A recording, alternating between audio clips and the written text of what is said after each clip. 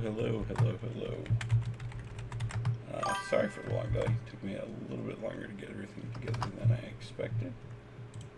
Let's throw in a giant emote, and then we can switch over and pick up our Bannerlords game where we left off. Yeah, we'll do his David Tennant, sad, crying in the rain. Sad goodbye. All forlorn.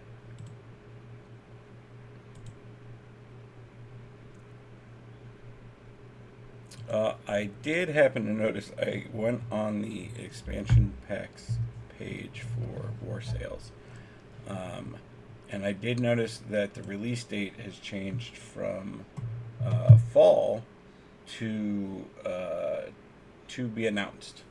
So that makes me think they may have another delay that they haven't officially announced yet. And that makes me sad, because I was really hoping to play this sooner rather than later. This will be its second delay, its third delay. Because if I remember correctly, I think this was originally slated to launch in June. Then it got pushed back to, I thought, August. It might have just been early fall. And then after that, it's now presumably delayed again, changing it back to TBA.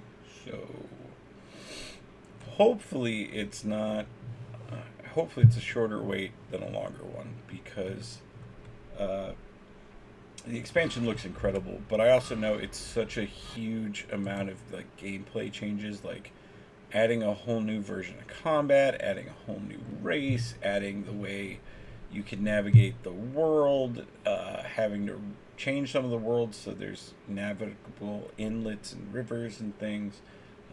I get it. I get why it's taken a while, and I'm sure they're running into, I can't even imagine how many bugs. How many people do we have away right now? 4 people? Okay. So I totally get why there's, such delays for everything, because I'm sure the amount of bugs and stuff they're running into is quite high compared to a normal release for them. But that being said, that doesn't make me any less impatient and excited for the content. I am really excited for the new race as well. Nords look like they're going to be a lot of fun. Obviously all very naval and fishing focus based, which is cool. Perfect. 8 days.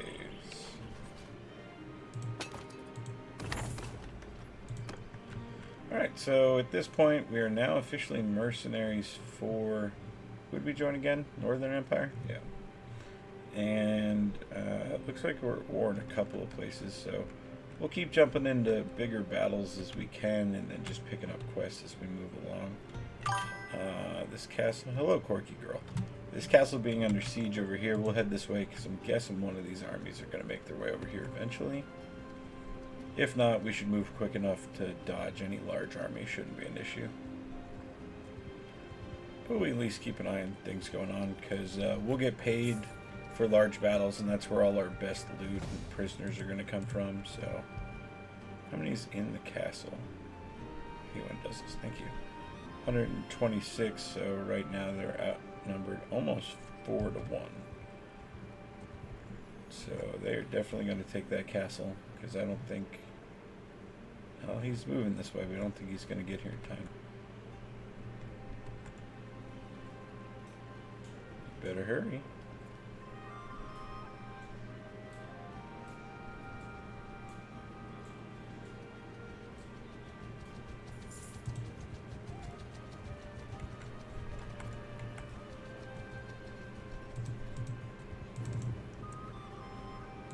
Alright, and yep, we just send our troops, that way we get a larger share of the loot. Not a lot of loot.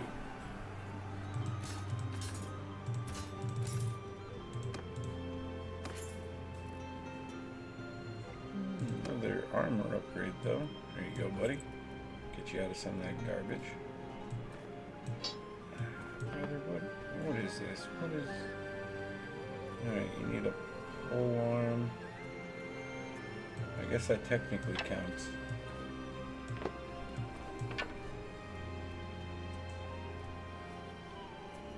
Alright, you're already on it. There's a hat for you. You're already on a decent enough mount. Are you missing gloves? Are there any gloves in here? No. You'll have to deal without gloves, buddy. And we'll get you a better spear at some point.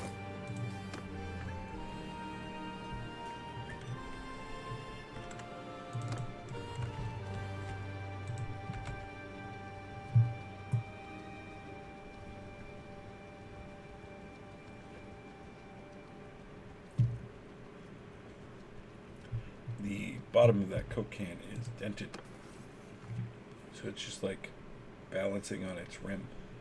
Makes me very nervous. Yep, 2+ daily experience, perfect.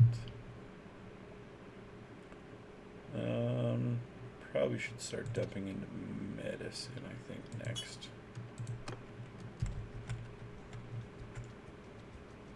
Got to really cut down on our casualties, and once we get the perk where we can affect enemies as well, that'll really help our prisoner income quite a bit. See ya, nothing, it's gone. Keep all those, keep all that.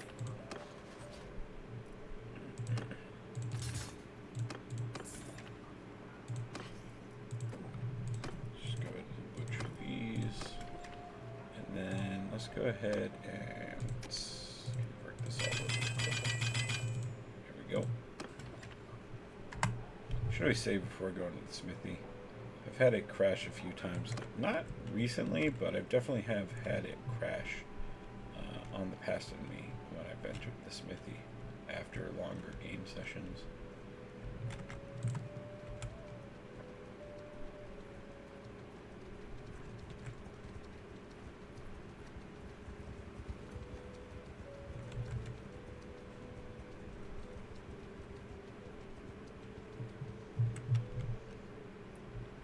The armies are moving south, but I don't know if I feel comfortable moving that through that much enemy land, not a part of an army.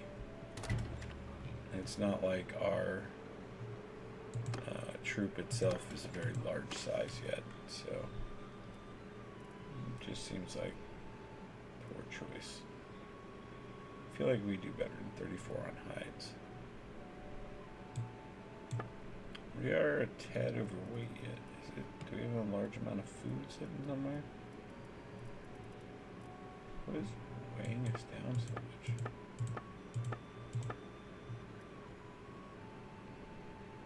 Oh, I guess this is 200, but still, we are 1,900 pounds overweight.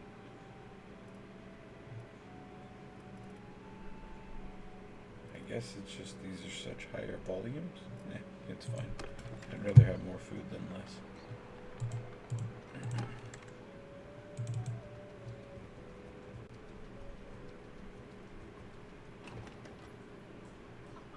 Alright, I think we're a large enough army we could take on the extortions now. Guess we'll find out. Well, yeah, they're half our size, perfect.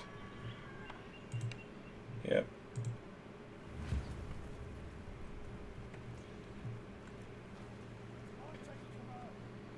Alright. Who are we gonna move? Not... Oh, she must be away on a mission, because this is not who we were going to move, I don't think. It was... I think it was the Wanderer? No, it must be her. No, we have 2 girls, so we're definitely missing one. I think she's the one that's away on the mission right now. Oh, no, you're mounted. You're back here with me, brother. And you go there. And you should go there for now.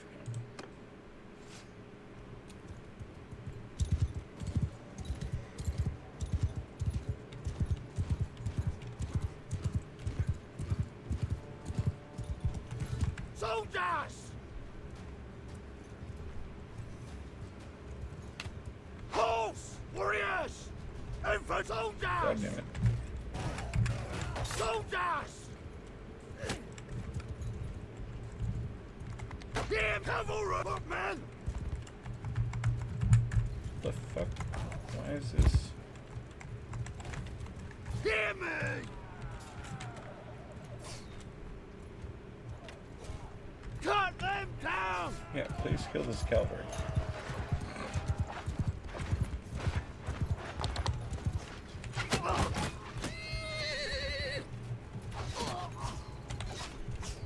Stupid fence.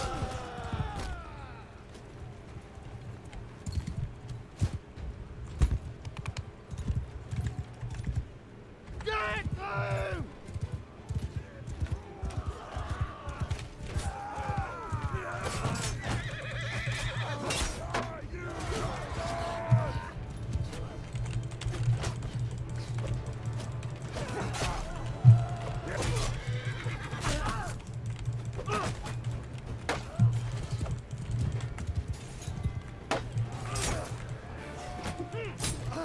Well, knocked me off my mountain and killed me. Very cool. So, yeah, I didn't actually die, but good. That was cool, though. Fell on my back and didn't even have a chance to get up.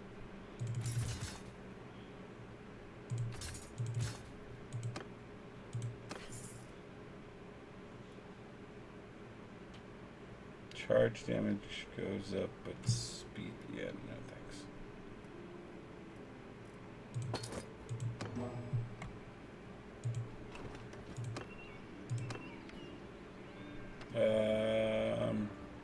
Yeah, I'm gonna collect coin. We don't really have a huge income, so normally I start skipping the coin from them because it's such a small amount. But not having a city or anything yet, it's definitely better to take the income at the moment, keep offsetting our wages.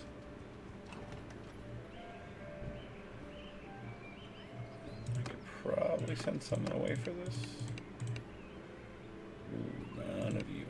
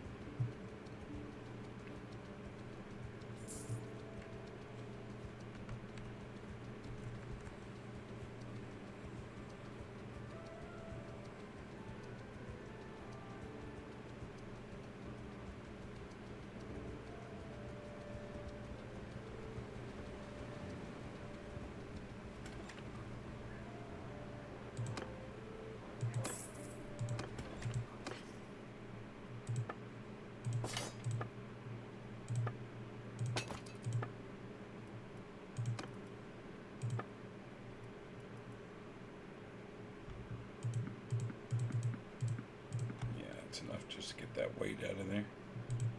Cut it back a little bit if we can.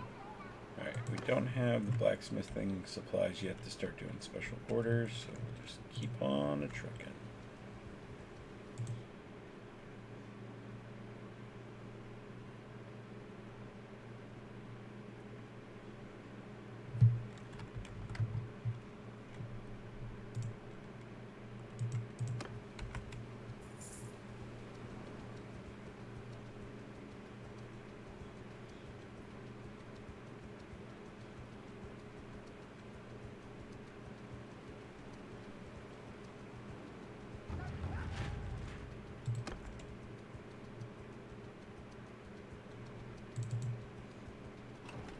What we got? In and out? Nope. Pass.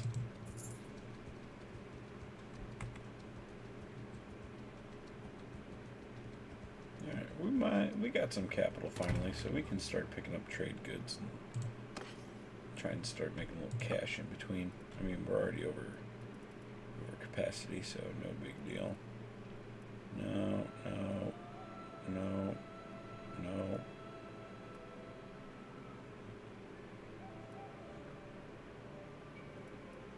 Everything's like super overpriced here. Do you guys do nothing cheaper?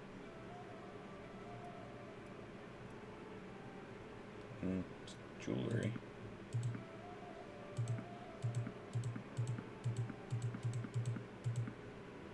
so what was that, 260?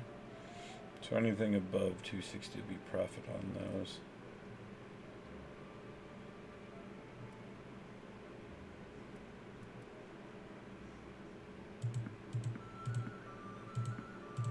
Alright, so 260 for both of them, basically. Alright, perfect.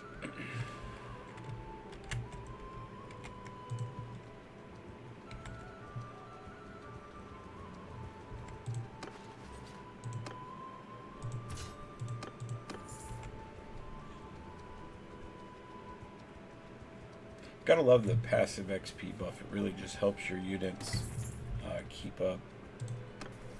So even when you're not, you know, when you're long gaps between battles, your troops are still leveling up.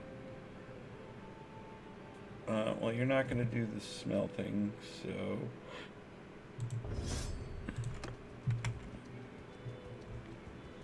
Oh, I gotta take on a huge group of looters. Southern... Oh, we just made peace. Mess with us, and we'll sell our... Alright, well. Let's bring it, buddy. Listen up. Oh, yeah, that's who I have is ranged right now. Who's the better... Yeah. Yeah, we'll get you a crossbow eventually, and then you'll be a bit better.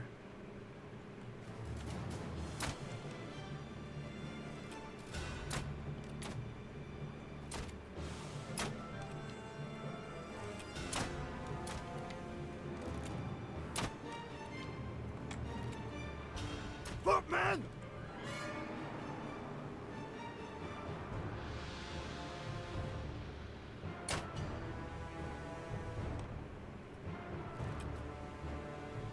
Hold until you can see the whites of their eyes. Slow-mo archery. I guess everyone's still not firing yet. Oops. Attack! Well, too late. Everyone charge.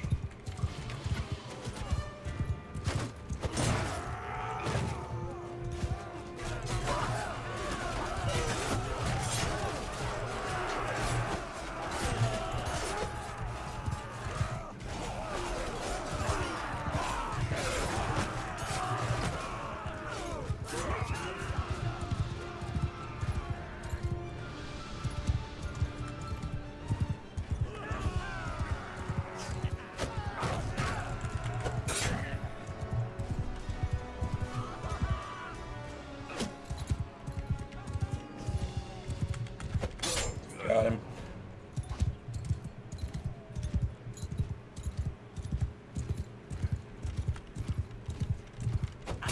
Got him.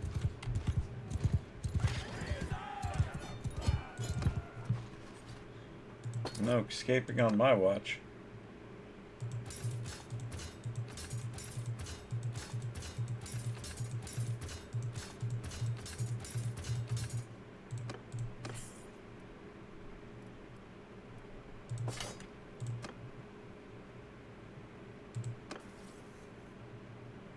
Hey, polearm hit 25, nice. Boom, well mounted. Perfect. Oh, wait up. Yellow dot, come back. God damn it.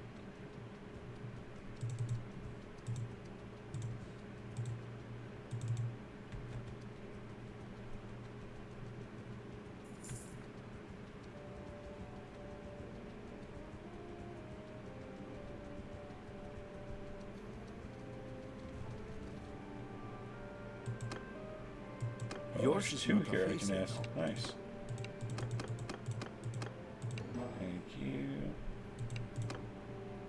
And you. Aye.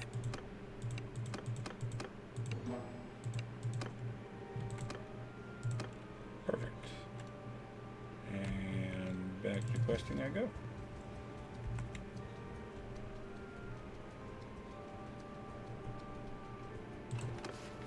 Alright, we have no one away, so we do need to recruit.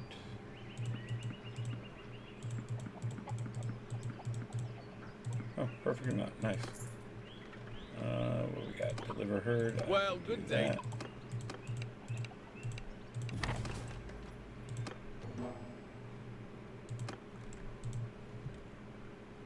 And we'll see what we run into along the way.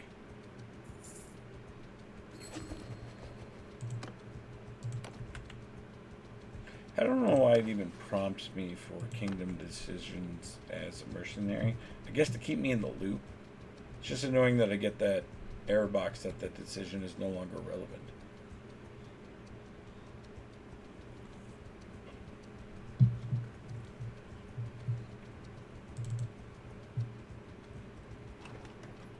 Alright, what we got? Nope.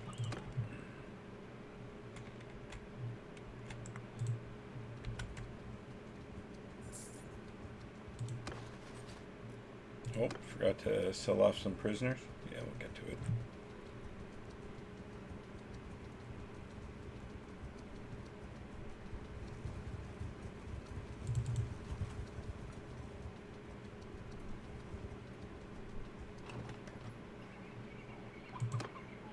Nice. So who are you then? Actually, he won't let me take it since I'm on the other one. We can come back up this way though.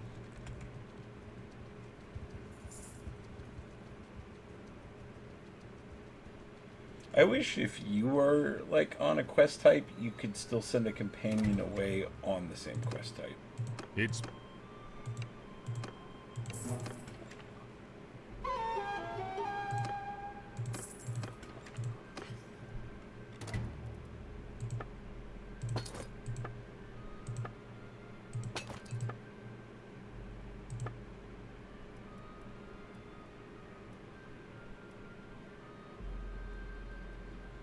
It's all under profit. Yep. Alright, so we got rid of all that junk.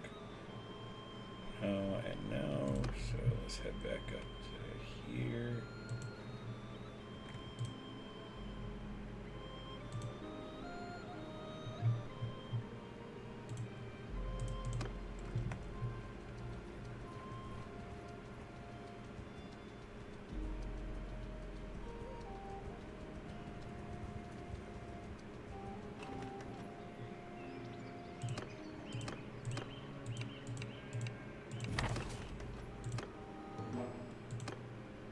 Alright, hopefully we don't end up war with them between now and then.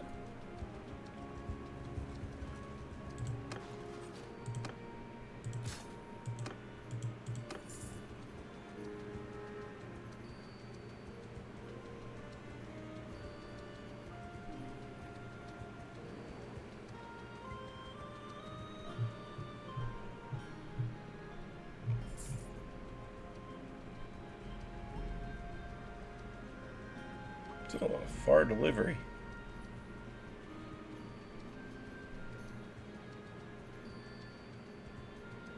I can't believe none of these villages have had any quests. How many legionaries are we up to now? 6. We could probably do this bandit hideout fairly easily. We'll have to see if anyone over here has a quest to do it. If not, we'll probably still hit it just for the loot.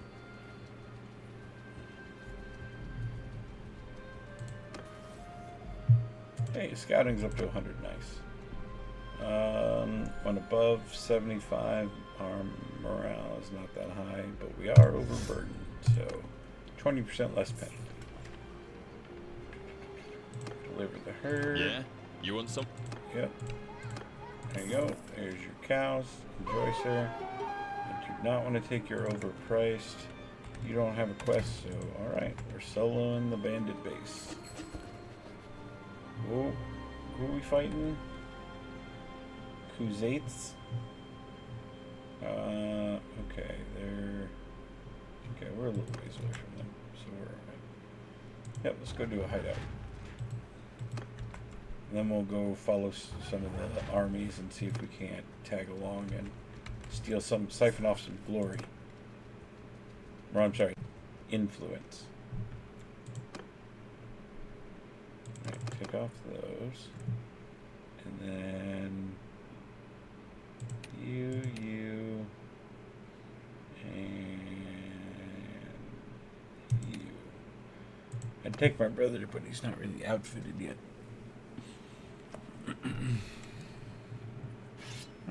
Sword equipped. Let's go, boys.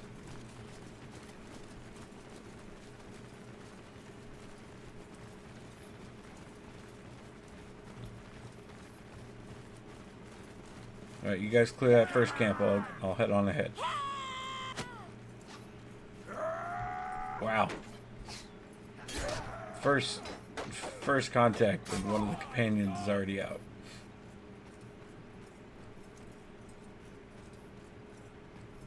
She must have got like one-shotted.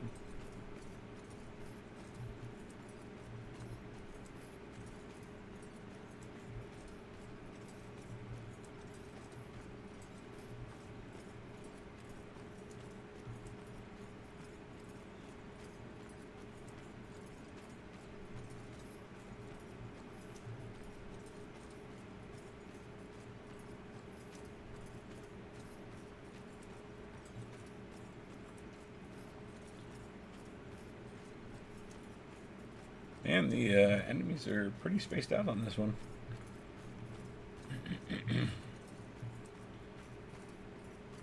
I guess there's just not that many enemies, because I realized there's a large chunk completed. I think we've only killed one, maybe two. Oh, calm down, sir.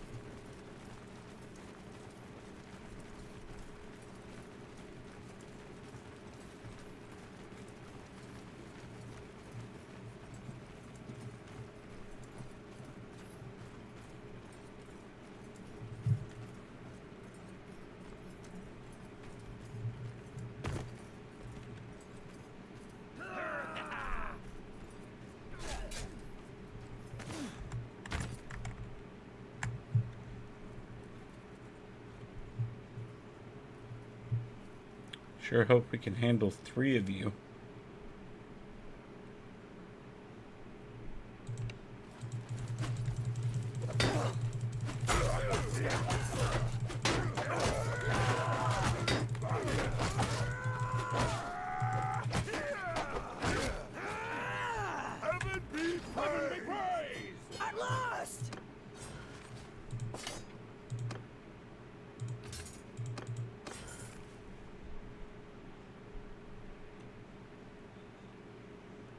I'd say even it being dull, it's still definitely an upgrade. I don't want throwing. Someone else can have that. Oh, spear brace finally. Nice. Oh, I don't want brace. I want couch. Alright, someone else can have the javelins, though. Was it going to be you? Yes. 120 throwing. There you go, buddy. Oops, I forgot to loot the rest of it. No, it wasn't that much money. Alright, now we can head back into our territory. That way, just in case war breaks out, we're not sitting on top of some other crap.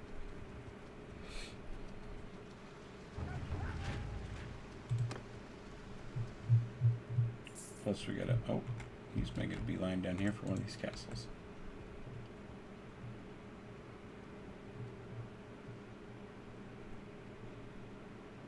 Now we seem to be holding position now.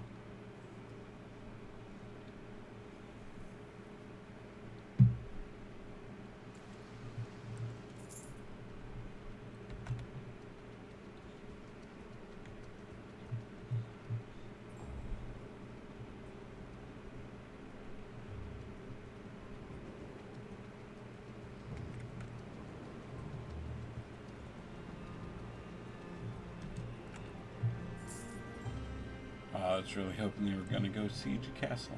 Oh, there's one under siege. Let's head there.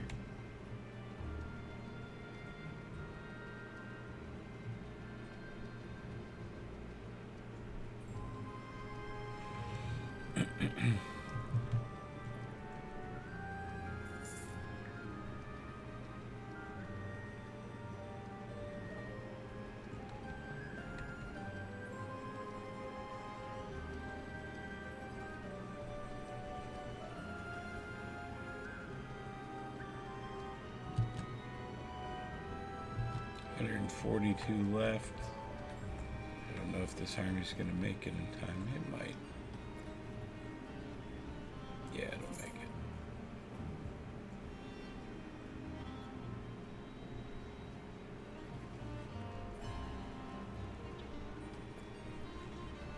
And we're going to get like no loot from this.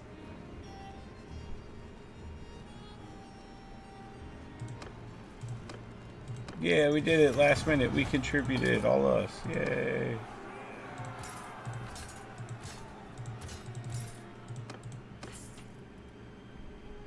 Alright, who didn't have... It was my brother, I think.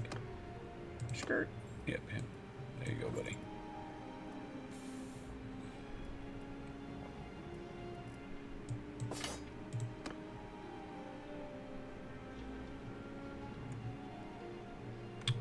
Let's go dump these prisoners. And it looks like there's stuff going on up that way.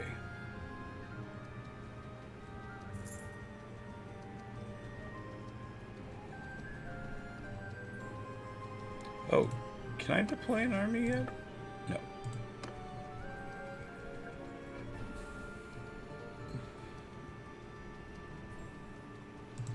Get enough money, we could deploy a caravan, but... to do the nice one with the better guards, I think it's like 22 grand, so we're a little ways out from that.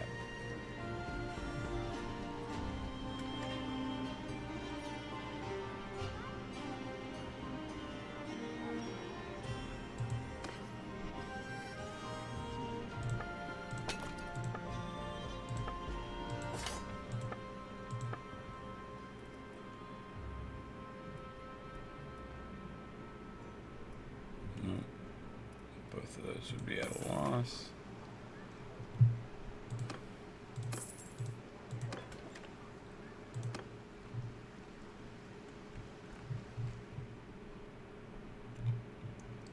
Alright, I know the castle will probably be taken by the time we get there, but we can at least tail the armies and see where they're heading, what they're going to get into.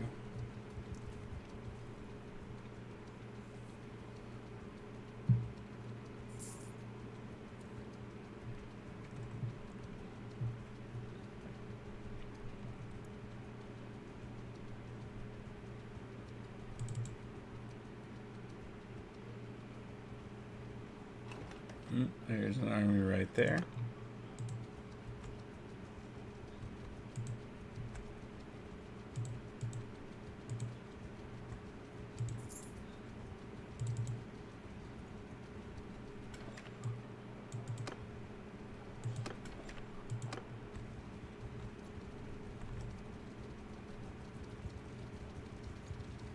Look, he can't resist me. He's going to lead himself right into that army.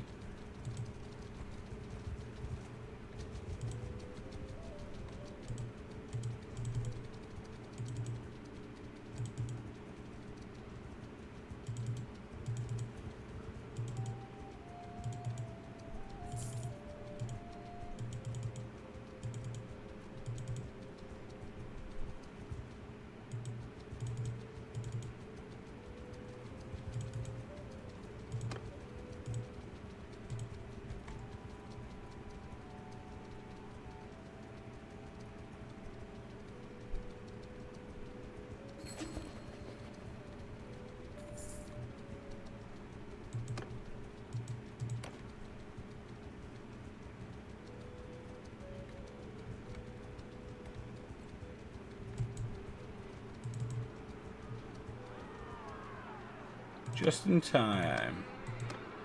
Turn the tide of battle, all me.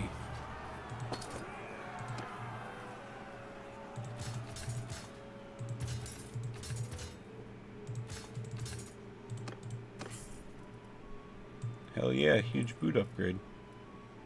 That should be an arrow upgrade for sure. Oh, you have nothing. No wonder why you got beat so fast that one. Oh, we're in that bandit.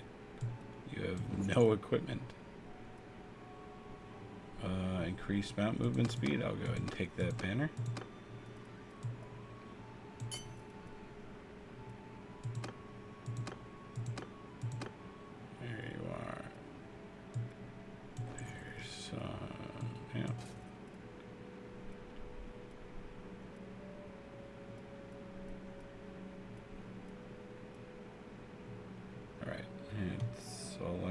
sword to give you for now. What do you got? Crossbow. Yeah, I haven't come across crossbows. They're very expensive. You can have those boots. Cool. That works for me. Yep. To the city we go.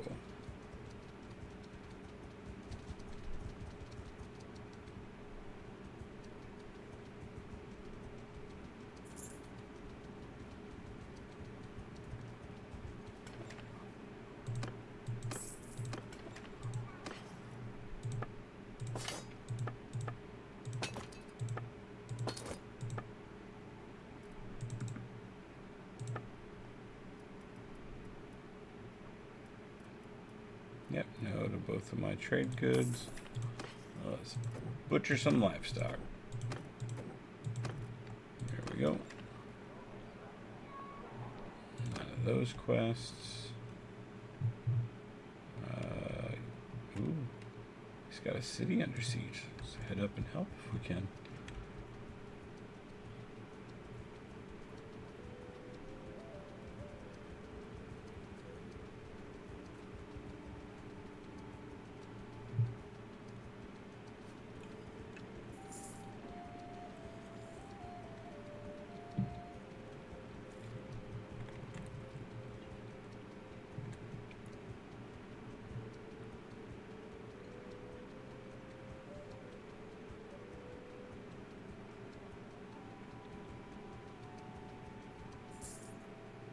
Nope, couldn't get there in time.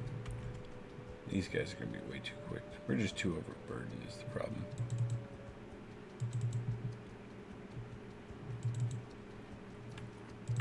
We can come up here, see how much horses are. We can pick up some more Sumters probably. I don't attack caravans, but you're right to fear me. I don't want to do the ambush. Well, let's go to the dungeon and go find... I hate that I actually got to go into the damn dungeon to talk to him to get this quest. Oh, nope, don't want to leave. Where are you at?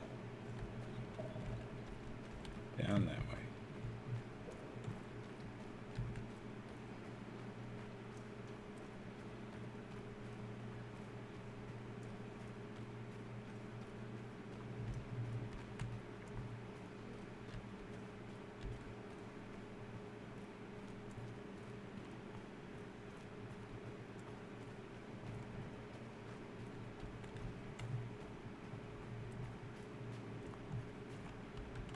Yours is not a face I know.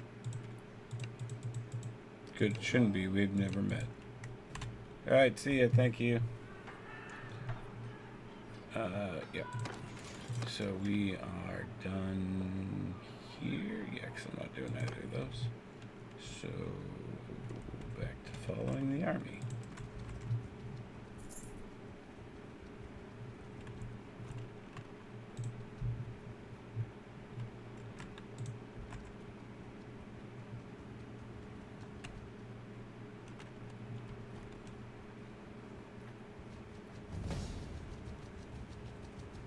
Nice. Yep, we'll keep stacking medicine.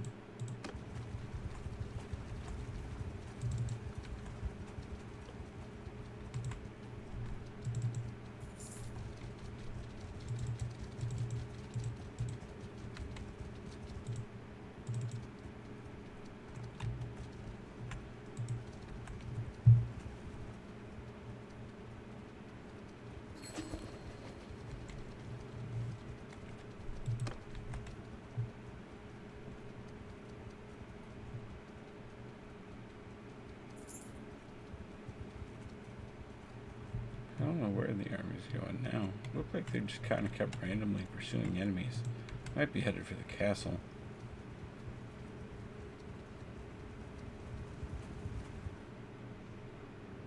Yep. Can we make it?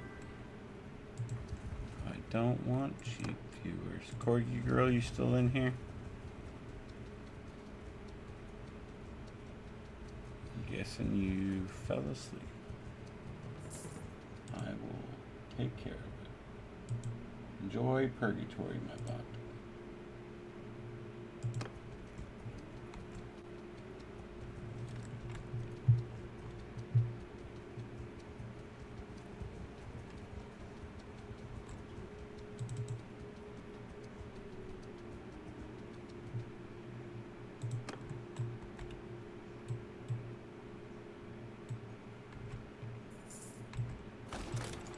Wow, and I thought I was bad at sieging.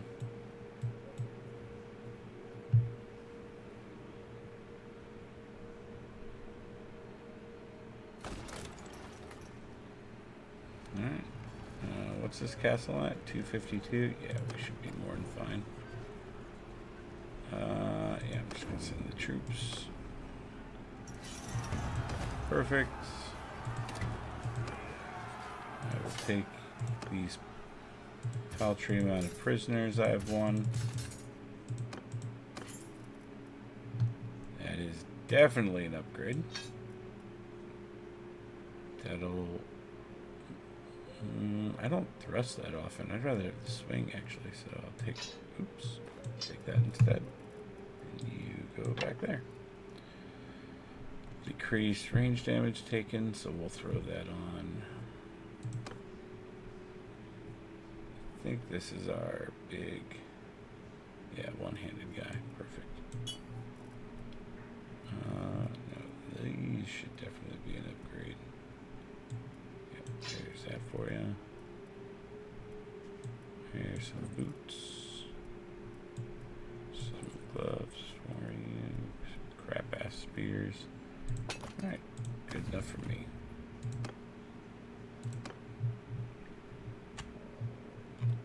I'll head back up.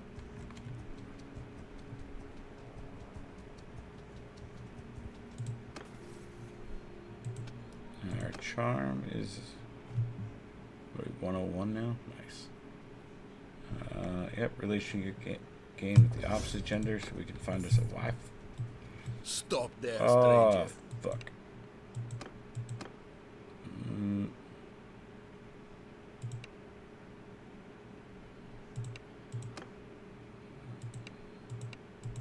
Well, this is definitely all sorts of bad. If I surrender, I'm going to lose everything I have. So we are going to do... Oops, save scum, it crashed. Oh, how terrible. Hate when that happens. Hello, how are you?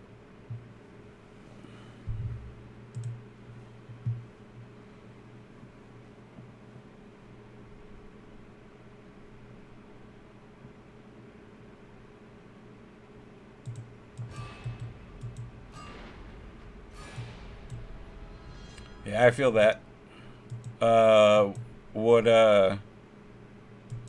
What country are you playing?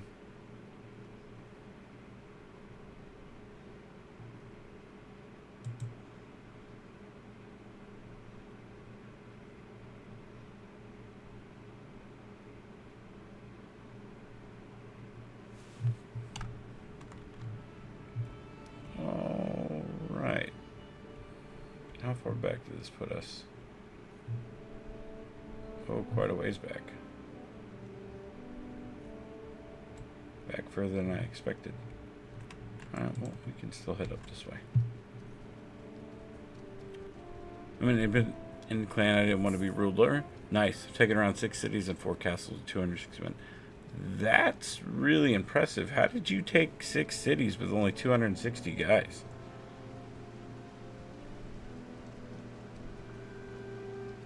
Castles, I get. You could wear those down, starve them out. But how did you nail 6 cities down? Same thing, just starved them out. But their food reserves are huge. How did you... Were they all independent cities? Like, ones that had rebelled? How did you sit at cities long enough to starve them out without getting an army to come absolutely wreck your day, I guess? Is what I'm trying to figure out. Because every time I've tried to do the whole independent kingdom thing, if I don't go into it fully prepped with nobles ready to convert, I just get absolutely slaughtered. Oh, Yeah, I mean the Assyrians, a lot of their defensive stuff leaves a lot to be desired. But that still being said, all it takes is one sizable army. I mean, 260 is not that large of a force in this game. But I mean, it's crazy. I get them having lower defenses. It's just crazy to me that at no point they slammed an army into you.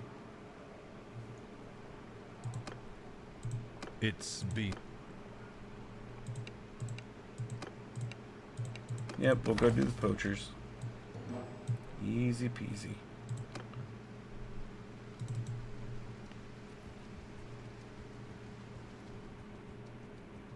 Can't wait till I'm fielding a larger troop, though. I hate being this tiny.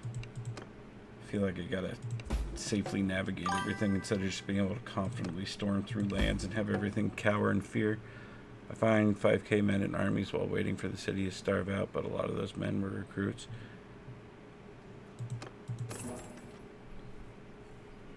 I mean, as long as recruits hold, then, I mean, if it works, right? I would say RNG was also very heavily on your side, though. I have never had that kind of luck trying to starve out cities without getting absolutely slammed by a larger army.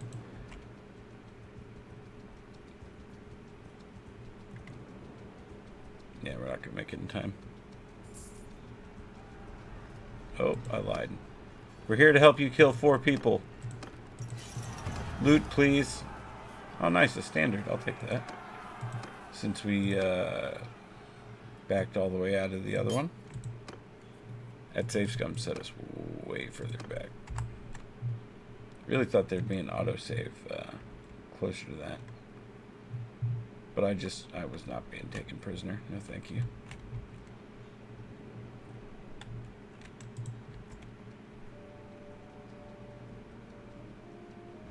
No, we'll just go ahead and follow you.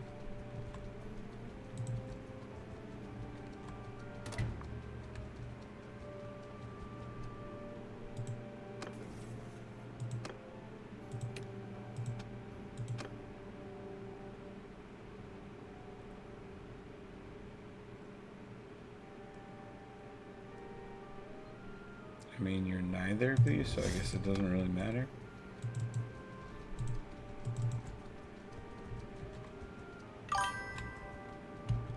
I take all the fiefs I want for myself before forming a kingdom as a solo clan, and I take one on another kingdom and leave them with just one fief. Keep everyone I battle as a prisoner in my party before taking the last fief in the kingdom. Create my kingdom and ask all the clan leader prisoners to join me. They will, since they don't have any fiefs. Nice. That's a smart way to do it. What I read was when you war on your way as like working as a mercenary and stuff, was every person you capture is just to release them, so you build up their relationship right away, and then doing exactly what you did. By the time you have the perks where no enemy lords can escape you, you just start collecting them like they're fucking Pokemon, and then do exactly what you did and just recruit them all, so that way you have all the lords by the time that rolls around. I have never gotten around to having the patience to do that, to actually run a successful run like that. All the independent ones I've run burned up too early, and then since then I always just join a kingdom and call it a day. Now I have ended up the head of a couple of kingdoms that way from them being killed in battle. I remember I was in charge of the Valandians one of my runs, which was cool. I want to say I had Caldog die in a run as well, so at one point I had I was in charge of the Battanians as well.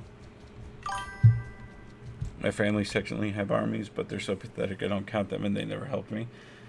Yeah, if you, especially if you cut their wages, then their armies get turned into real hot pockets of garbage. Like, it's just sad. The only benefit of your family armies being out and about is the fact that they cost no influence to call to your army.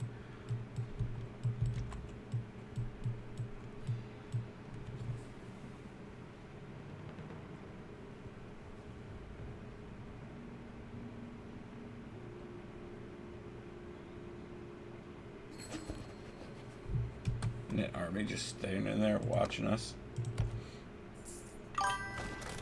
I just keep them to make me look bigger on paper, so the AI is less likely to come at me. That's also smart, especially if you have the prisoner carry weight one too. But they're draining my wallet. Also makes sense.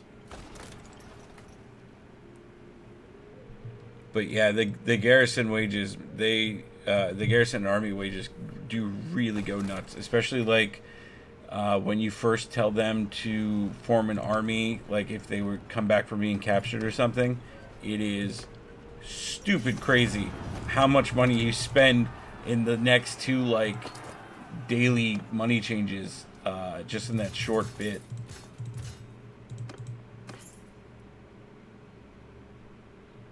They might recruit, but they do not recruit smartly.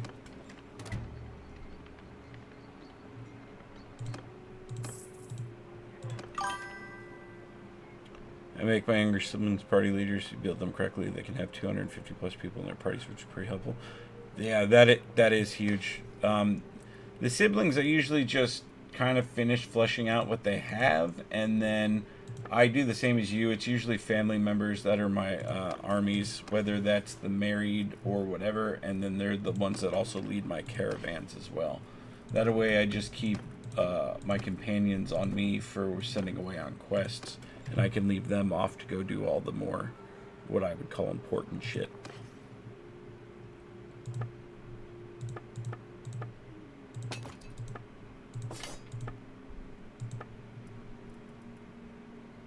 Yep, not someone knows at a loss. No, thank you. Alright, we're gonna wait here a minute because, yeah, Mr. 87's outside. Did he just change to 20 for some reason? What the hell happened to all his troops? I have too much junk. I have to go to 5 cities to settle. Yeah, I'm a hoarder in this game too. It's real bad. Yeah, castles, unless I only hold on to castles if they're going to help me expand in the direction I want to go. Otherwise, I get rid of them because castles are super hard to hold on to, even fully upgraded. And they are just money sinks. Unless you have the cities to help offset that, they are literally money drains. I can remember when I first started playing this game, and I kept getting awarded castles. I was like, oh, this is sweet. And I'm running around trying to get the castles like upgraded and stuff, and my deficit just keeps growing and growing and growing. It was bad. And that's when I realized, yeah, if you don't have cities, castles suck. I'm not a hoarder, but the Assyrians just kept through. Yeah, if you do a lot of back-to-back army fights, you do end up with a ton of crap in your inventory. There's, I can remember multiple times where I've had to hit 4 or 5 cities before I could just get through the fucking weapons page. But, I mean, it is nice because you are so filthy rich by the time you get through all of that.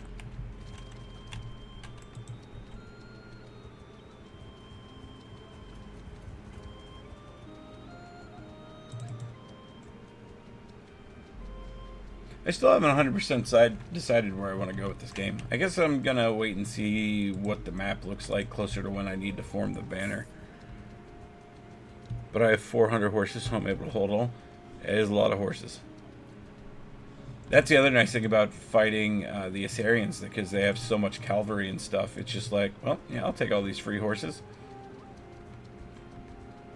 You're just going to keep going back and forth trying to fight them.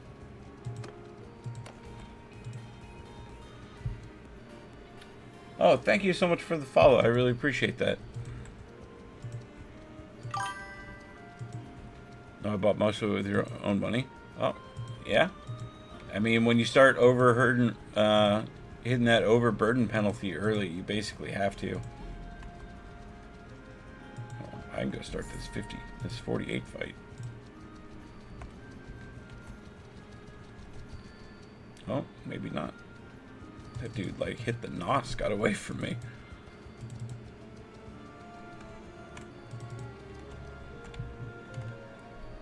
Alright, I'm gonna go find something else to do until you guys go settle in on a target. I'm just tired of following you aimlessly around. After, like, a big battle, I would sell all my junk and then use the money to buy horses. That is a good way to get horses, especially if you run a really cavalry-heavy unit. Like when I play the Vlandians, that's what I spend up most of my money on, is just buying war mounts so I can upgrade them. Otherwise, they just get bottlenecked sitting behind waiting on mounts to come in. Yeah, nothing here. Actually, what's their mount price? Yeah, their sumpter horses aren't bad. We should probably pick up a few lighter stuff while we're... just to close some of that gap down.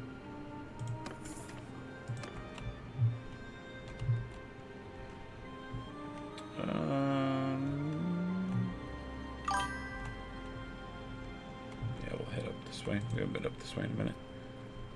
I only have 60 cavalry in my 260 armor. Yeah, playing Empire, I'll be on the lighter side on cavalry as well. When I do play Vlandians, though, my army is like 75% cavalry and like 20% archers, and then all the rest of the melee because they haven't ranked up into anything else yet. Nope, now you're getting too far away from my protection.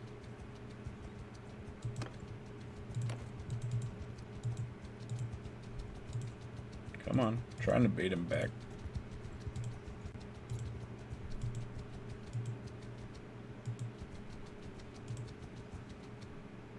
I usually legionaries and planting guards mainly. Yeah, legionaries are my main melee force as well. They're really hard to defeat, especially if you have to like shield wall or anything like that in battle. I think they're close to the best like sword and board infantry in the game, if they aren't the best. It's been a while since I've looked at the military rankings compared to each other, but I want to say they're pretty far up there. But I'm in Syrian land. I try to recruit some and get the Mamluk Palace Guards. Those are also some really cool units. I will say, when I did my Assyrian playthrough, my ranged horse archer army was fairly untouchable. There was only a few other armies that kind of gave us some trouble, but for the most part, because we're just untouchable, we just wiped through stuff.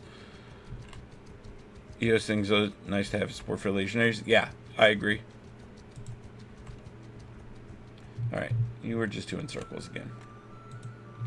You bamboozled me back into following you. Trixie.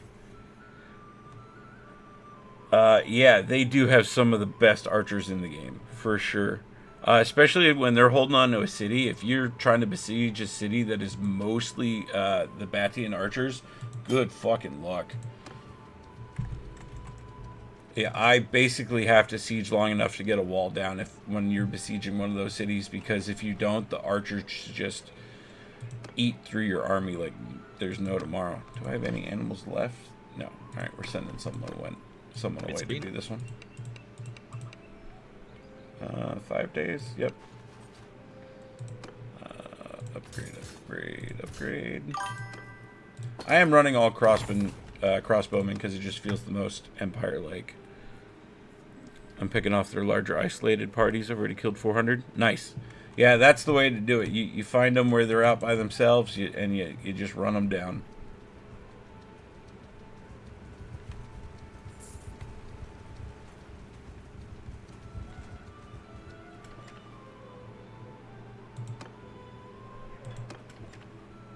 My first battles with their king? Nice. Did you capture, or did Caldog actually die? Because it is rare, but I have had it happen. Should have executed him, but I decided against it. I mean, it's not a terrible idea. How many did we send away? 5 people. So, oops, not what I meant. We can go ahead and pick up to 58. Oop. There we go. No, keep, no, and no. Lock those up. The secession confusion could have helped me. Yeah, because that does tend to divide clans as soon as you knock out the leader that is uniting them. It does send most of them kind of into a literal spiral for a while, at least.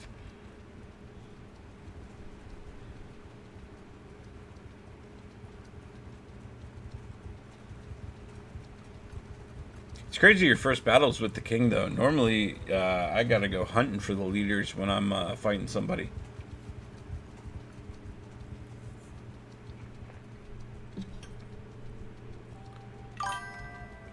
Takes a while for them to elect someone new. It does. It's nice because their government's basically at a standstill.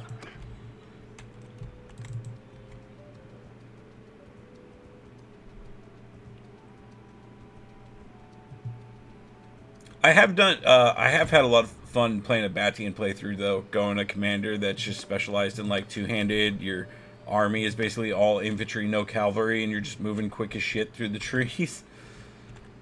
Like just a terrifying race of pseudo-elves, basically. And it takes your influence with no more armies. Yeah, that also is a huge help, not being able to gang up on you other than if they're all happen to be in the same area. That lack of cohesiveness, though, really plays into your favor.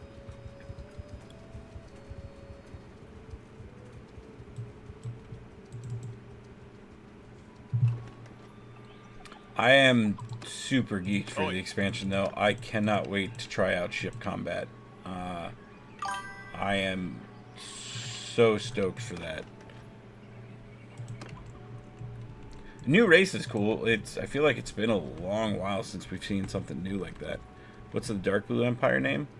The Sturgians you're talking about? The ones up north?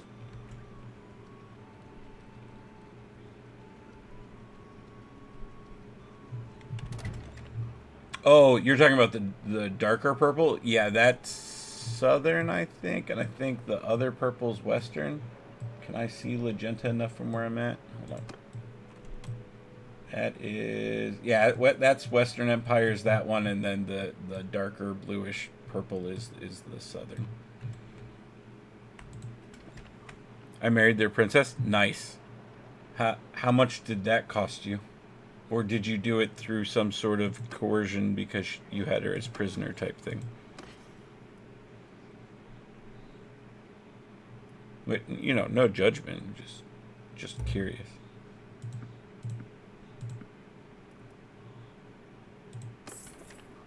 Cost me 5K. That's it. Really? Man, every time I do someone who's even has slight nobility, it's like, I want $35,000, all your horses, and this much grain. It's like, you can go fuck yourself, bro. Your daughter is not that pretty. And you are not that cool of a family for me to want to, like, your power is not that high for me to desperately want to marry into you. It's more likely because me and her were fighting the same war. That also does help when your guys' goals are basically aligned. That's crazy. It only cost you 5K, though. That's like nothing. Aye. Alright, what are you selling? What do we got? 6 head of... Is that cattle? Come on, chat box, move. Cattle? Yep, I'll just take your cattle. Thank you. And I will slaughter your cattle. And that's the end of that. I got a hot wife for free. Yeah, basically, like... not only hot, but, like, powerful. Like, she's got land. She's got influence. Like... Talk about hitting a home run. Oh, perfect bandit base quest.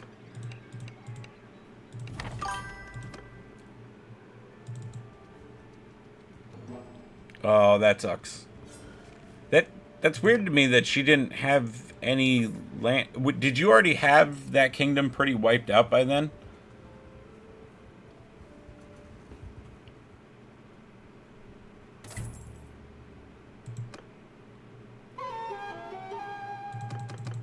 Because it seems crazy to me that they would have basically, like, she would have no land as leader of the Southern Empire.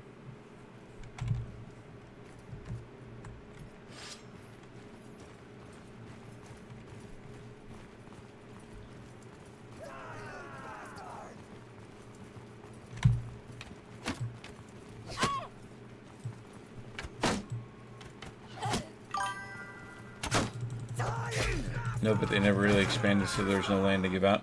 That's fair. I have noticed no matter what game I play, one of the empires, and it does seem to kind of rotate through all three, gets absolutely squished right in the beginning and goes down to like almost no land. Uh-oh. That's bad. And you said you're 280, so they outnumber you more than 2 to 1? Yeah, that's not good.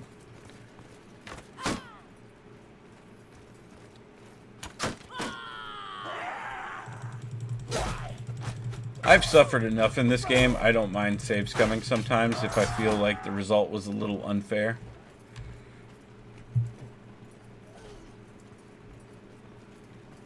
Even in Iron Man mode, you can still save scum to some extent.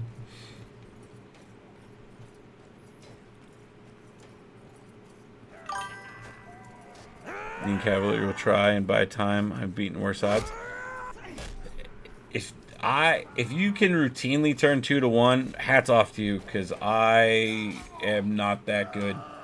I definitely struggle even if they are outnumbered me at like 1.5. It says we're 50. Oh well, if you have the better army, then the odds definitely tilt in your favor that way.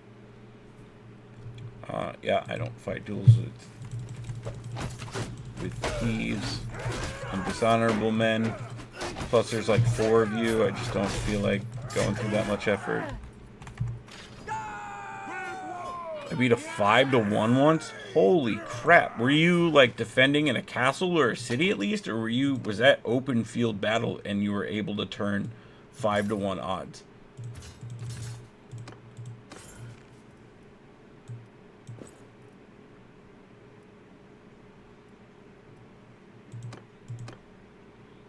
Let's at least get you in a bow. It's better than nothing that you currently have. Here's some better gloves.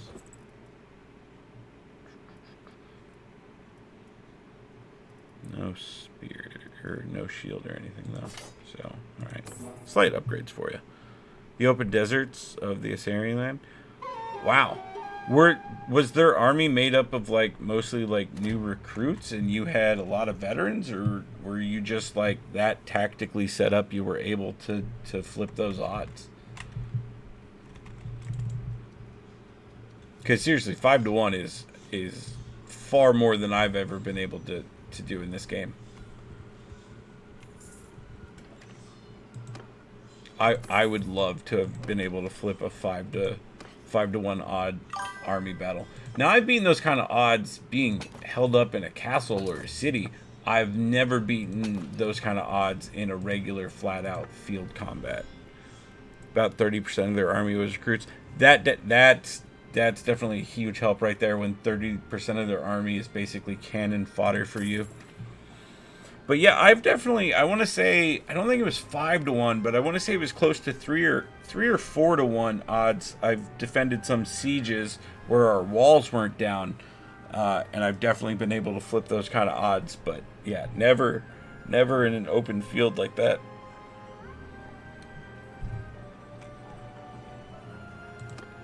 I'm impressed because, yeah, that's those are hard odds to walk into.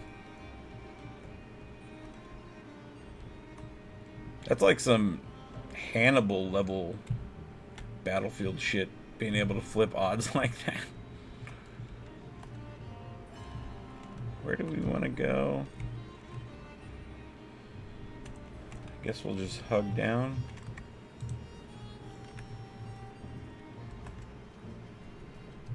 Yeah, because there wasn't... Oh, they're all kind of way up there in the corner. Let's head up here, see what they get into. That's where all the big money is. Stop getting bogged down just questing. Steward, nice. We'll go ahead and take the production rate for workshops, even though we don't have any yet.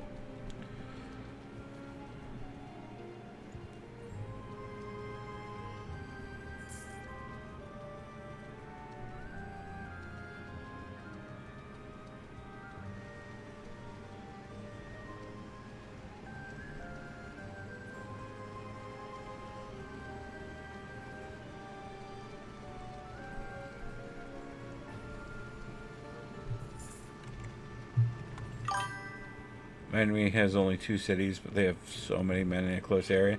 Yeah, it does suck once you're down to the last 1 or 2 cities because they're all basically just clustered on top of each other. It's really easy for them to feel comfortable going into a fight all together, even though they're not an army. It's either that or they all get holed up in the city, and it makes, you know, taking out the city even harder because now there's another 1,000 people sitting in the damn city. Alright, one of my companions can do this while we keep going. 7-day, perfect. See you in a week, guys.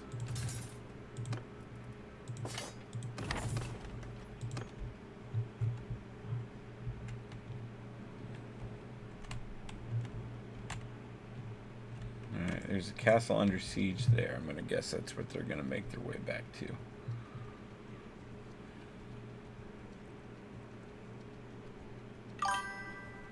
They have around 1,000 troops left, and I can't beat those odds because they have a lot of archers, and my main tactic is sending in the cavalry first. Yeah, that's it is pretty smart.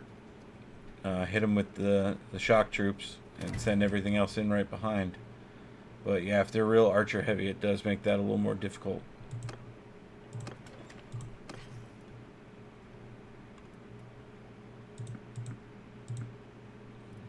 That's all profit. This is high. Yeah, just get rid of it. Just get rid of the weight.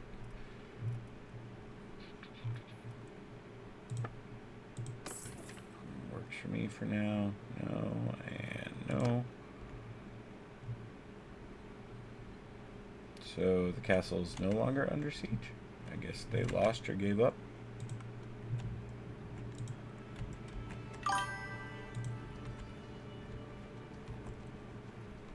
Alright, so what's the new strategy? Alright, 73. Yeah, we're not going there.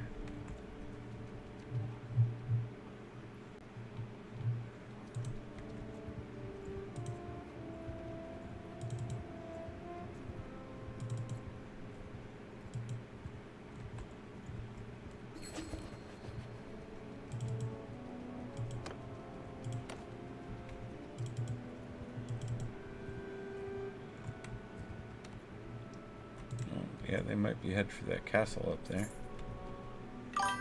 Wait for me. I'll have their army chase my smaller, more faster army and wait for their cohesion to fail and then pick them off. That is smart. Yeah, if you have other armies that you can bait with, then for sure.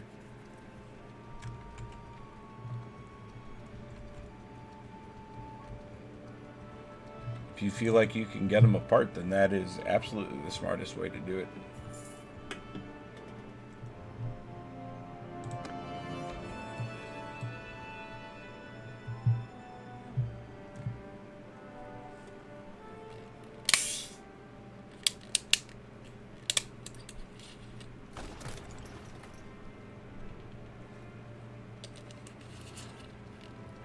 I hate it when armies hang out right outside of a siege.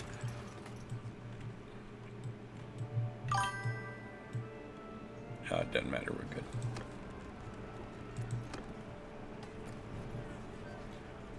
I feel they most likely won't have a lot of morale because they aren't in the best position to fight back. Yeah, probably not. Especially if you outsize them even a decent size, then their morale bonus going in is usually just absolute crap. Yeah, we got absolute garbage from that fight. Yep. Absolute garbage. Yeah, we're going to hang out in the castle since there's a big army right outside the gates.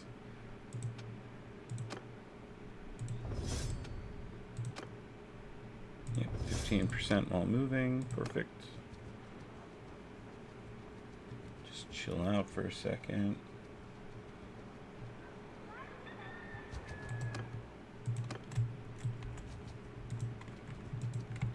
We'll just shadow the army for a little while.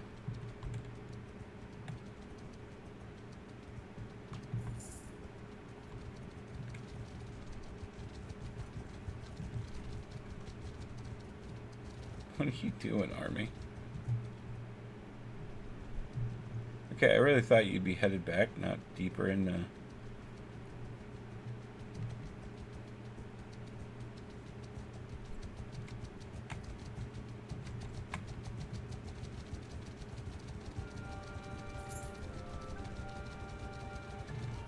They can have my one castle in the area for all I care.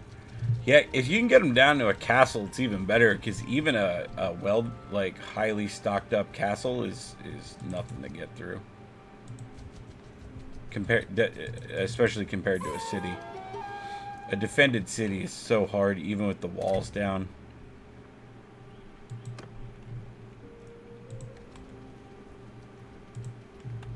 Alright, can we snake our way back this way?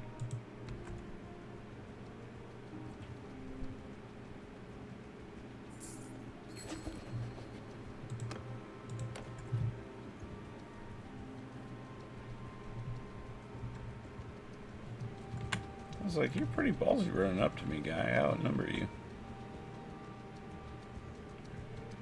I am not afraid of your horses with all my legionaries.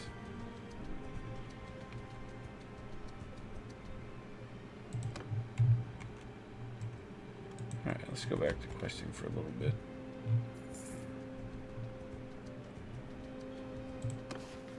Yeah, we have no one away, so we can go ahead and recruit.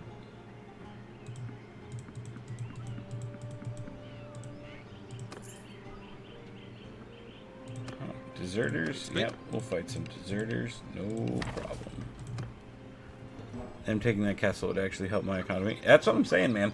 Castles are just a huge drain. I mean, they're nice because they're a good distraction before they get to the city, and it gives you time to, like, pull an army together and maybe even get over there to the castle to save it. But outside of that, they are just such a huge money sink.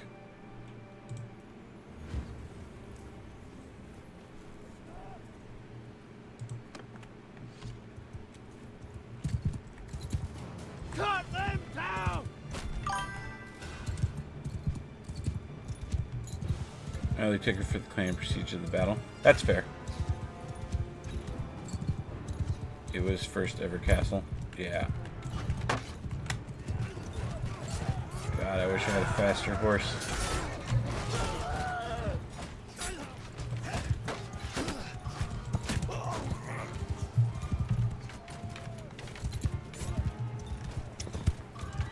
You guys just gonna let that one guy up there?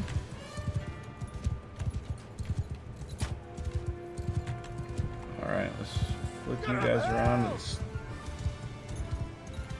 go after the spearmen. I'll look for the last of the cavalry, if there is any left.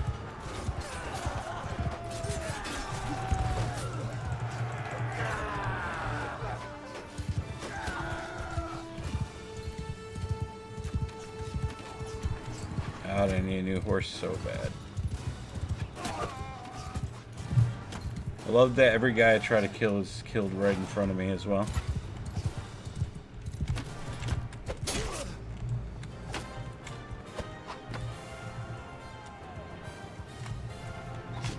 Is he stuck on the tree? Yeah. Come on, guy. There we go. No stragglers. My first ever piece of land. Gotta start somewhere, right?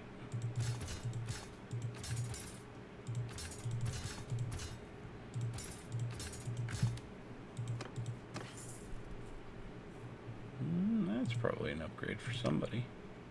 Yep, there we go. And is this an upgrade for anybody?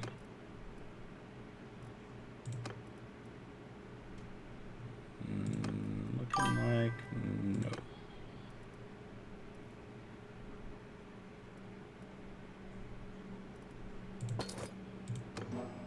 I'm very fond of shock and awe tactics in this game.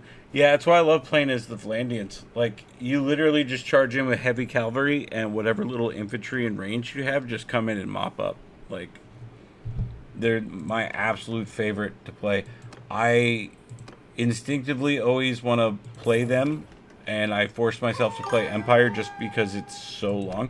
Really? They have the best heavy cavalry in the game. They're just a very expensive start. Like, if you go all Vlandian, like, it is a slow, expensive start. Yes, it's fine. Yeah, that's I love playing as them. The armies you can make with them are just disgusting.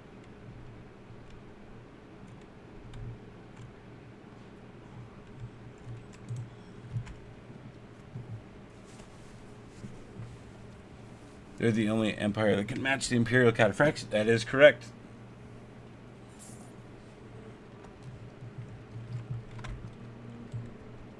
Yeah, their heavy cavalry is sick. And that's why I play such a heavy cavalry army when I play them. Because why wouldn't you?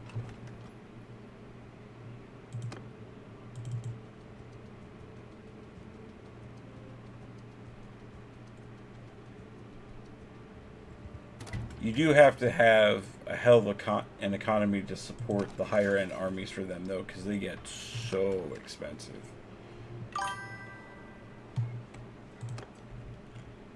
They started the siege of my castle. Yep, they do. It is nice because they do seem to make beeline straight for castles and ignore cities.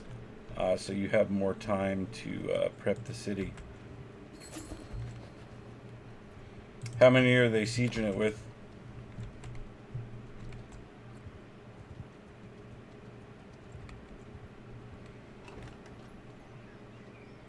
Oh, those are on their own. Those odds are already in the defender's favor.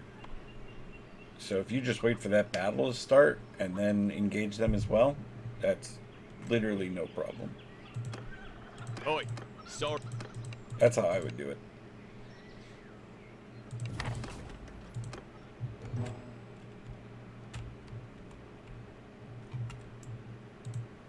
Because the computer's always so impatient anyway. It's not like they tear down walls. My only territory actually near them is the castle.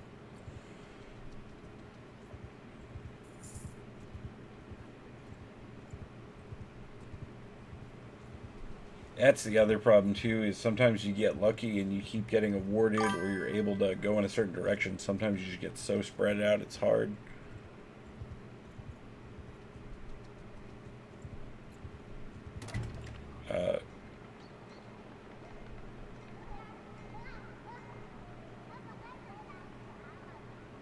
Those are a lot of good cities. A lot of good cities. Are they all clustered together? Like, let me get off of this. Let's see. What did you say you had? Where's McKeb? Yeah, up here. So, McKeb, Odak.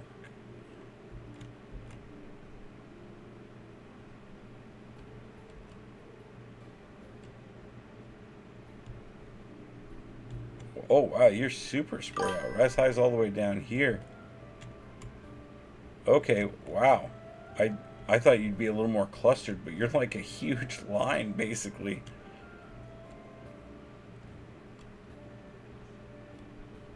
I mean, defensively, though, you're not too bad off, because you'd basically have here, you'd have a little bit here, and then, yeah, you're not in too terrible position.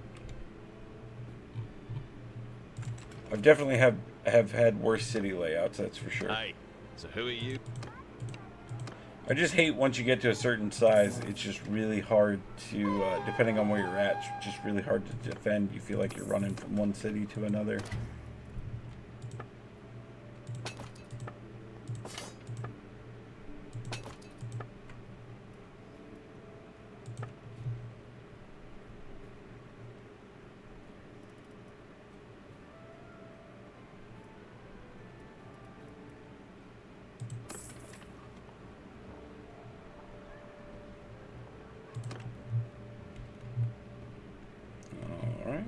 Head up this way. Because, yeah, their armies aren't currently doing much of anything. Fortunately, these Batian cities aren't close to any of my cities, but I need the money and they're the weakest link. Yeah, Batians usually are the easiest kingdom to take out first. They have a cool setup, but especially in field battles, their armies tend to go down really quickly.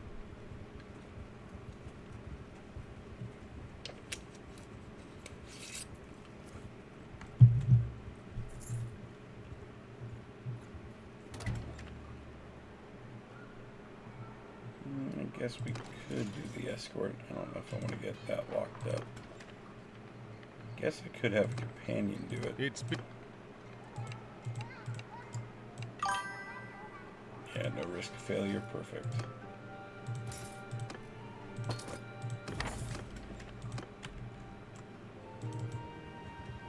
Batians can beat the Vlandians in the early game, but once the Imperial factions come in, it's over. Yeah, if they strike early enough, but they tend not to be aggressive enough right off the bat. I would say there's probably only a handful of games I played where the Vlandians are beaten back early on. Most of the time, in my experience, it's them expanding out. Yeah, it is crazy. Like, the randomness in this game is really good, because just about every match on, as far as the world stage goes, the ebb and flow between powers really does change from game to game.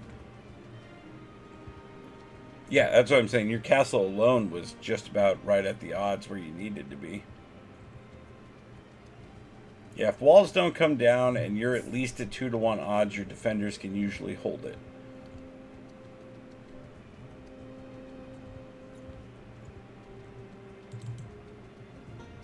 They gave up? Incredible.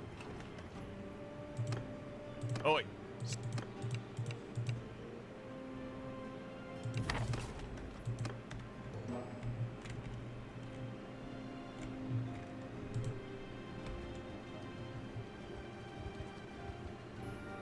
They only have 211 men left and going to finish them off. Yeah, absolutely. Don't let all that loot get away from you.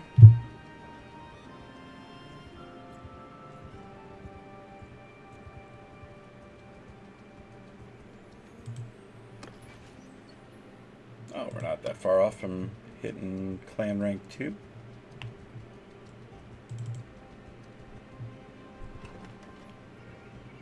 Train troops. I should be able to snag this. 15%. Yeah, we'll roll the dice on a 15%. Alright, good luck. Don't fail me. They're only a quarter of my strength according to the bar.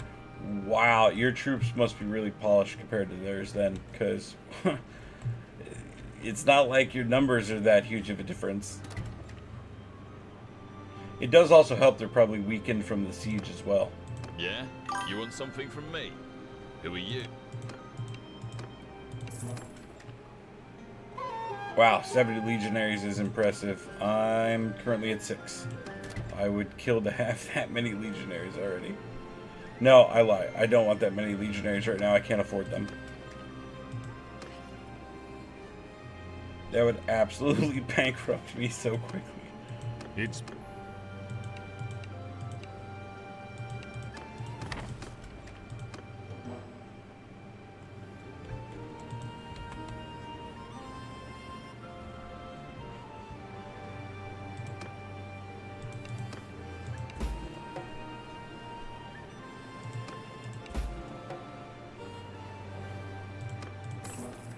Nice and easy.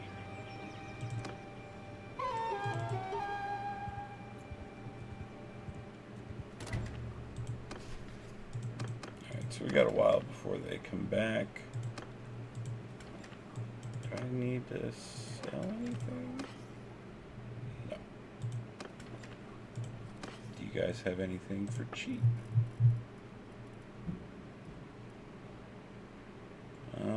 I'm not taking more jewelry.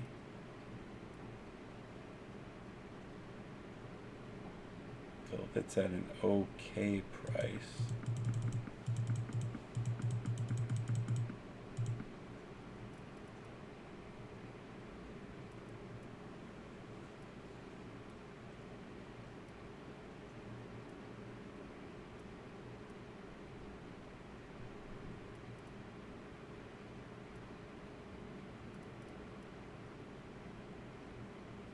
Actually, not a bad city for hardwood. And a decent city for wool, actually.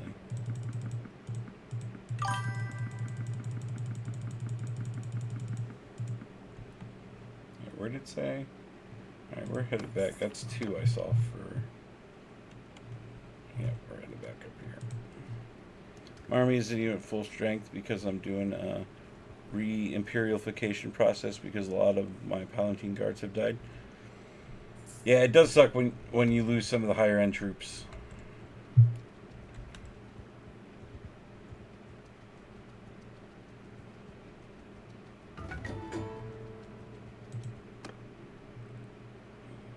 Alright, what was I? Strength and cunning, that's what I was dumping into you.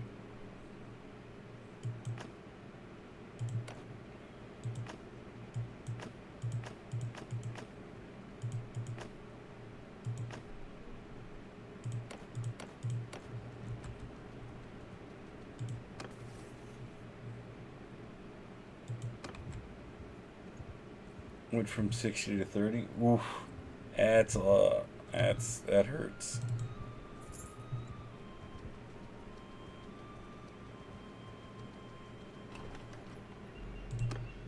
Oi. Cattle. Yeah, I'll just go ahead and buy it myself. Thank you. And dead cows.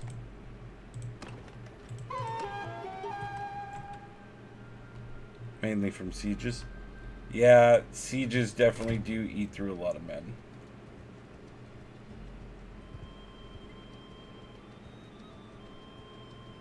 Sucks too when they get picked off just in bombardment. Like you're not even in the castle and you're losing some of your high level troops.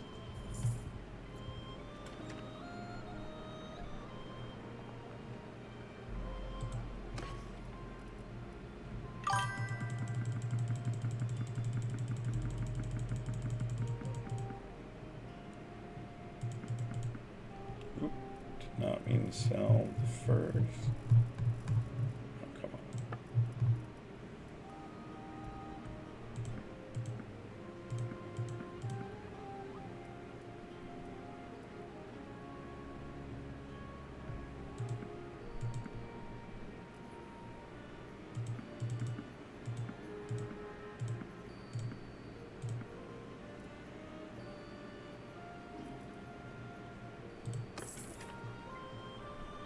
Damn, one level away from getting the, where it starts marking profits for, or average item prices.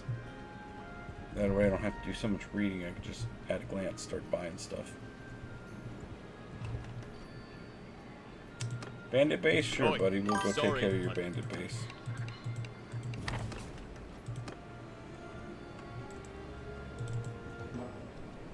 Your reinforcements tried to flank my archers?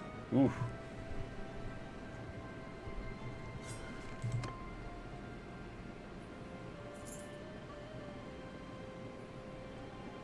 Yeah, I always send my cavalry basically to go straight for their archers while I lock up everything else.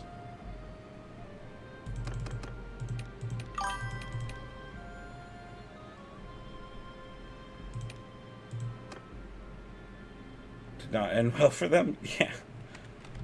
Well, especially if you could turn your archers in time, like the archers themselves can just drop them. You know how in big battles it doesn't send the entire force at once? Yeah, it depends on...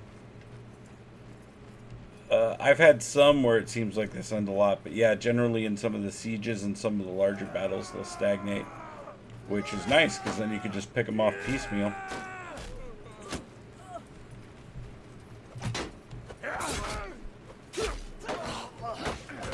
Excuse me, I'm just going to move ahead, otherwise I'm not going to get to kill anything, because you guys are too quick.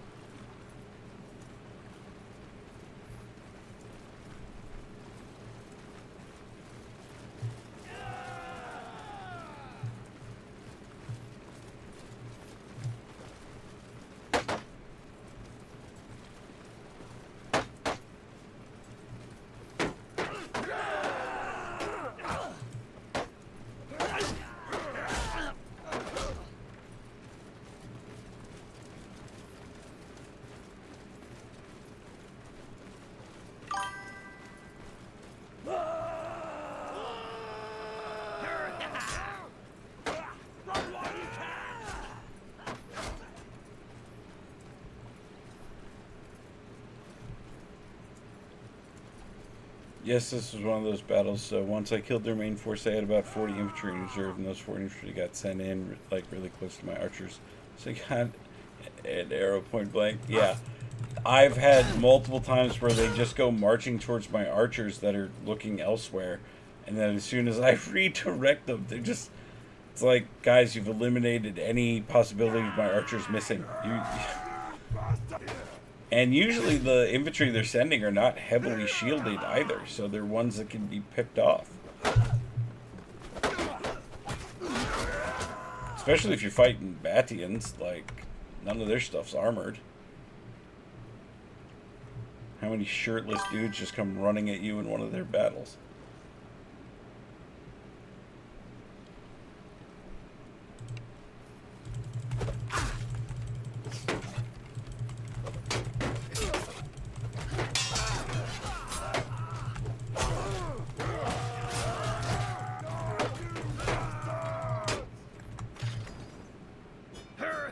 Round 1 to 300.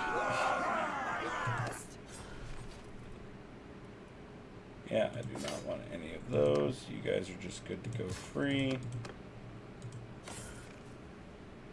Alright, that's definitely got to be a sword upgrade for someone else.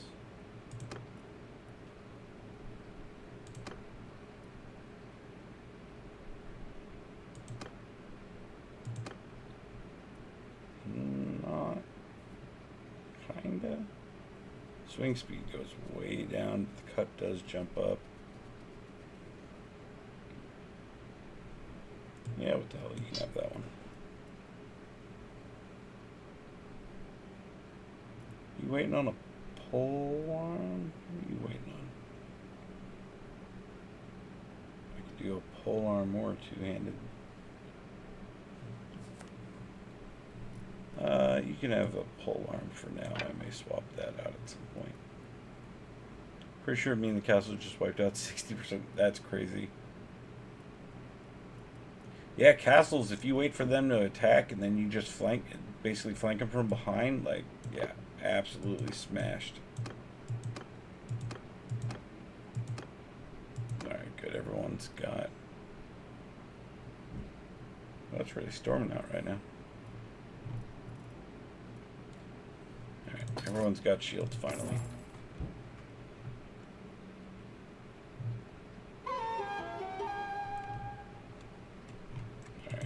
Back and sell up. How much longer until our guys are a day for the escort?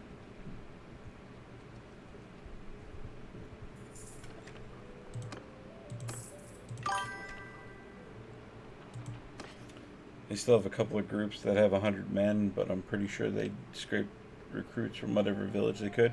Yeah, it is always funny to watch them go into desperation mode and bounce from village to village, picking up like 3 or 4 dudes at a time.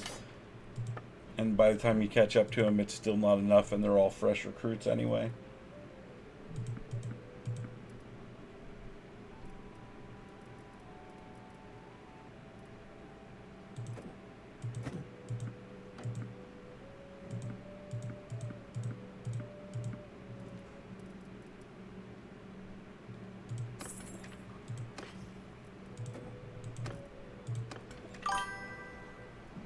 I had 1.5k units of grain.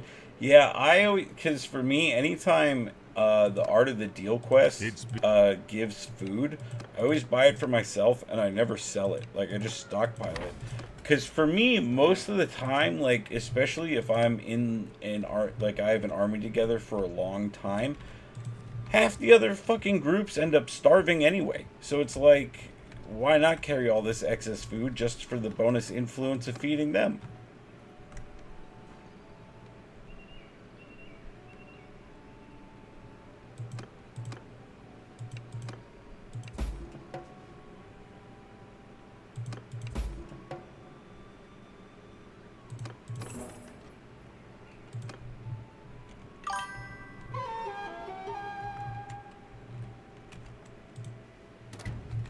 I sold 700 and still have about 1,000 units left. Yeah.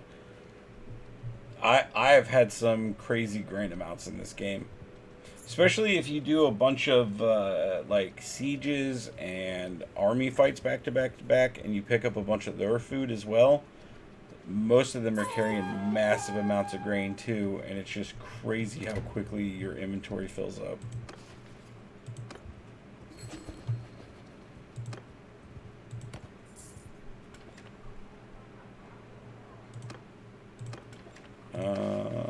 Yeah, escort's the one that just got back. Who Perfect. are you? A risk. Upgrade, and away you go. Oh no, you're not the problem. God damn it. You are the problem.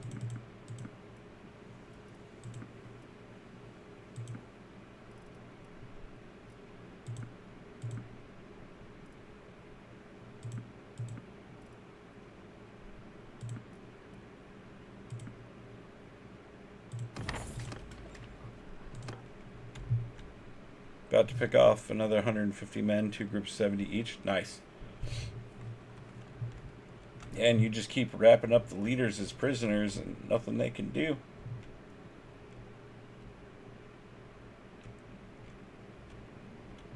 A lot of clan warriors in this army. Yeah, clan warriors, they hit hard, but if you have a good defensive setup, there's not much they can do.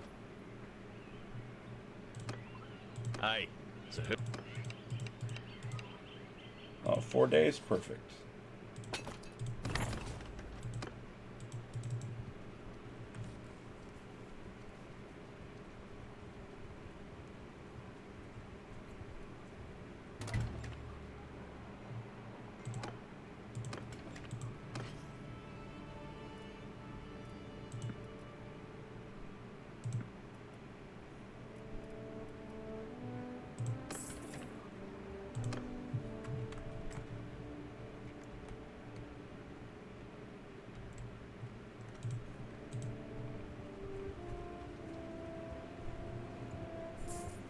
I'll feel better once some of my troops get back.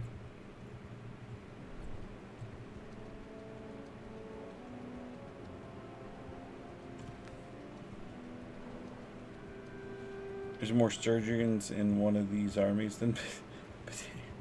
That's funny that they had to go all the way to Sturgia to get troops because they were just running out of Batians in the areas they had left. Damn, this has some high level shit.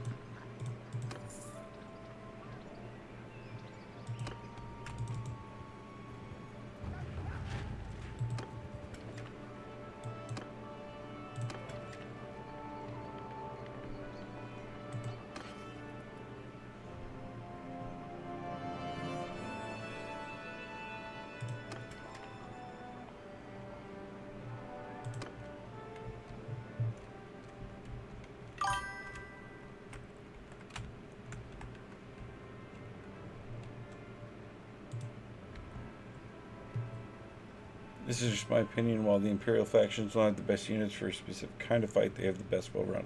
I'd agree with that. If you do a well-balanced Imperial army, they can basically stand toe-to-toe with just about any other army because they're not so specialized. They can tackle most situations, which makes sense since this is all kind of loosely based on like a fractured Roman Empire anyway. Makes sense to me that they would be the most well-rounded while everyone else is a bit more like specialized.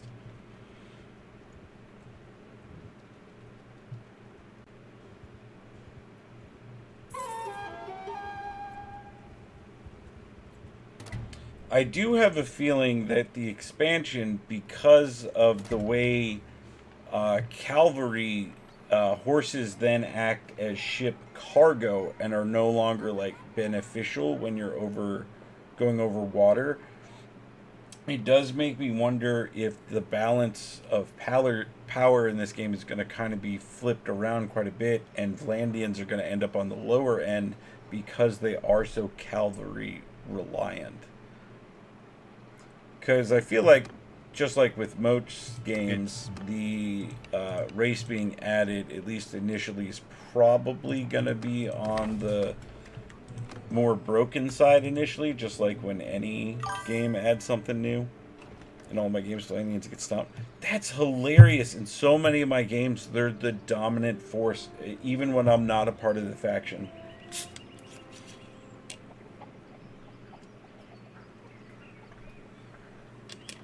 I would say the vast majority of my games, it's one of the three empires, the Sturgians and the Batians are the three most that get squished.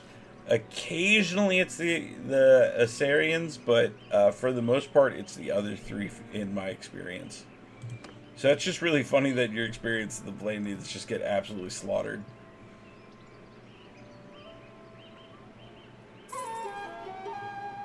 Hey, what timing for a lot of my army to come back?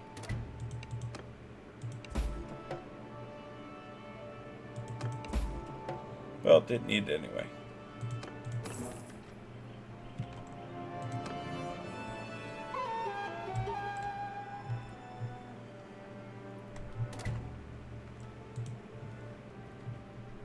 Oh, actually I thought our army was going to help, but nope. They're running. We gotta run.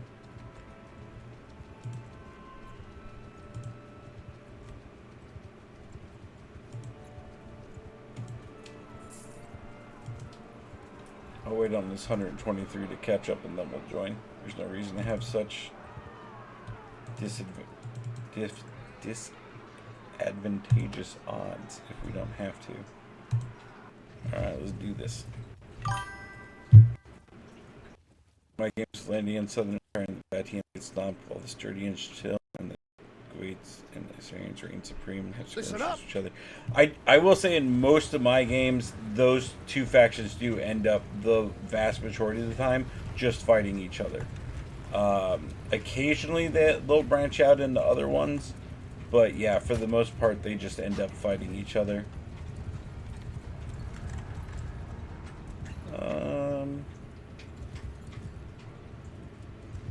With me! That's not what I wanted to do. Form a shield wall!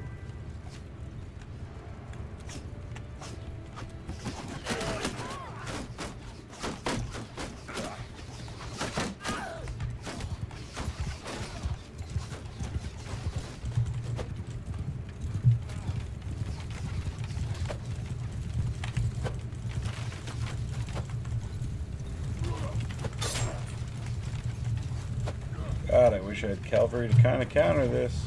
Jesus. Where the fuck is the other army? They're just hanging in the back? Oh, I'm down. Guess we'll just see how this plays out.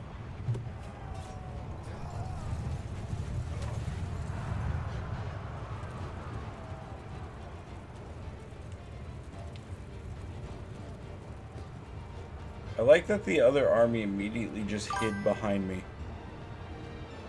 Yeah, that is. I died pretty early on because the other army just decided to hide behind me. I should have just auto-resolved this battle. I didn't realize they had so much archer cavalry. Any ranged cavalry is definitely favored if you do the actual battle versus the auto-resolve.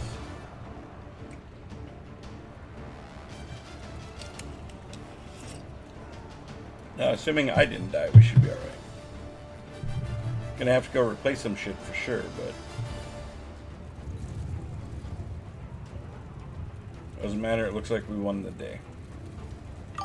Seriously, the army with all the cavalry just sat in the back and left my army to pick up all the pieces. Oh, alright. Somehow I only lost 5 dudes. Get the fuck out of here. I mean, I'm not going to complain. I definitely felt like it was a lot. What? Is there a little 15 army left somehow? Alright, yeah.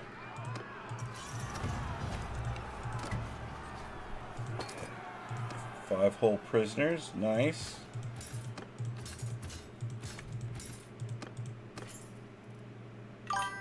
New shields.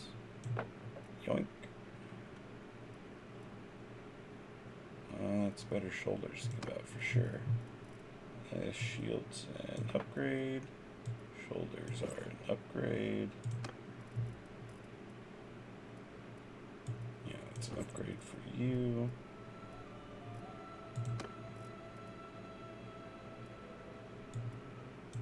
Upgrade for you. Oh, you need a oops. You need a shield technically. There you go. Found another army of 300. I haven't seen Fury in a while. He's getting a bit too big. He's dressed in the same attire as his king. Yeah, that is a bit big, two-headed. That also means when you take him out, he's going to be like a loot pinata and have a bunch of nice stuff. It is the best when you defeat an army or a leader that's been around for quite some time, and you just absolutely come into a loot pinata.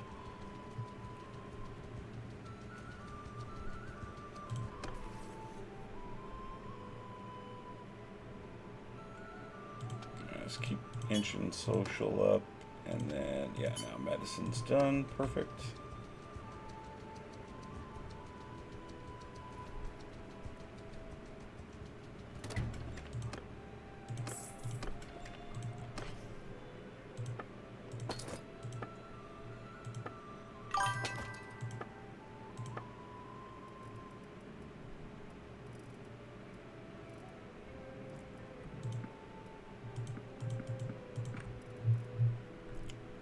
We can just start getting some steward levels up. I think we're good on fit. Yeah, we're good on everything else.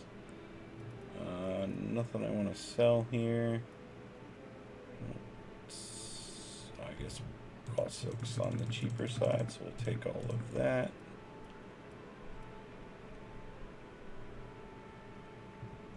The Southern Empire was fighting the Western Empire and the Kuwaits. Last I checked, they lost all their Syrian lands. Yeah, it is crazy. The ebb and flow in this game is really interesting to me too, because sometimes you'll have one that is just dominating for so long, and then you'll check back in, and all of a sudden they're pushed back to like nothing. This fight is in the open plains, perfect for my cavalry. Absolutely, nothing worse than getting bogged down in the Batarian trees when you're mostly cavalry. Makes for very frustrating battles.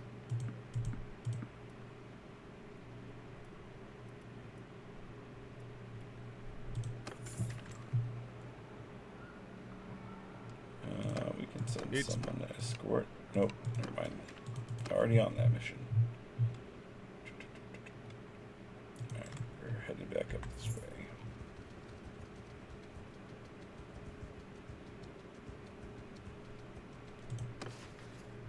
Alright, they'll be back any day, and then we can see how many troops we're actually down that we need to pick up.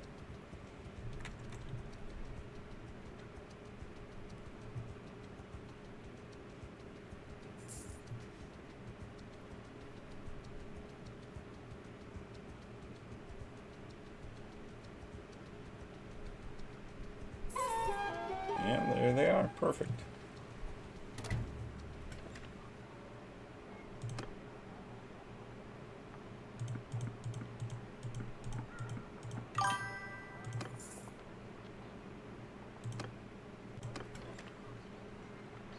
Their infantry left, leaving their archers. Yeah, that's my favorite too, is when their infantry's like, I'm out of here, and their archers are like, hey, wait, what about us? And yeah, they're just left behind to mow down. Literally murder. I mean, it's just like, all the historical battles too, where the infantry morale broke and left behind all these vulnerable units to just get slaughtered. Let alone any of the times, all the civilians basically had to fend for themselves because the army routed.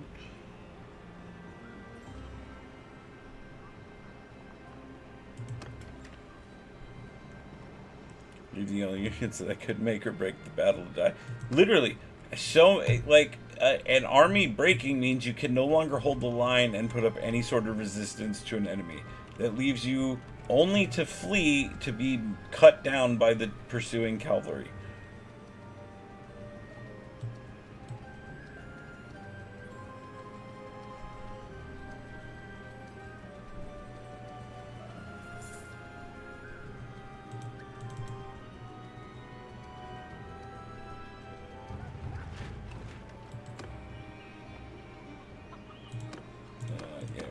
we send someone away for your prisoners. 8 days. Yep, all of you.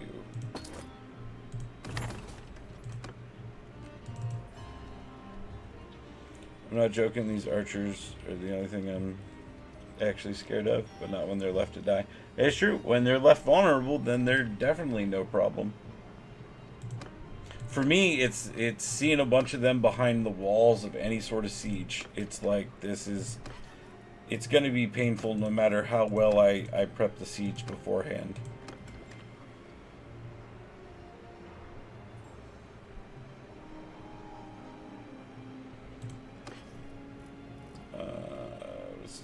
This would be a prophet. No, no, and no.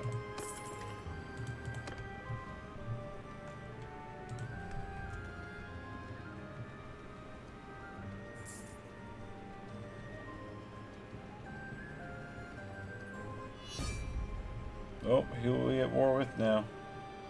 Southern Empire. Okie dokie.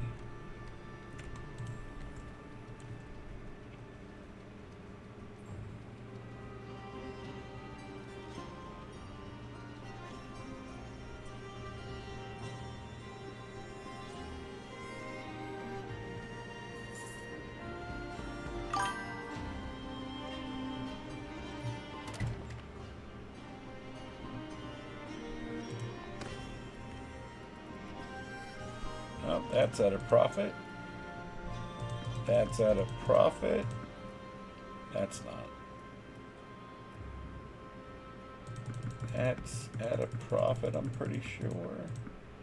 Either way, that should put us at trade 25. Yeah, that's what I'm talking about. That definitely makes shopping a lot easier.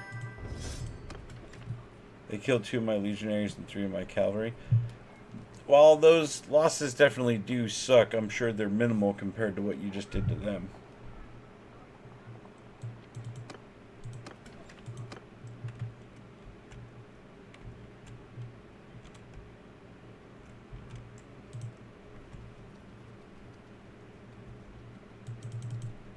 Uh-oh. How many do you have total still? Right around 60?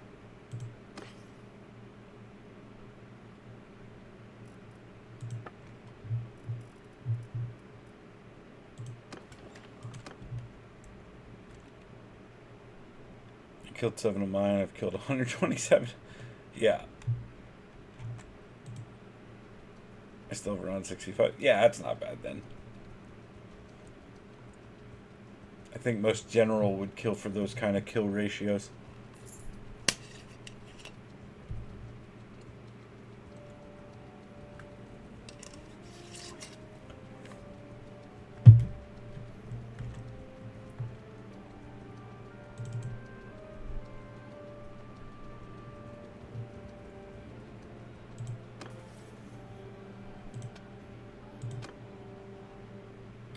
Yep, 2% travel speed while following a hostile party.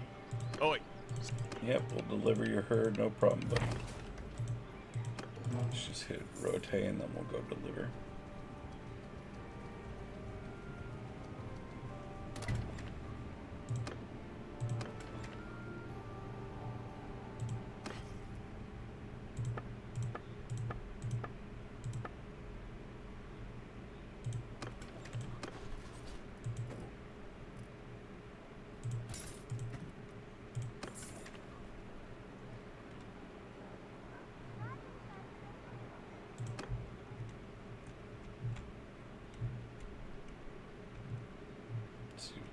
Well, it looks like they're making a move, maybe towards Macab.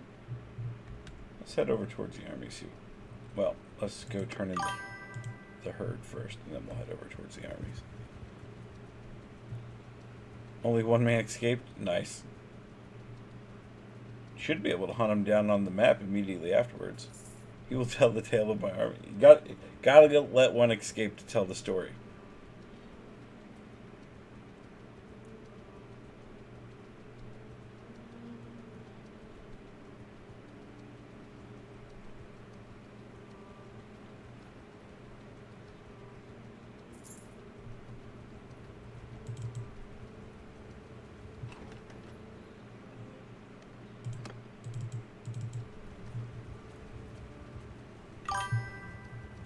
Yeah, 70 is still a good amount of legionaries to Well, be rocking. good day. It's a good percentage of your army. I mean, it sucks having lost 3 because legionaries take a little while to get back to.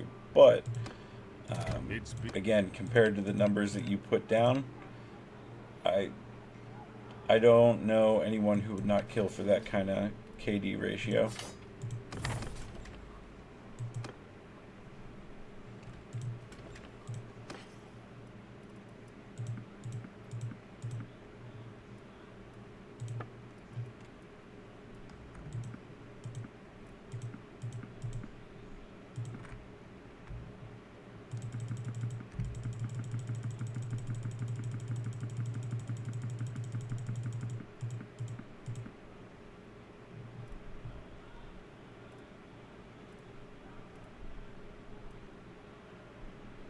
I'm not mad, just sad loss of life. I care for each of my soldiers. Man, could you imagine if you could go through and like individually name them like it was an XCOM game? Because I won't lie, XCOM was probably one of the last games where I got really invested in like more disposable crew because I would like name them and stuff. Oh yeah, XCOM 2 is incredible. I would kill for a third like up-to-date XCOM game. I think would be incredible. Yeah, if I could prevent it, I always try to keep my soldiers alive too, but you know how it is, just some missions just go south real quick. And especially in XCOM 2, you had some of those story missions that just dragged on, and it was so hard to like keep your dudes moving and alive. And yeah, I can remember at least on one of the story missions losing one of my higher ranked ones and being real pissed off about it. I killed all the Chosen without losing a single man. Damn, that's pretty impressive. I don't think I've... Eventually, you get a team high enough where you're not losing people, but I've definitely always lose at least a few low levels. They dare to try to kill my village. But yeah, I always lose at least a few of the low levels. Because the problem, too, with your troops getting exhausted where you can't just rely on the same team, you know, as soon as I start juggling in some of those lower level ones, they start getting absolutely hammered in some missions. But that's impressive, man, to get all the way through to defeat the Chosen and not having lost anyone. That's tough. Where are we going? Oh, yeah, towards the armies. I have 3 different max level teams. Nice. I remember in the first one, man, I had 2 snipers in my group, and as soon as they have that perk that lets them shoot at things in line of sight of your other units, they just sat at the back of the map sniping things. Like, it was ridiculous. Basically just walked through the game once I had the 2 of them. You don't want to know how much time I spent out thinking the most optimal moves. Oh, I'm sure. Tactics games do that to you.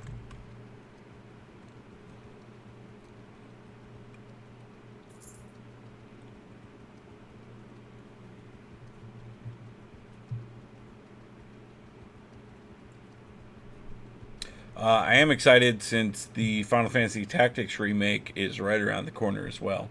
I am super geeked for that. I'll 100% be streaming that.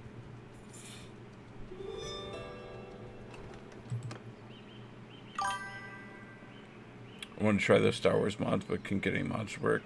Oh, it's disappointing. I bet the Star Wars mods for it would have been pretty cool.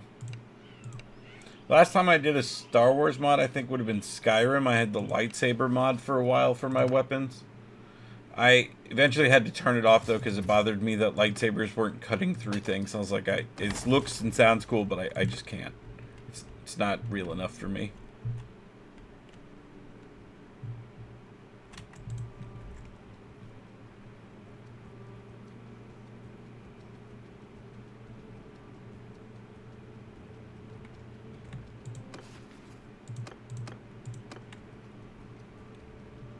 How close are we to... Yeah, we're getting real close to doubling our army again. Oh. You're a little high level. level? Can we get sneak around? Yeah, okay, we're alright.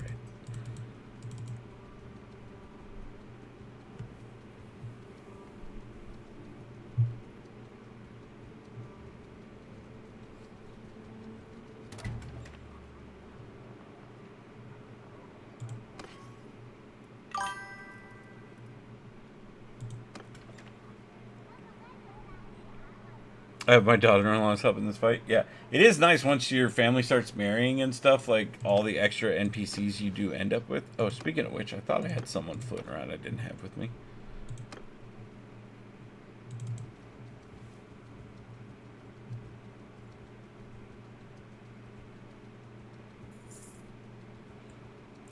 Same. I keep them for myself as well. That way they stay in my parties. It, like, between everyone else, you have so many kids in your family, it's not like you're really losing anything by not having kids, for especially someone that's not even in your own faction.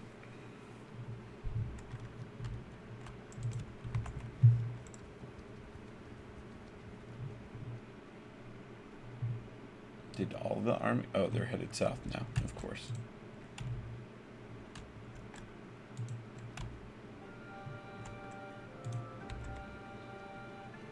These caravan guard mercenaries I hired keep dying.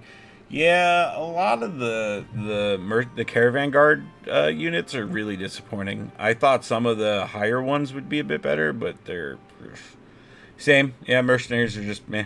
They're filler, and while I need them. Okay, yeah, you're a caravan. You're coming up on me awful quick for an army.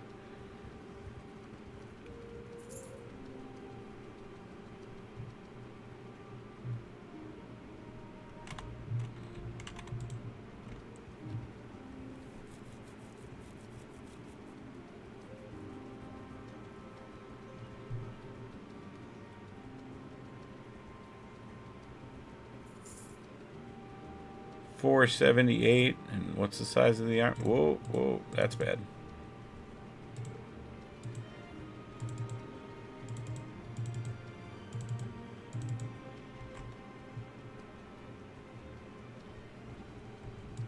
No, please go away.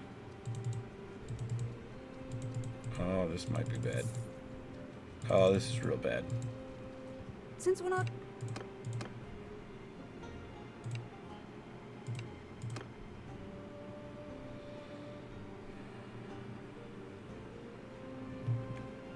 Sure hate when games crash.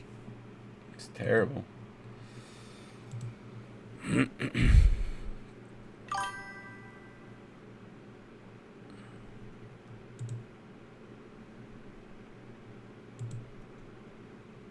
Yeah, well, units you train from the beginning, they're definitely a bit different. My paladin guards are starting to get refilled, and I'm at 35 right now. Find a group of 100.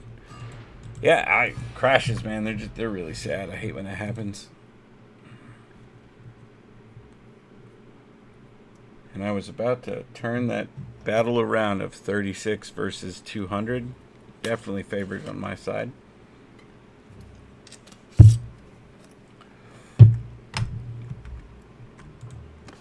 Alright, yeah, we're started a little ways back now. That's alright.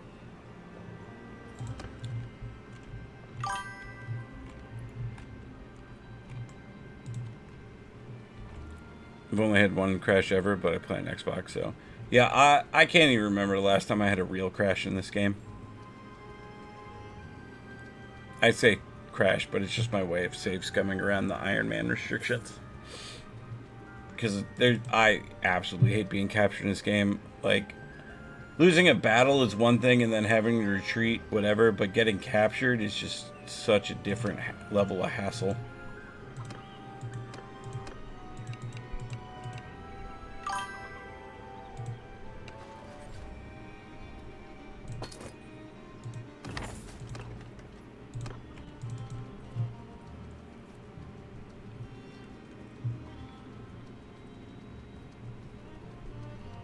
I always fight to the last man and then load a save. Well, see, I'm an Iron Man, so if I let the battle actually finish out completely, it'll save itself and not fully reset. So I have to save scum basically once I hit the lose screen. So if I get into a fight, I know I absolutely can't win. I just close it there because what would be the point? Like I said, those odds were like they were just shy of 200, and I was 36. Like that's not even a fight. That's just a slaughter. Like even if I charge in, it's just a slaughter. Like that kind of odds. I don't even know that I would get to units before their cavalry and archers would put me down.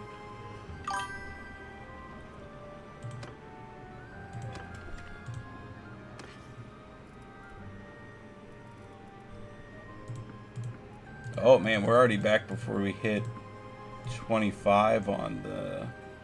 That's right, this should give us 25 right here, I'm pretty sure. Yep. Good, now our profits are marked again. Oh yeah, raw silk, that's what else I can sell here. Beautiful. Yeah, this 100 army is just a ton of Batian volunteers. Oh, the volunteers are a joke.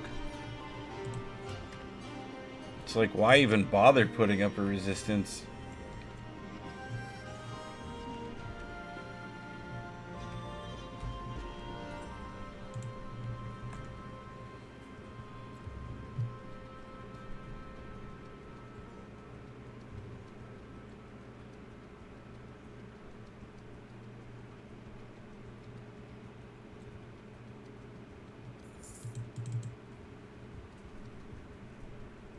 I could probably have won that fight with only 10 legionaries and myself. Probably, actually. Because, yeah, the volunteers just have no defense. They just get mowed down. And it's not like, especially legionaries, they're so defensive heavy, like, it's not like their weapons are going to do any damage either. So it's like, what's the big deal?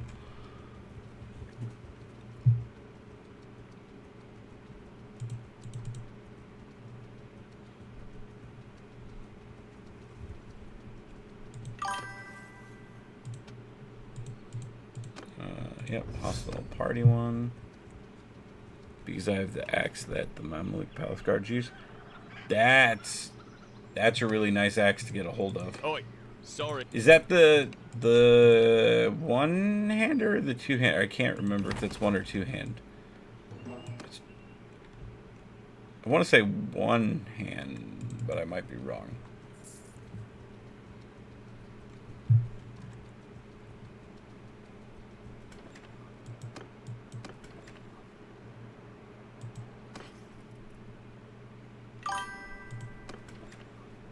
Oh, okay, yeah. Anytime I do a two-handed playthrough, I basically spend most of my time fighting in arenas, just because the two-handed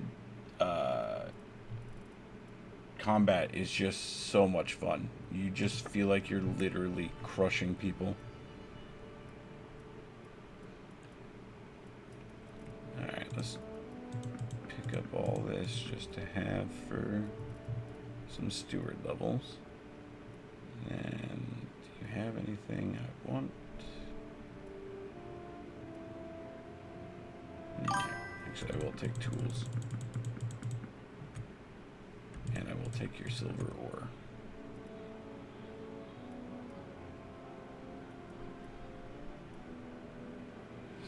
Before that, I only used sword and shield. Yeah, I do like sword and board is what I play usually most of the time when I'm on foot if I'm not in an army where two-handed makes more sense. But most of the time, because I'm on horseback, it's usually polearm and shield.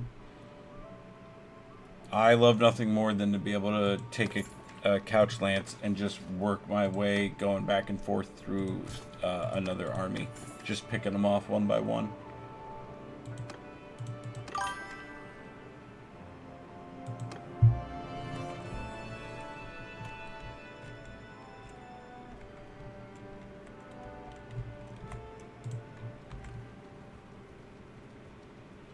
I don't like polearms on foot.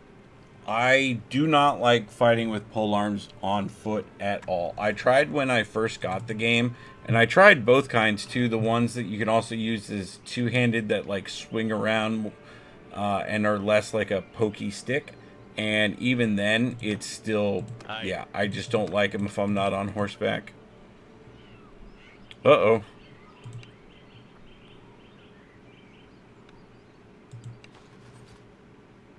Well, hopefully she'll just escape so you don't have to pay for a ransom. Not that the ransoms in this game are crazy expensive by any stretch.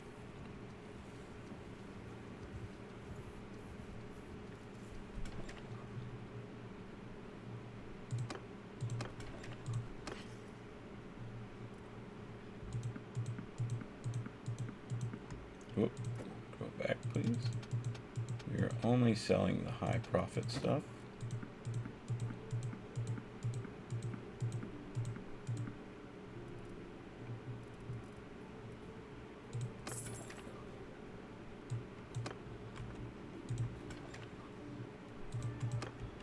Gonna find the man who captured her and make sure he runs out of bone spring. That's right, it's personal now. He's declared war against your family. Gotta hunt him to the ends of the earth. As duty and honor demand, of course.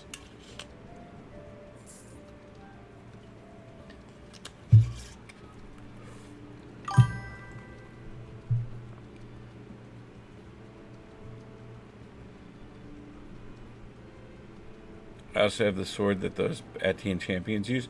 Okay, that's a super sweet two-hander.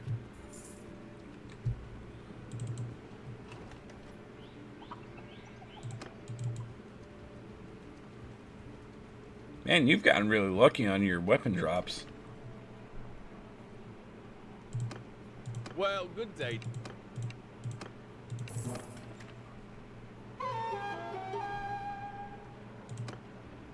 It's...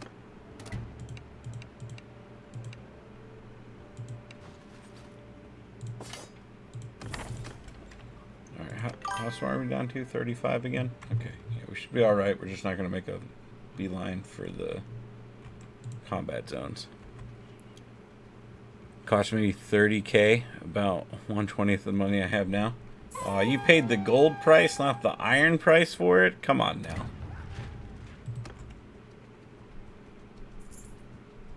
It is still a sweet sword either way you cut it.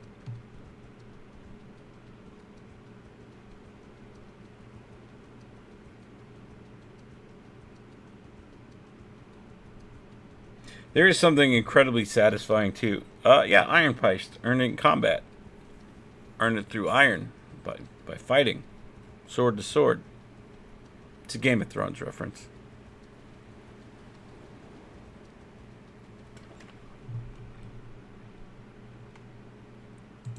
For whatever that's worth still.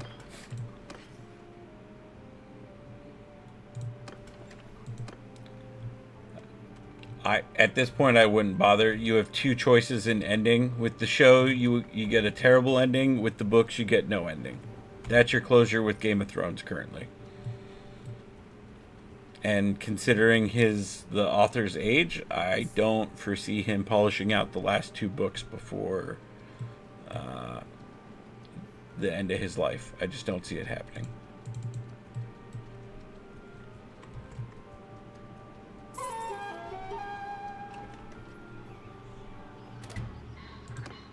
Good to see...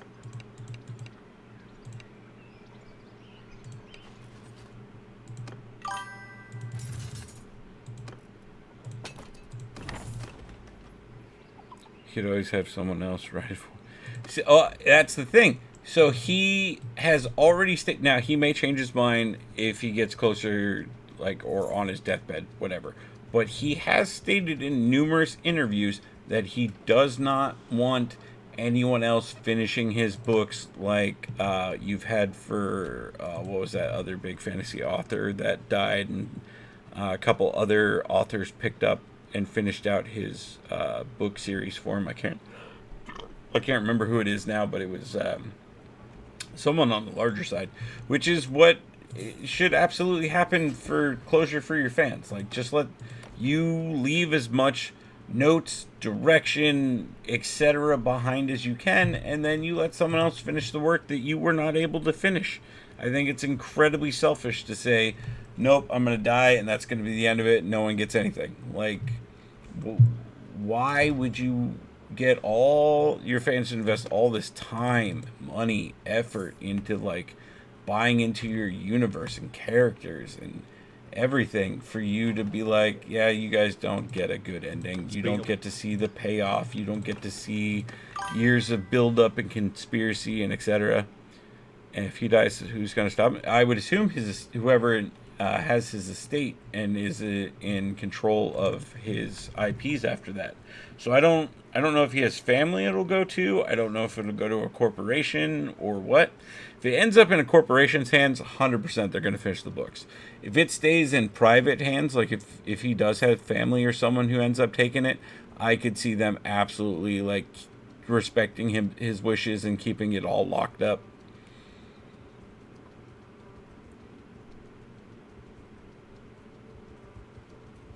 I wouldn't be surprised too is if and when he passes and the books still aren't done, if we would get very similar to Tolkien when his son put out the unfinished tales, and it was basically a lot of story threads that either didn't make the final cut or like more details and stuff that was in the book that the books didn't get into, that or stuff that came out of letters and stuff like that, so you can kind of hobble together at least the vision of what they were going for. I don't think that would win against a fan continue version that technically isn't official. Oh, I'm sure there'll be a ton of like fanfic, plenty of that kind of thing. There just won't be anything official, unfortunately. But it's just frustrating, like to, invest your time and effort as a fan for it to be basically, tossed back in your face, like get over it, too bad, so sad type situation.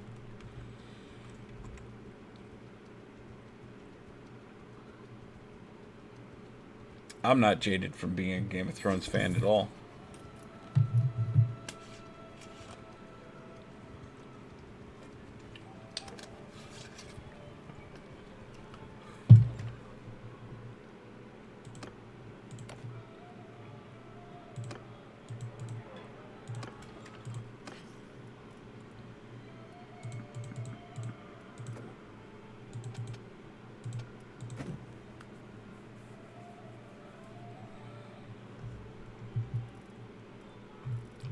Man, I wish I could see average prices already. That would make this so much easier.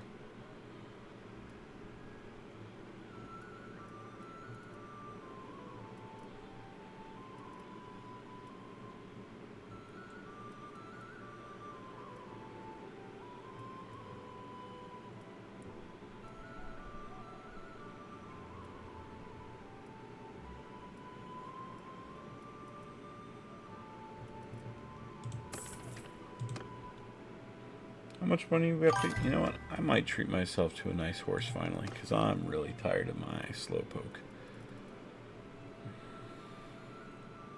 Yeah, it's under 1,000. That's quite the upgrade. That'll work for me.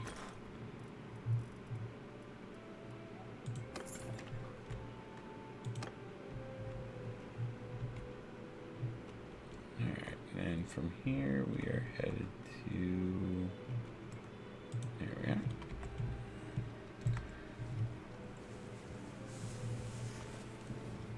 Seems a couple of these nobles still have some elite units, and the sword I have is the one that the Tarian Flan champion, to be more specific.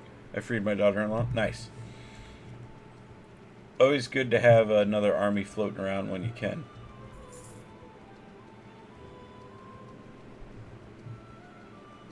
Definitely doesn't hurt. I do like, too, that you can set them to be more defensive or offensive as well.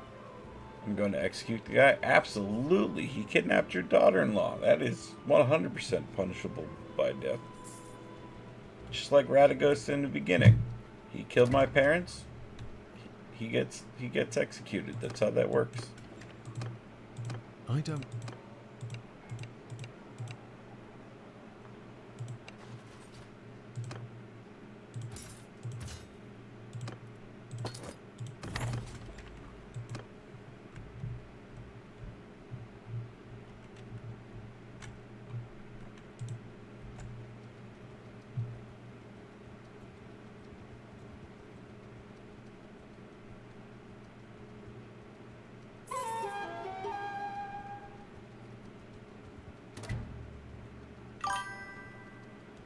going to think this through first logically and not let my anger take hold. I don't know. I would say unless he's a leader, it's really not going to hurt that much to lose a noble. It's really worth making every noble hate Mike. You think every noble would hate you just for executing one?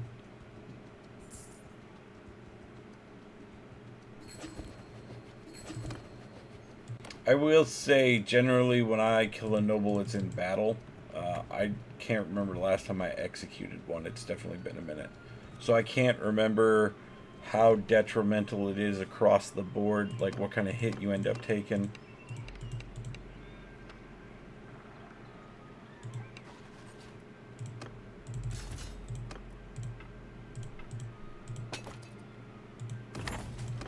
How tiny are we now? 33 of us. Alright, I think we're still alright to travel amongst all these looters. Execution makes a ton of nobles lost like 20 opinion of you. Is it across just that kingdom, or is it all nobles get pissed off at you for it?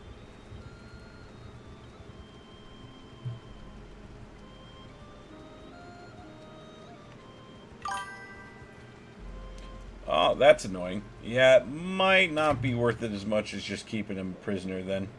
I mean, he could be one of the prisoners you literally never let go, never recruit, like, could literally spend the rest of his life in whatever dungeon you, or, you know, prison on you, however you want to end up keeping him. And then you don't have to deal with the price of upsetting other nobles.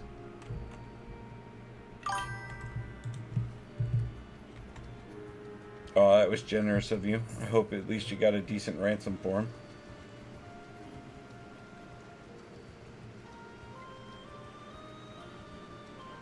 It is hard to pass up that ransom money flow.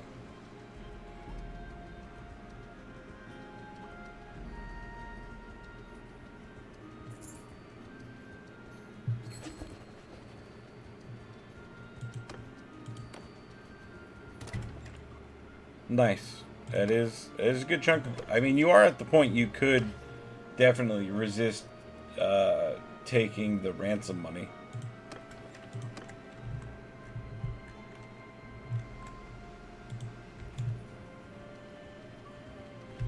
I think the recommended amount of gold when you go to start your own kingdom is something like 3 mil.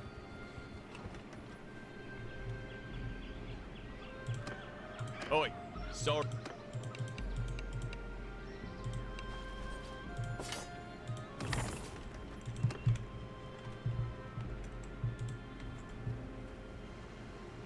I still have a ton of shit to sell. Yeah, not hard to rack up when you're bouncing from battle to battle for sure. And it's sad because if you're in the hotspot areas, the cities just never accrue enough money because of all the other people in the area.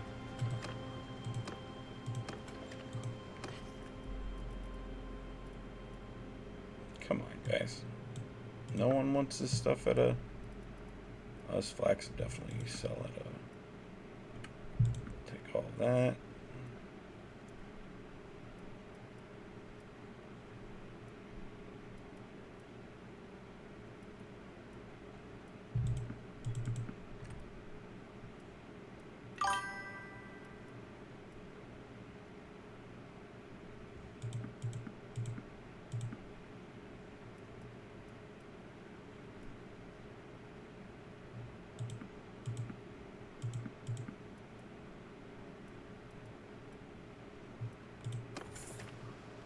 Finally sold everything. Nice.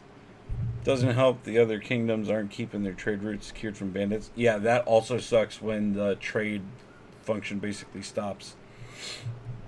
Yeah, I always start pretty comfortable once I break 1 million. I feel pretty solid about my financial situation at that point.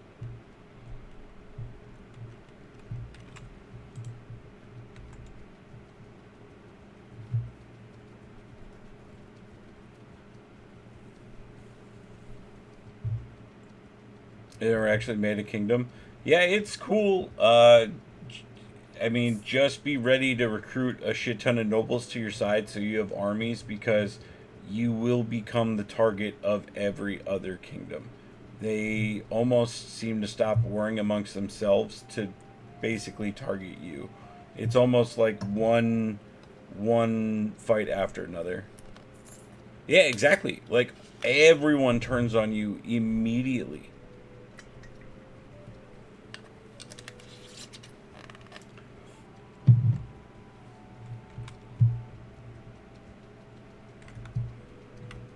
We are just taking our sweet old time, huh? Who's staying somewhere? Why are you behind?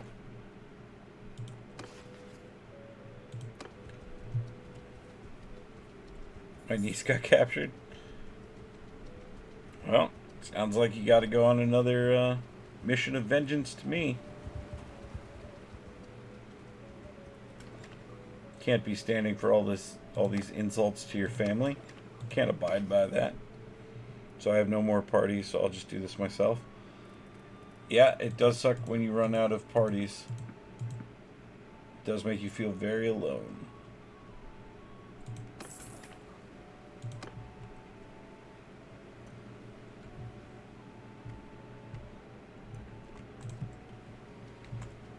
They were just like, it is true. Their armies are very expensive, and if they're not being overly helpful, then it's definitely not worth the gold cost.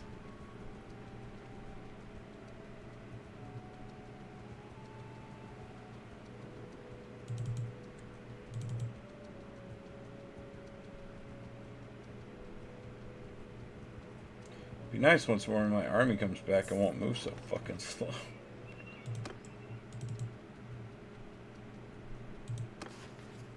One day, 3 days.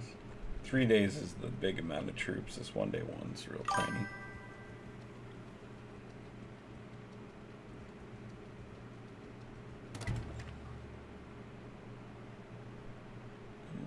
Yeah, we can't do an ambush with our current army size, so moving on. Oh, I forgot. I lied. We're going to trade first.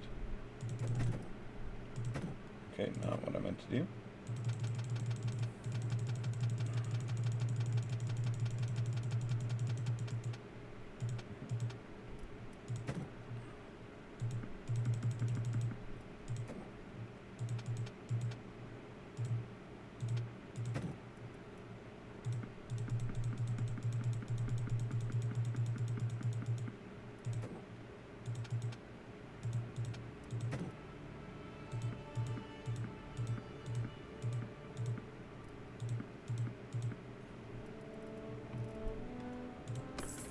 It's a tidy profit. Alright, now up to here. Me and wife always have to carry this claim. Yeah, it is nice when you end up with a spouse that's got decent stats as well, for sure.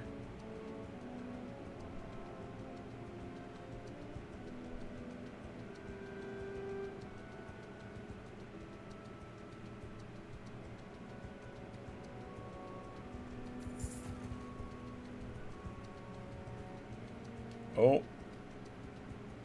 my brother's wife is now pregnant.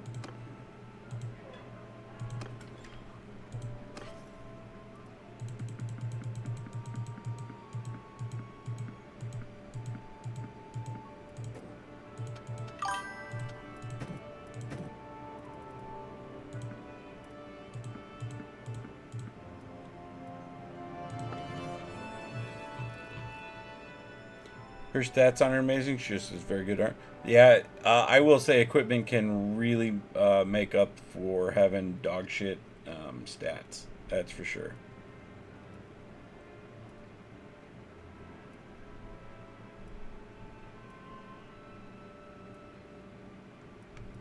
I gotta buy all these tools if they're gonna be so cheap. Probably should buy... Well, your horses are expensive. Never mind. I will go elsewhere for my horses. Thank you.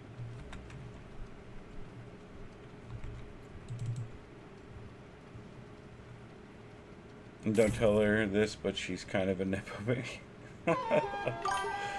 She is. She is a bit of a nepo baby. I found the guy who has my niece. Nice.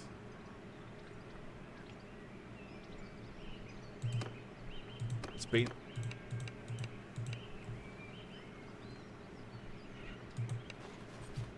What he called in 290 extra reinforcements. Well, that definitely does make that a bit harder.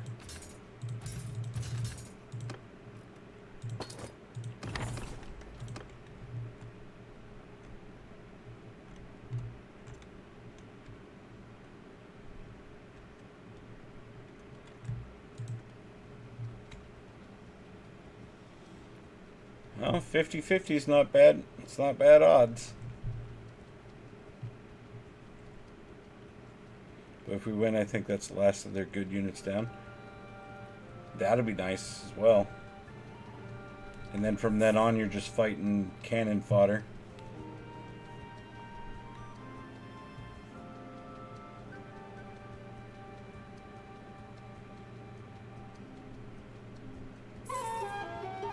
Oh, there's some troops back. Not very many, but a few. Are we just that low on troops? So I need to go recruiting? No, he's got a fair chunk with him, I think. This army has a Syrian. Ooh, I hate the ranged cavalry with a passion.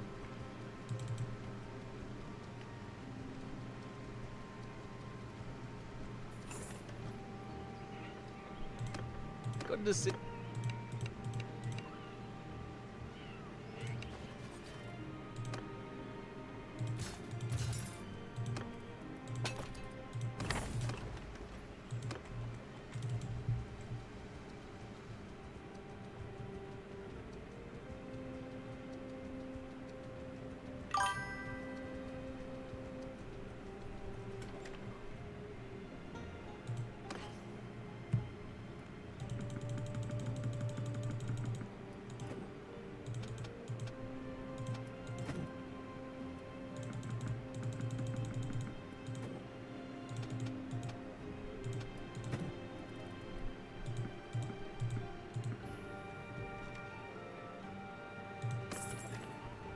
We're winning. Nice. Nice.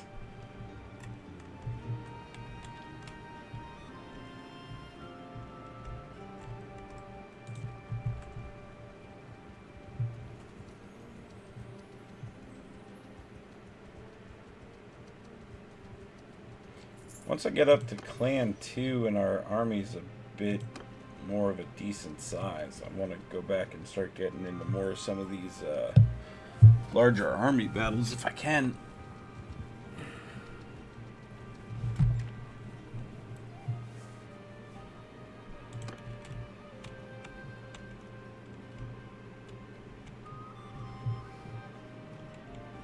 Oh, we're just at Worklandia right now. Interesting. Because they're not particularly close to us.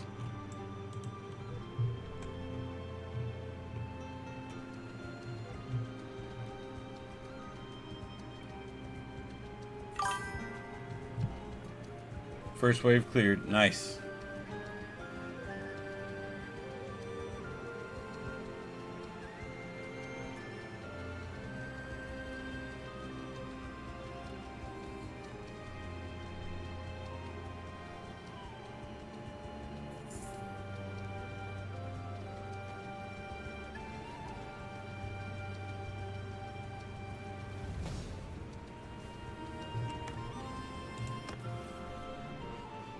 Alright, medicine's capped out. Alright, looks like stewardship next.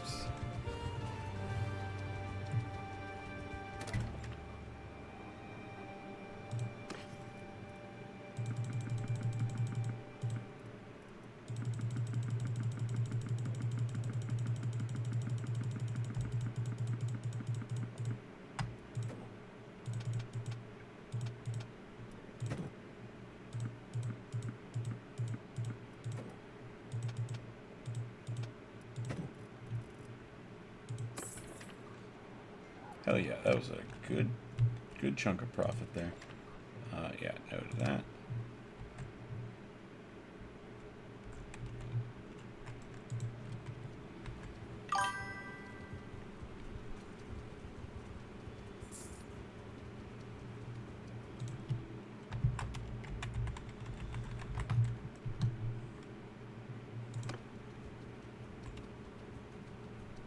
Nice. Steward just hit 100. I don't really raid. So, yep.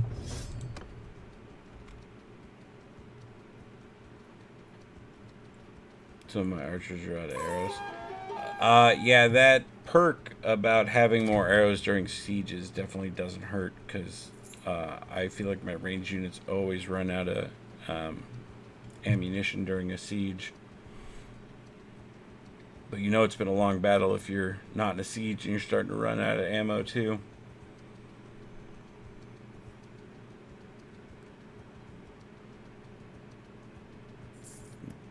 Yeah.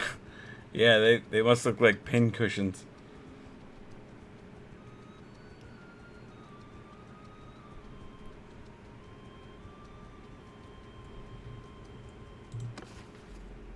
They went from 360 to 64. That is quite the substantial drop for sure.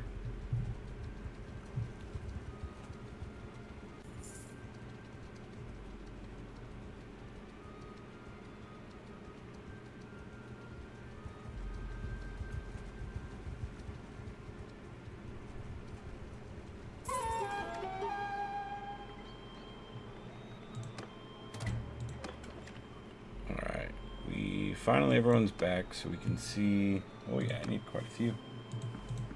All right, now we're full up again. I'm trying to remember how big the ambushes are. I want to say they're around 40-ish units, mostly cavalry. I think. I want to leave for a bit to get more recruits, but I also don't want them to get their strength back up. Yeah, that's the other thing that sucks too. When you want to go back for a specific set of units and you have to leave where you're far away from where you are, it does give them time to rebuild, or God forbid, like take a castle. It's super annoying when I have to leave to go replenish, and then I come back and I gotta just take back what I had just done.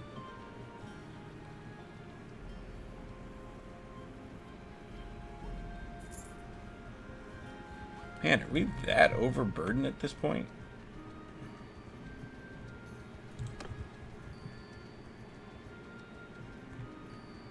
No. Overburdened, yeah, 1.57. Yeah, alright. We're going to have to lose some weight in this city, I think.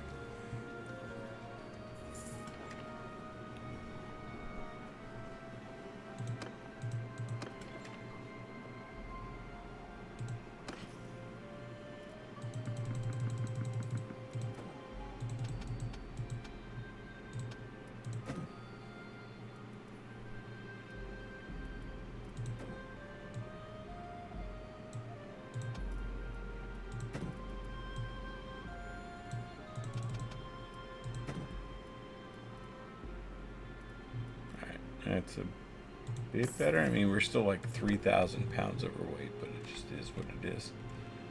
We have too much trade stuff on us still. I don't think these idiots realize how much I love my family and clan. I will make sure those get wiped out and an entire army gone like that. Hey, yeah, but you got to go for the family.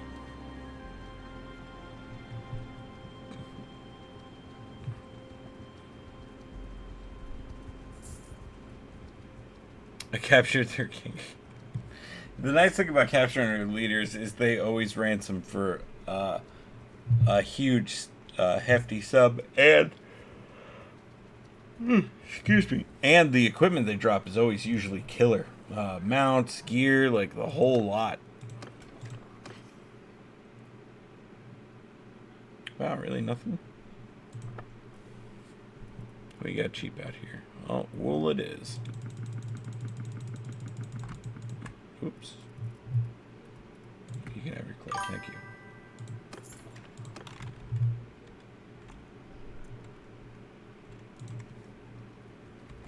I'm at 18 health now. Oof. Cutting it close there.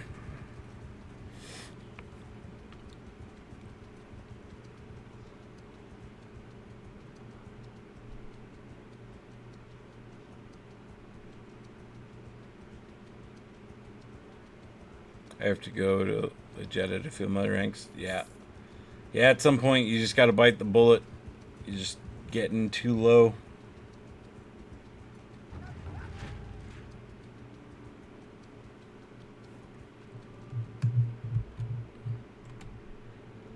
That's not too terrible of a stretch.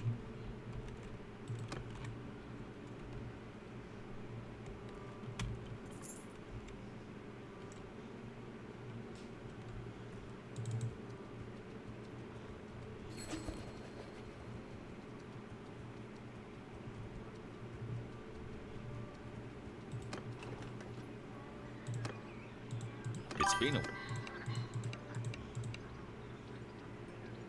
5 days it is. Boop, boop, boop. Perfect. And away you go.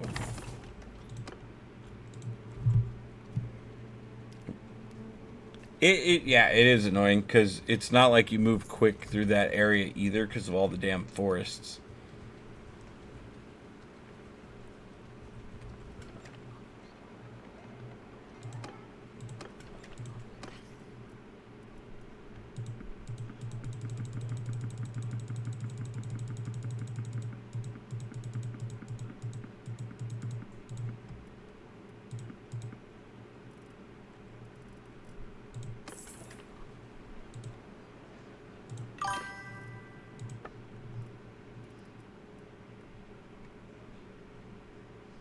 You're sieging a castle now, but I'm not too worried. Yeah, and even if you lose it, it's a castle. Like you said earlier, it's saving you some money. It's better for your economy every time you lose a castle. They have less elite divisions than they did before, and they lost the first time. Also true, a lot of their units going into these battles now are just going to be jokes. So I would expect your castle to be able to probably just defend itself for the most part.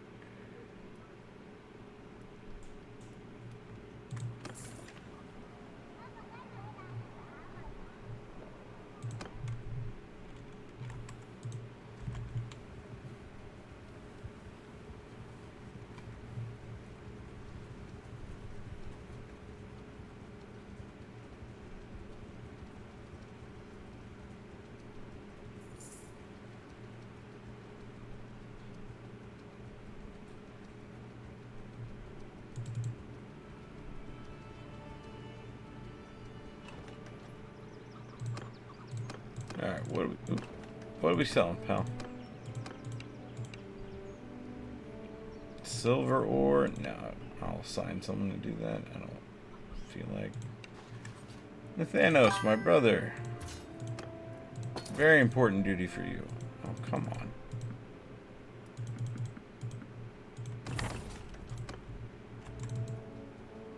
Should probably start sieging myself soon. Yeah, probably wouldn't hurt. Sounds like you got them reduced back enough that sieging shouldn't be a huge issue for you either.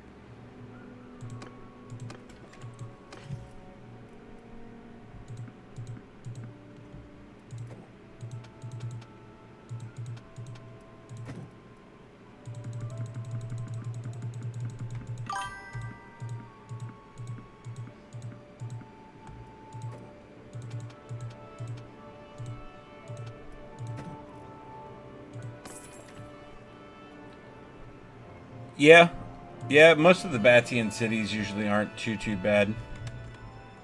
It's usually just the capital I want to say that I struggle with. But usually by then everyone's kind of holed up there. 25% of their 454 armies volunteers. Wow, so you're looking at what, 110-ish troops somewhere in that ballpark? Is volunteers? That army's a joke.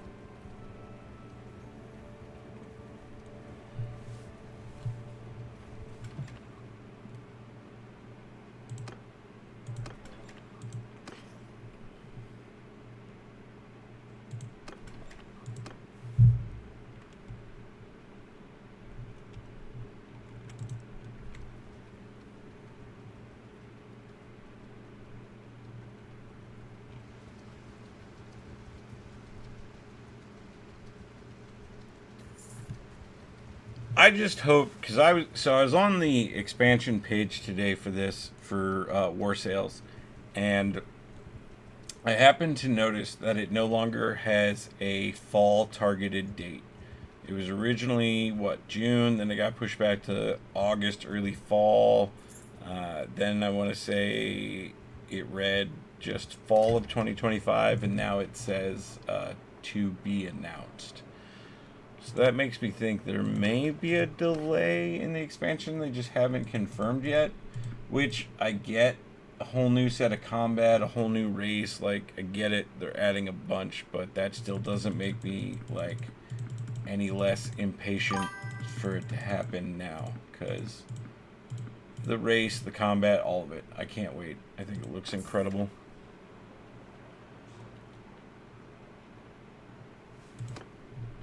Alright, no more overburdened crap.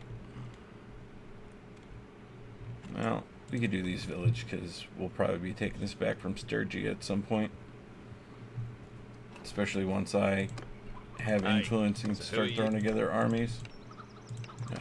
What? Oh, yeah, never mind. I do have one away on that.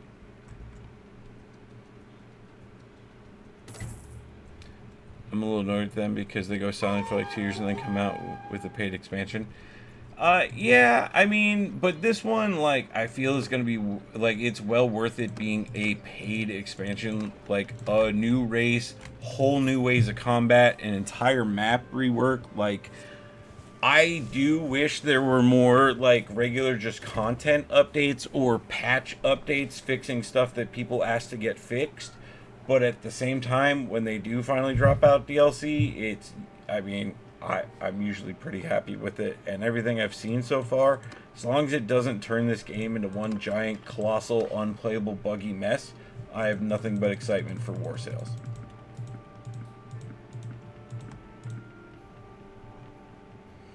But I do agree, their communication is also very far and few between. I wish we would get more updates or just any sort of communication from them.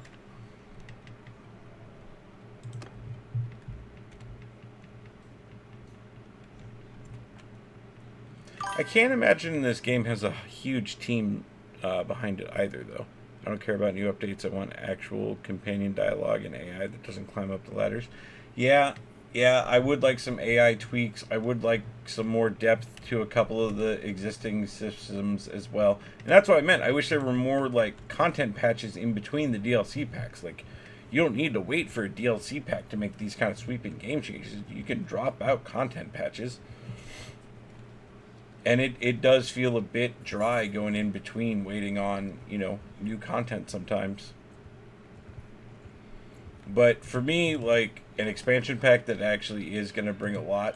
I mean, yeah, I know it's not going to fix everything we want it to fix, but any excuse to have new content in this game, I'm all for. Like, I love losing hours of my life in this game.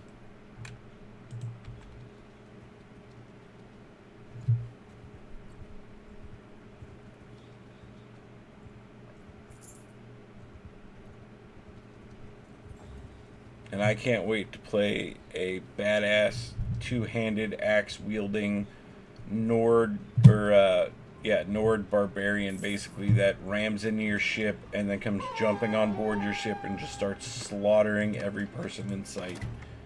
That's going to be such a fun playthrough, just from like almost like an RP perspective, basically. I just feel like they left the game in a somewhat incomplete state in some areas. Oh, I 100% agree with you there. 110%. There's a lot of systems that I feel could be a bit better fleshed out, or better utilized, or needs reworked or retweaked. And like I said, I'm all for them dropping out some content patches, because there is a lot that I wish could get buttoned up. But all that aside, I'm still super geeked for War Sales. I get it. The Warbands companion dialogue, yeah, is a lot better in Warbands. And I wish the companions in this game just had more depth other than just becoming, because once they're with you, unless you're doing something that upsets one of their, like, characteristics, they don't really talk to you. They don't really do anything. You send them away on missions, they fight with you in battle, and that's it. Like, there's no... I would love another layer of, I don't know, immersiveness, I guess, like, with the, officers of your army, basically.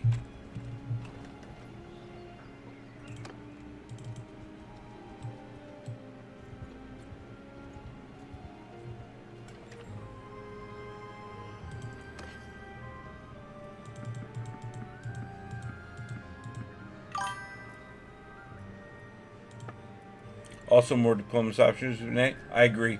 I wish too like voting on both putting forth and voting on policies for a kingdom. I wish that system was also reworked. That could, in my opinion, that could use quite a bit of love.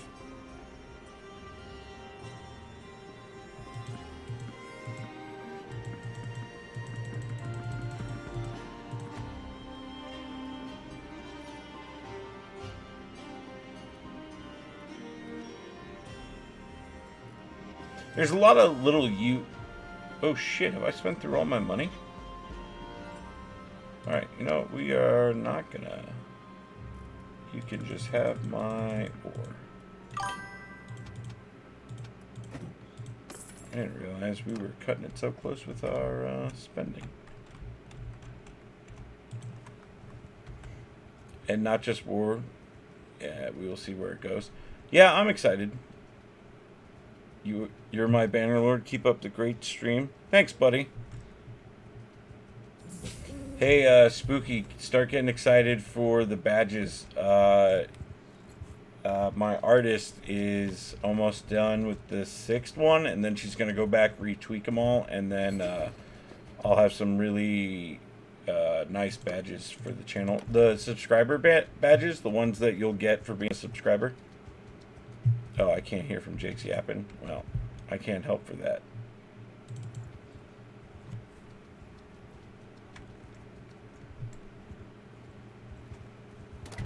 I do like knowing that they're at least still doing... Agreed. I mean, like we already said, the communication leaves a lot to be desired, but the fact that they are still working on it does make me really happy. Yes, correct. I will have custom badges for... hopefully done tonight. If not, sometime this week I'll have them done. But you'll really like them. They're going to be awesome.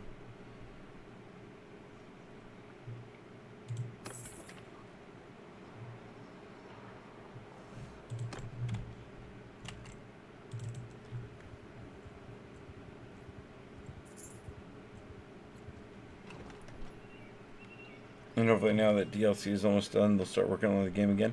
I'm hoping with the DLC that they're going to have a lot of other changes and fixes and stuff that, they're going to put out with the expansion. Like, that way it's just all kind of hits at once.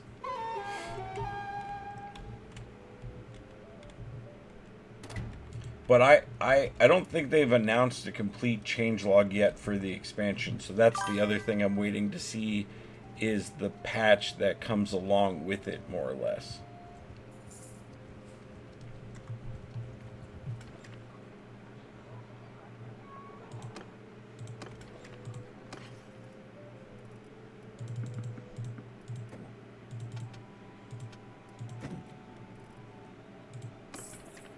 I just pray they don't go down the Paradox route with 50,000 DLCs. Yeah, and it's a shame because I do love Paradox games, but man, the DLC, trying to keep up. Crusader Kings DLC kills me. Stellaris DLC kills me.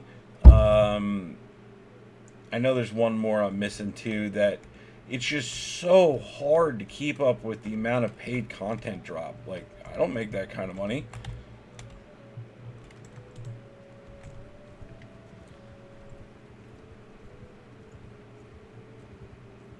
Yeah, same. I love Paradox as well. But yeah, the DLC packs, especially the ones that are like smaller potatoes, really bother me. City Skylines, that was another one too with all the DLC packs. I was just like, oh my god, I cannot keep up.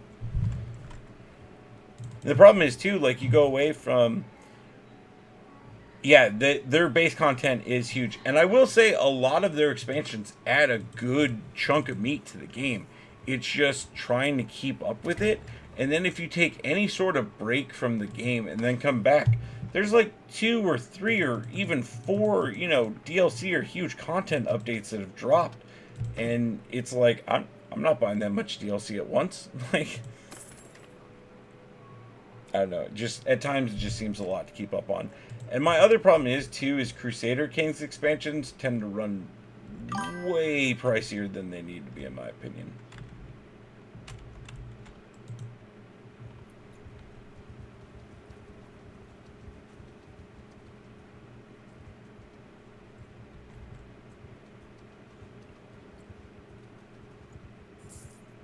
I'm trying to figure out what HOI is.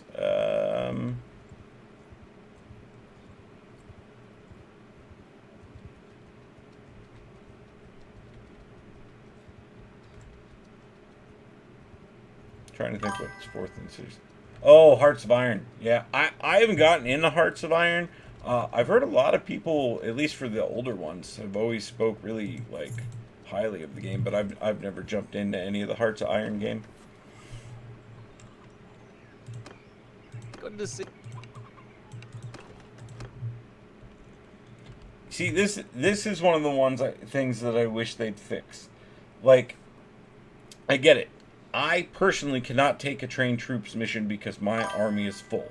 Why can I not give you a companion that can then take the troops to go on this mission? Why do I have to have space to even be able to send a companion on the mission? Like, that's one of the things that just doesn't make sense and kind of frustrates me.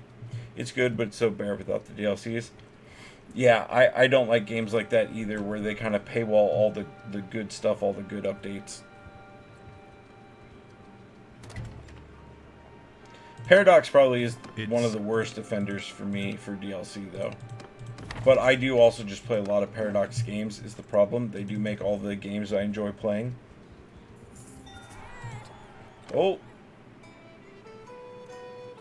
My first sibling is of age.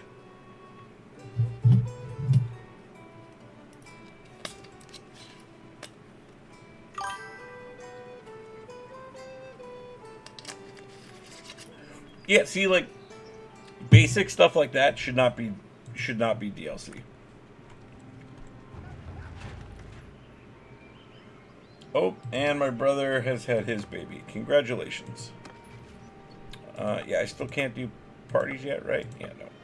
So you can come to me.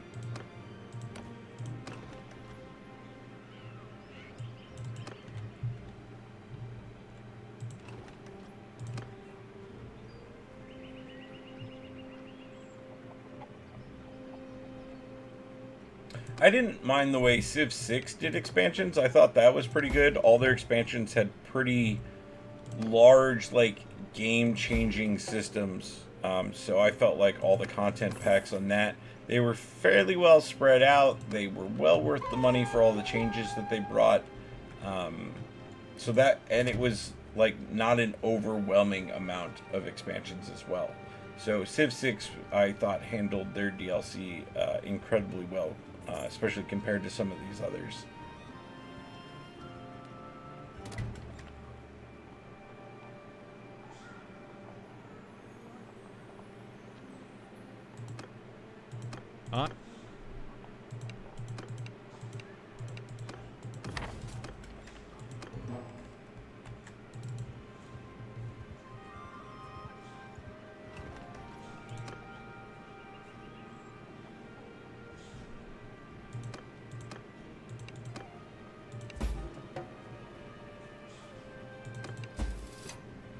Uh-oh.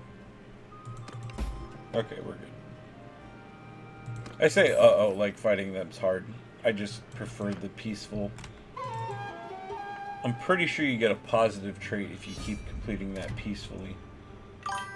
Oh. Oh, they're right here near me.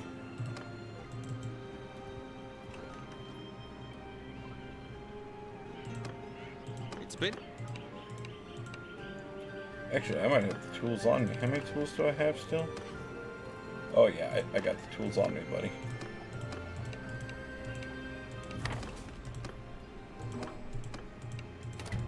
There you go, pal. They're taking so long to start the siege. Yeah, they really do, especially when the odds are really against them, they will really take a long time. Caught 180 army trying to kill my villagers? Oh, absolutely massacre them. How dare they? Hey, so who are you then? Can't be going after my civilian population like that.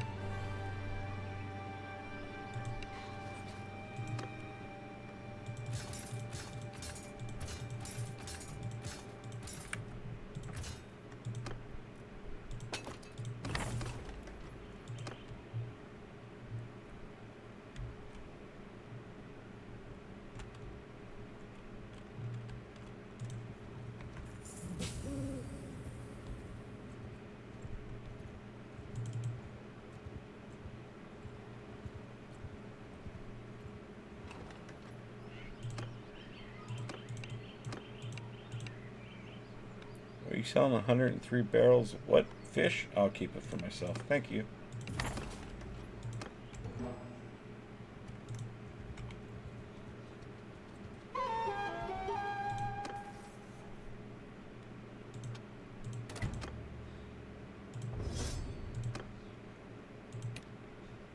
Oh, right. I gotta do her, all her shit. She's... We could turn her into a ranged, a cavalry archer. That's fine with me.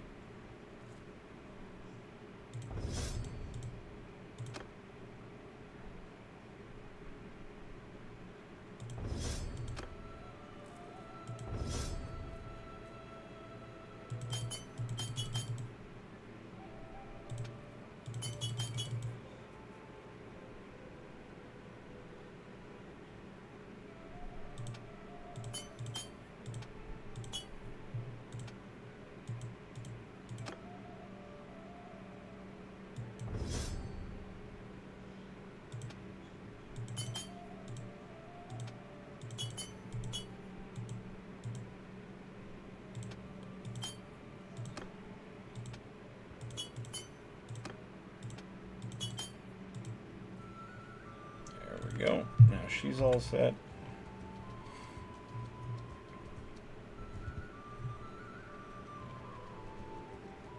I was well timed when I crossed that. That would have been bad.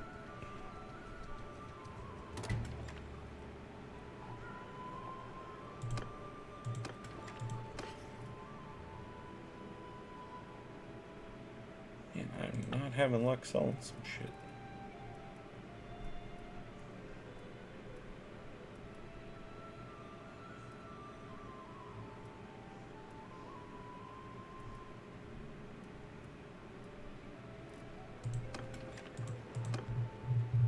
Who could I...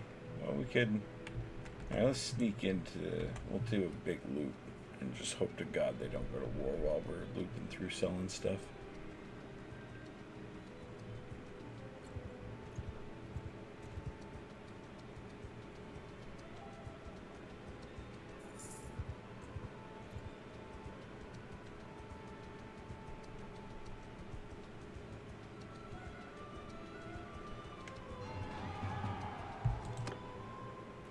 Yeah, nope.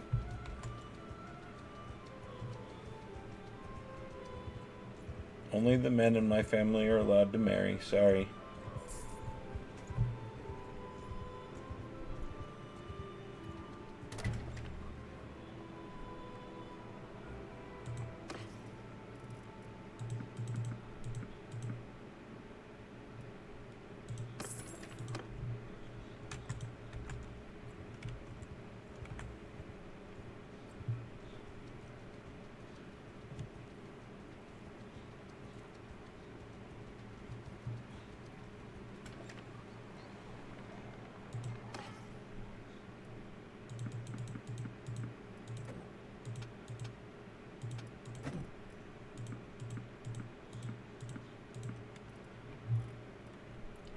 think we're too far off from trade 50. Hopefully we're not capped out because I haven't put...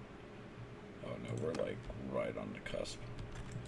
So if I can get rid of the rest of these trade goods in this loop I'm doing, that should put us at 50, and then we can start seeing averages and our profits, and trading becomes a literal no-thinking process.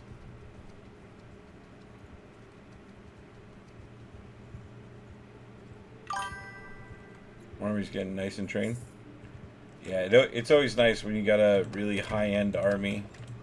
Fully, you feel pretty invincible walking around. That's for damn sure.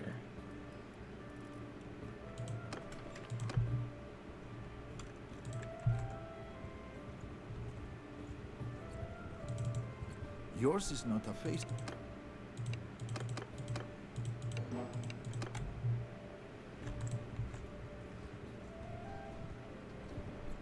I bought all my workshops and was able to make a good profit. Yeah, nice. Getting the correct workshops set up so they're actually profitable can sometimes be a little bit of a pain in the ass as well. Running a caravan in the city definitely helps as well if you're able. Alright, some of this I know is definitely sells for profit. Yeah, those I get, I can sit on, that's fine.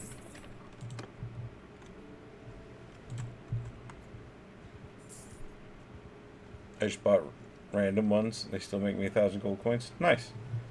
Yeah, generally you want the workshops to be whatever the supplying trading villages are. You want them to match whatever that income is. And then if you run a caravan out of the city, that'll also help keep things stocked for any other of the workshops that happen to be there.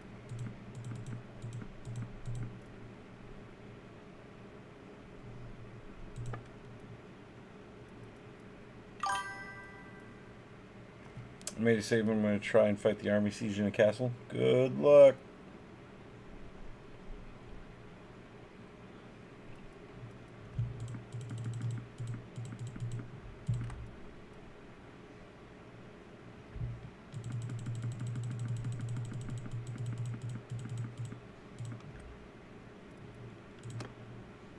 God damn it. I hate when I do this. Alright, get it up. Put some tools back.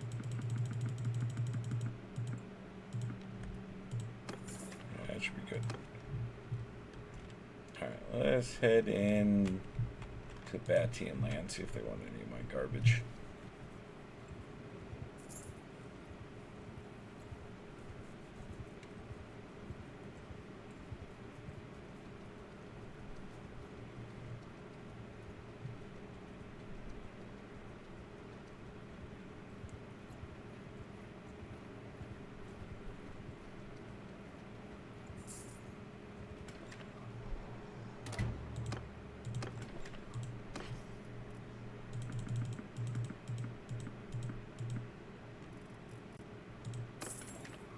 Perfect. Now we're 50. Now we can see price averages.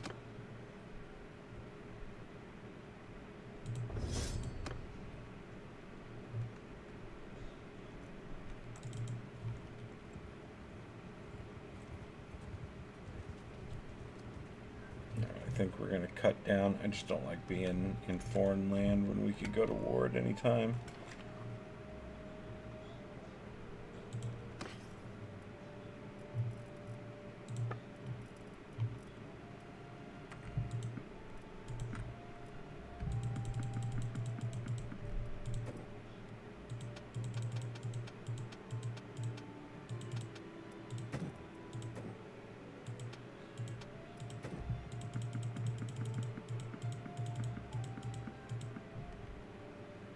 God damn it.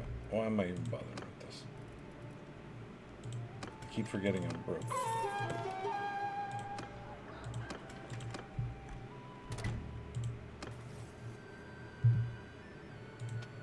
Scouting's up to 150.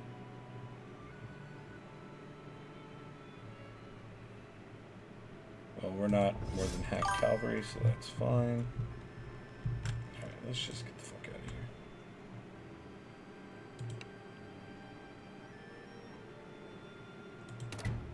Whose wages did I not pay? Everyone got paid. That was weird.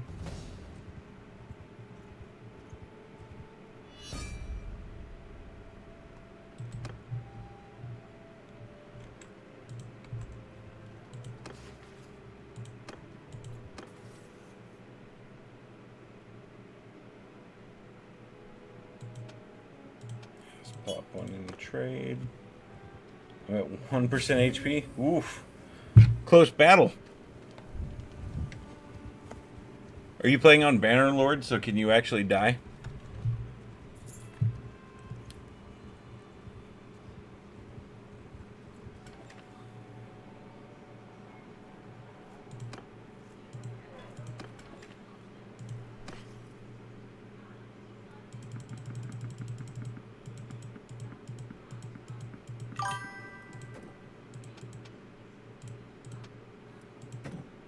Now we're winning. I just got a bit cocky. Yeah, I've done that. Especially once my equipment starts to get even halfway decent, I start getting way too cocky in battles.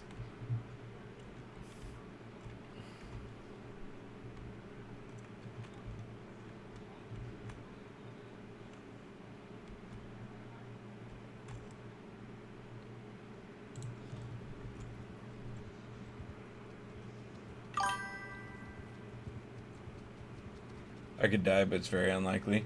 Yeah, so funny enough, I started a game for this stream. Full well went going Empire, blah, blah, blah. I got ambushed by some bandits, and we were 50-50. I'm riding around as the only cavalry. All the rest of my units are recruits, so none of them are even upgraded. My recruit army gets wiped out, so it's just me slowly riding back and forth, picking off bandits. Finally, one gets in a lucky shot and knocks me off my horse, and I died. So that whole game was like less than 10 minutes, maybe even less than 5. Like, it went stupid quick. I can't even remember the last time I had like a lord or a companion die, let alone myself. Like, the chances of it are so low, and it's crazy to me. In the very first combat outing, I got killed. 31 deaths, but 29 of those were from the garrisons. Yeah, that makes sense. 31's not terrible. I mean, it is high, especially for your army size, but it's definitely not the worst.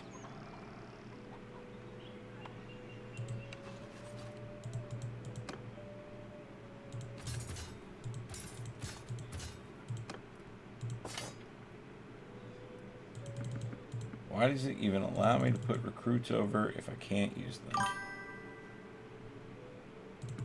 I'm sorry, what's the problem here? What do you need? Oh, I have no money. That's what the problem is. Nope, sorry. Have a good one, pal.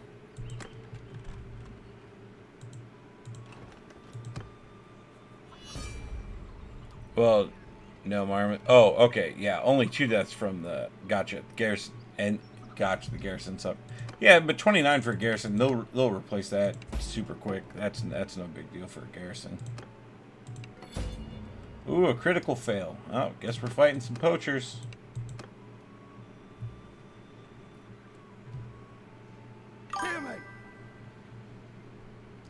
Yeah, you're mounted. You come back here. Yep, you're mounted. You come back here as well. Bunch of archers. Let's just charge in and wipe them out. They had 24 prisoners, so technically my garrison is only 5 less than 4. Oh, even better then.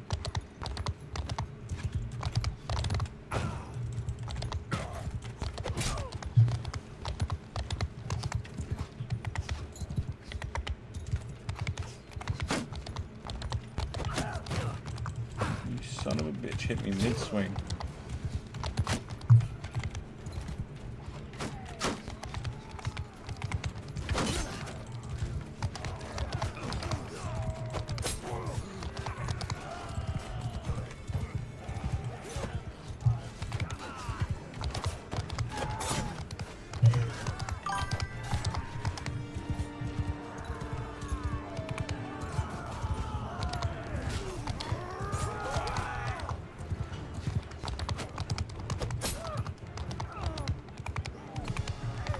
Nice. I always love when I get to cut down the last running one.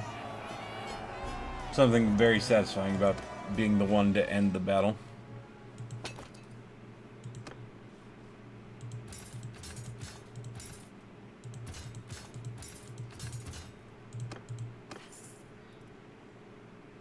It definitely should be an upgrade for somebody. Yep, there you go. Yeah, we know that one's not. There you go. Perfect.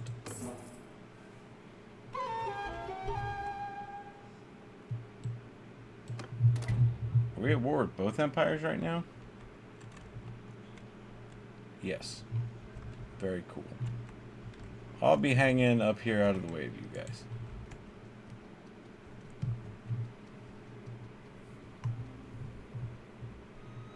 I don't even... Do we have any armies right now? No.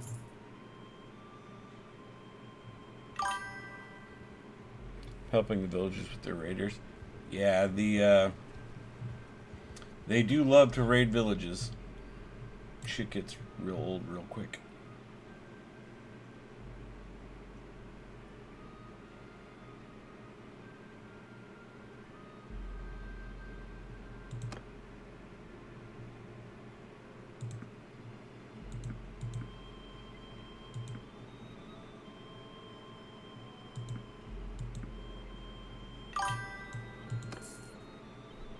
Trying to heal my wounds. Yeah.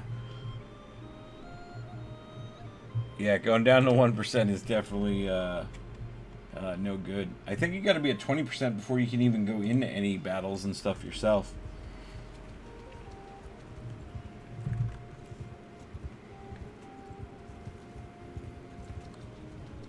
How close are we to hitting Clan 2?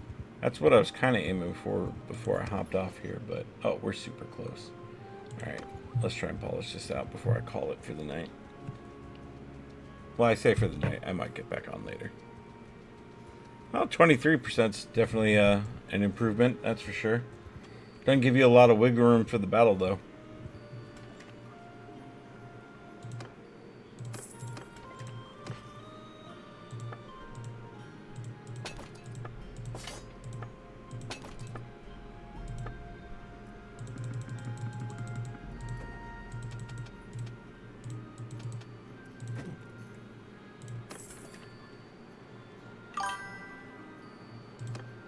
It's...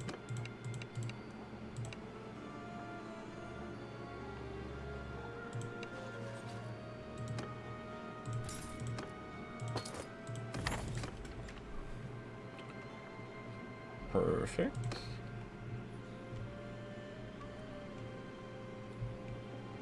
Yeah, it just all feels like a bad time.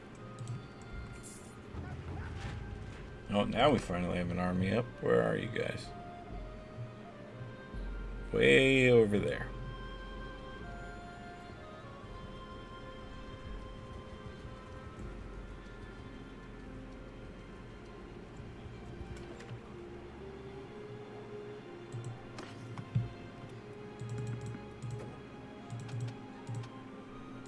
Yeah, let's just sell down until it's yellow. I need to get rid of some of this excess weight.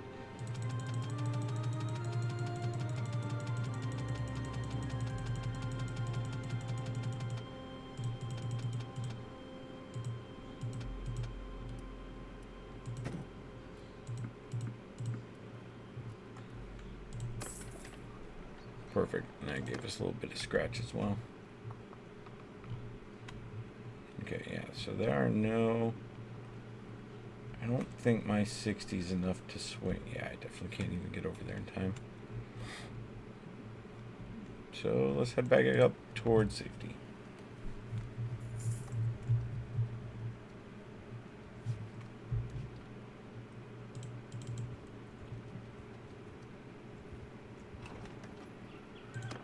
Good to see.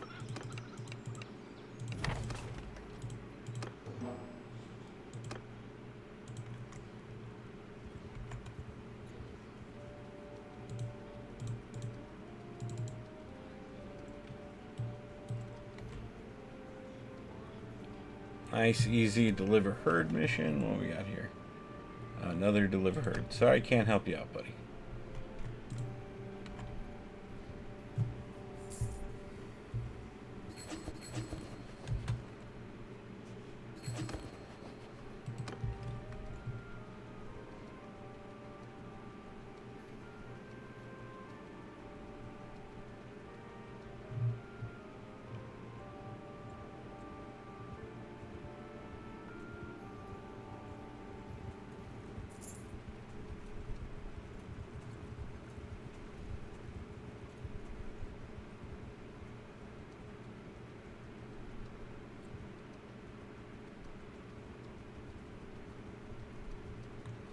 Is that all they have over here is a castle?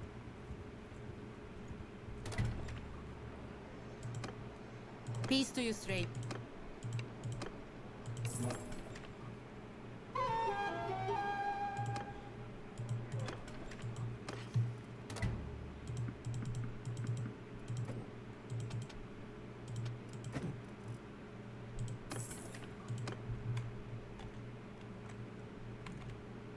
Yeah, those are just caravans. No thanks.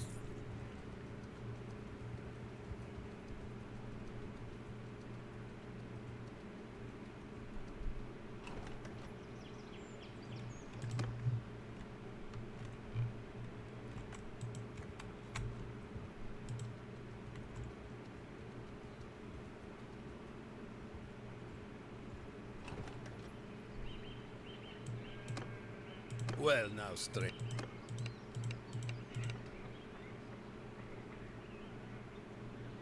Oh, I guess I don't have my good guy with. Never mind.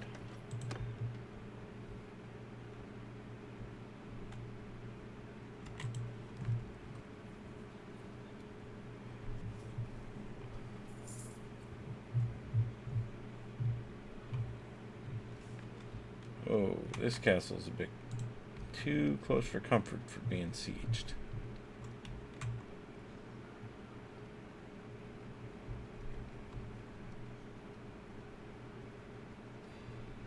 Actually, it's fairly evenly matched, though. If I wait and then just help when they attack.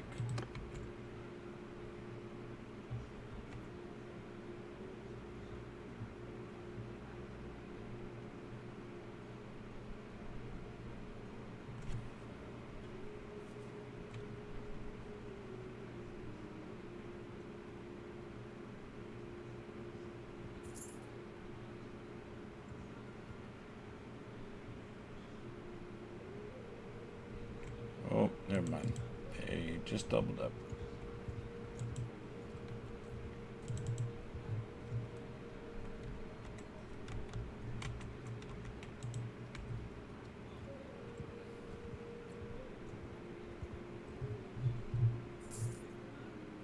Oh, now the armies are moving up this way.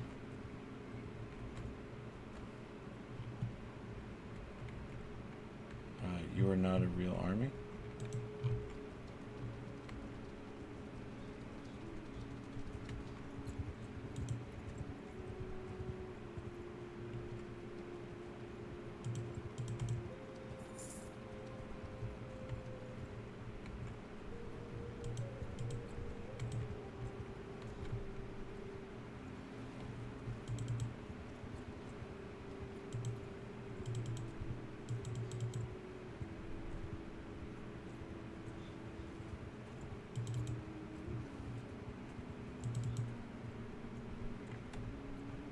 Thought for sure they were going for that castle's defense, but I guess not.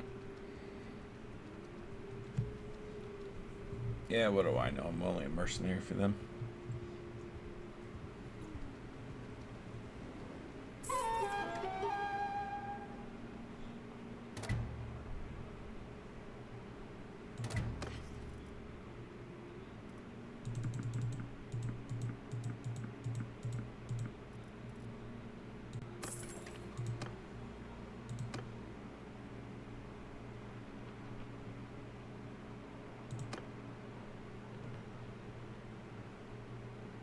I just can't remember what size they send in the ambush.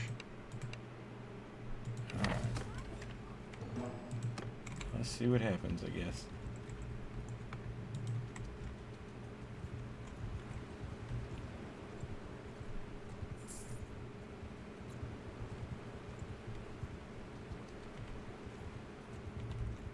Okay, it's only 40 of them.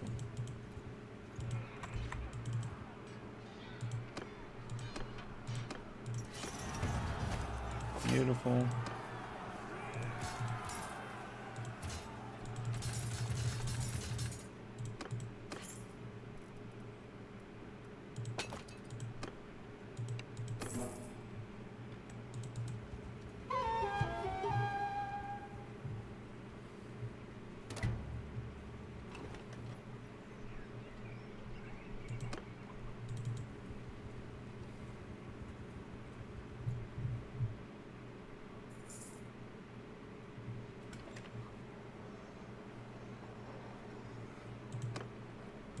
It's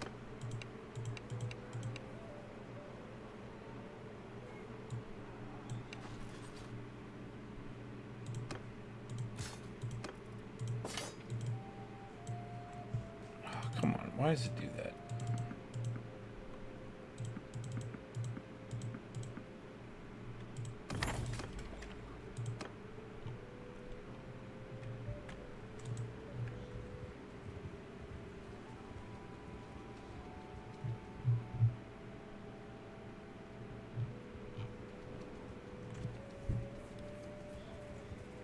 A lot of our stuff being attacked, and it doesn't seem like people are doing much about it. And seeing as I can't call an army, this is definitely not on me. sorry. Yeah, we'll go do a hideout. No problem, buddy.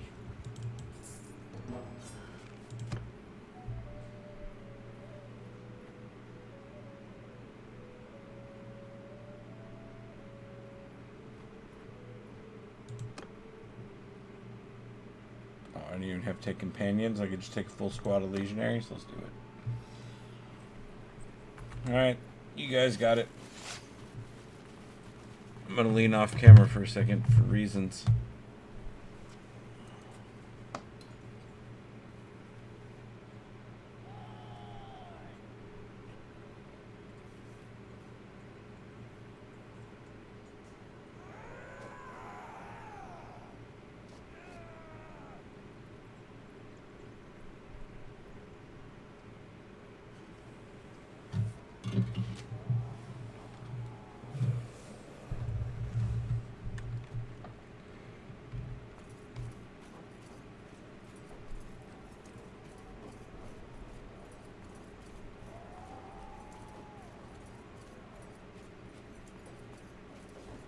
I don't love that you guys decided to split into 3 groups.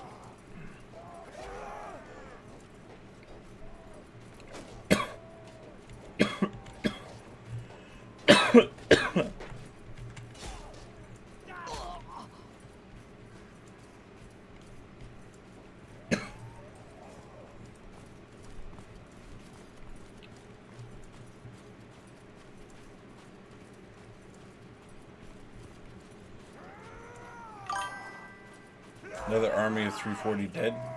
Man, you are on a roll.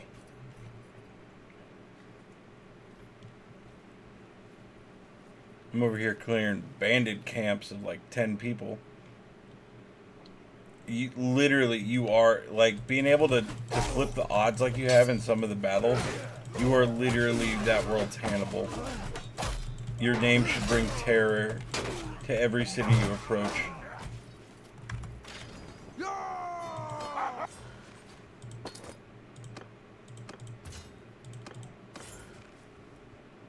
Hell yeah, boot upgrade.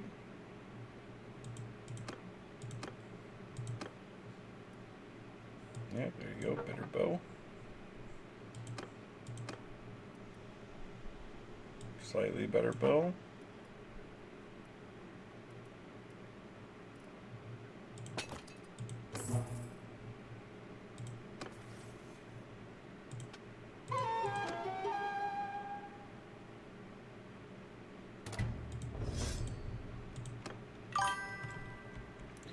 Brought the Valandians of the Northern Empire and the Batian to their needs and forced the scrap recruits from the... Nice.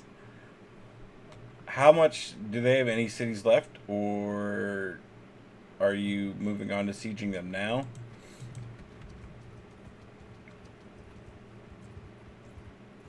We've got no quarrel with... On my command! Cut them down! And the Assyrians? Nice. Haven't started any sieges yet. But they're all basically like super low recruit armies running around at this point.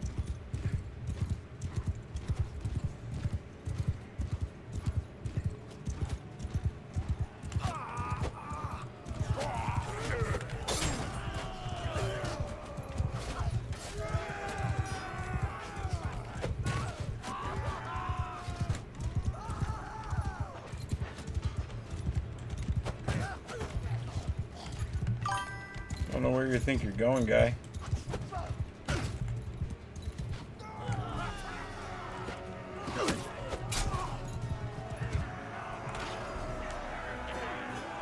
I'm just trying to recover my strength and stuff. Yeah, it makes sense. You have been doing a lot of back-to-back-to-back battles.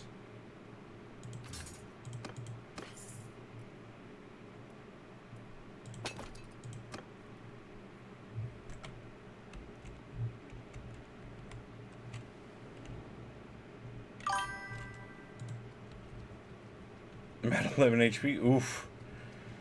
Yeah, that's rough.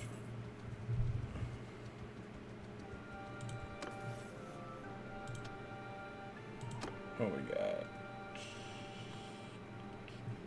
Yep, we'll take the discarded weapons.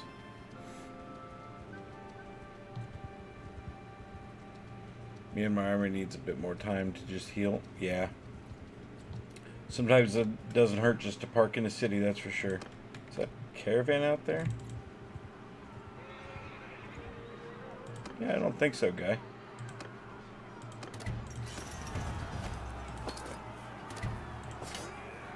How am I full up on prisoners?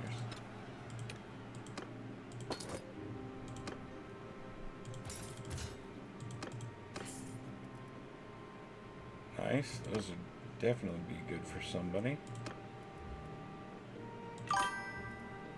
There you go. Huge upgrade. There you go. Is it you that needs the step arrows? Yep. There you go. Perfect. I don't feel like doing a 2-week siege. Yeah, I don't blame you. Taking the walls down on some of the cities is a giant pain in the ass. But for some of them, like, it's basically you have to. There's no way you can get it down without. Unless you're lucky and it's one of the cities that just doesn't happen to have any food and you can starve them out easily enough. Really? You never drop? Oh, I always drop the walls if I can. It makes the siege so much easier.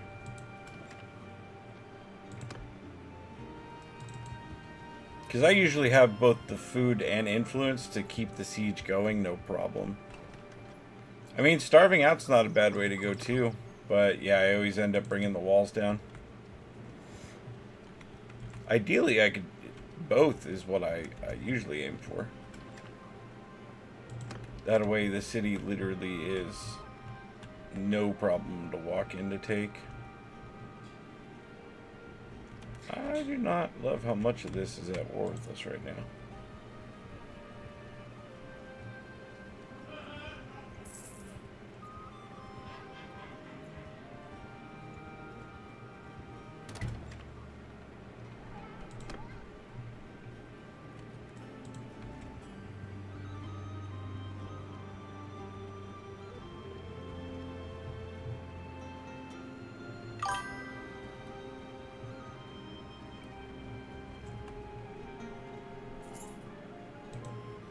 Oh, cool. They're sieging this castle. Let's go help. I just don't have the manpower to constantly rebuild catapults. Yeah, I feel that. Because I'm working with limited manpower, no actual army. That also makes it... Oh, we are not going that way.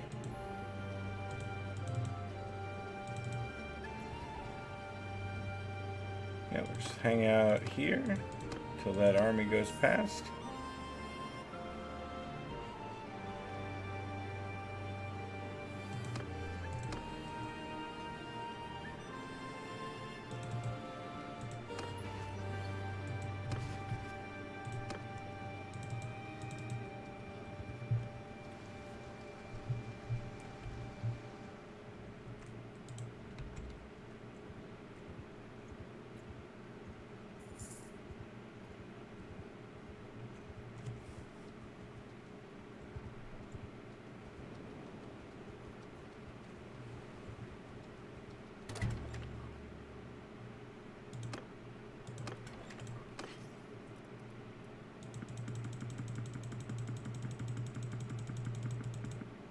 Nice, that's the last of those damn tools gone.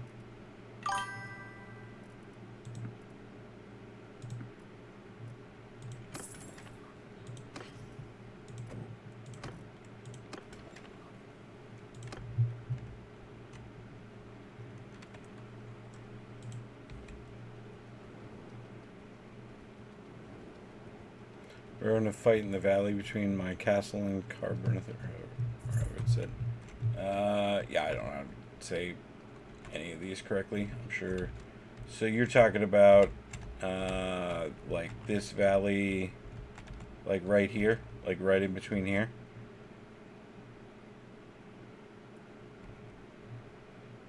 Because you're talking about Aster, right? So I assume you're talking this whole... Which castle do you have?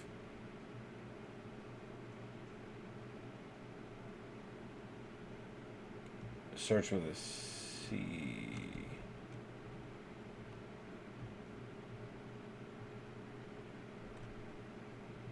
Oh, down. Okay, down here. Oh, okay. So you're like, oh, man. There's not even a quick way to get back and forth between the two. You got to go down and around both ways.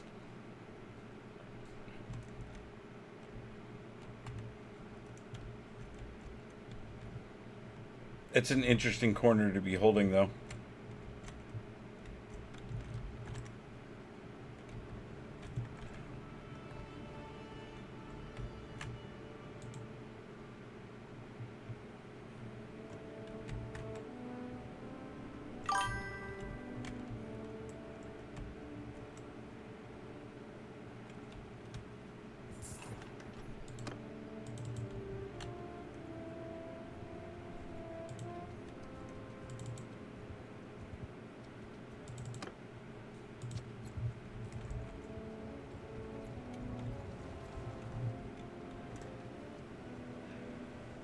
Yeah, there's no way you're going to siege that city with only 580. Yeah, I didn't think so. Feel like the volcanoes in the valley. You know, that's actually not a bad comparison for your situation over there.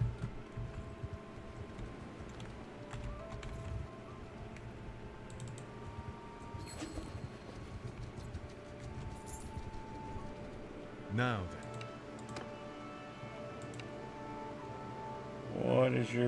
What do you got left? Bit of infantry and a bit of cavalry. Yeah, I'll just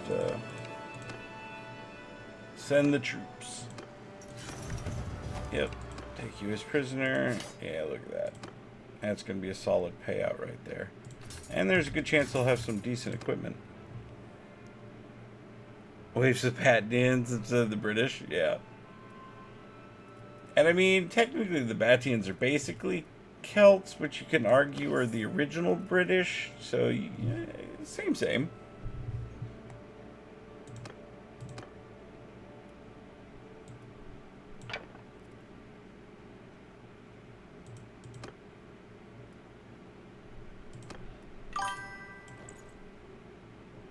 And they both start with B. You can't argue with that.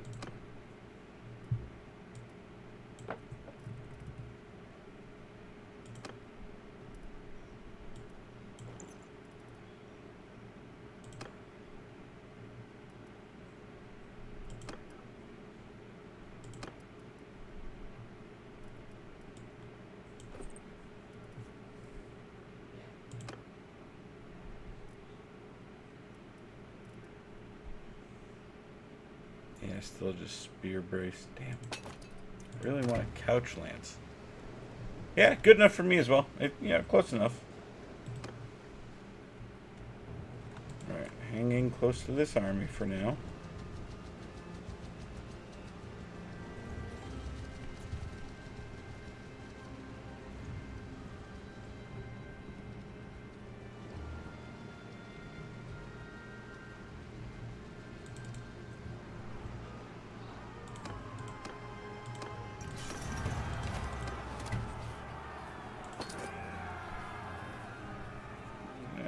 Sure. You're Imperial, I'll take you, why not?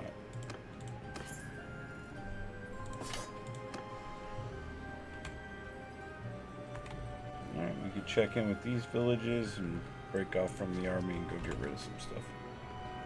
Nope, I am not going to help you break into the commons.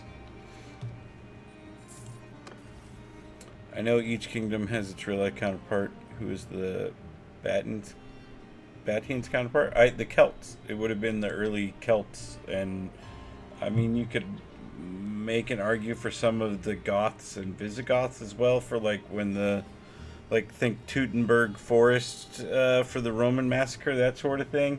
It's all kind of, I think, loosely based off of those, would be my assumption. Now, there might be somewhere out there where the developers have talked about who's their real inspirations for what, but that would be my guess.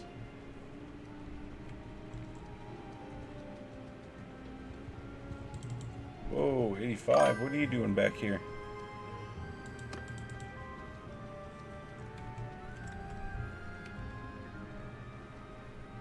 Yeah, except in Africa. Yeah.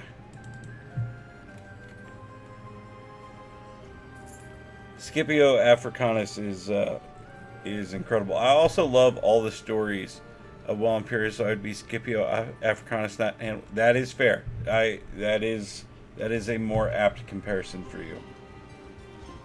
I just love all of their meetings between Scipio and Hannibal years after all the wars and stuff. Just real interesting dynamics.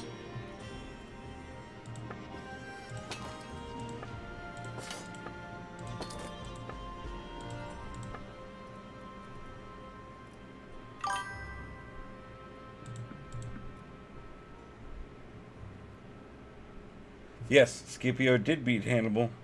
When it finally came down to it, he was able to use his own tactics basically against him.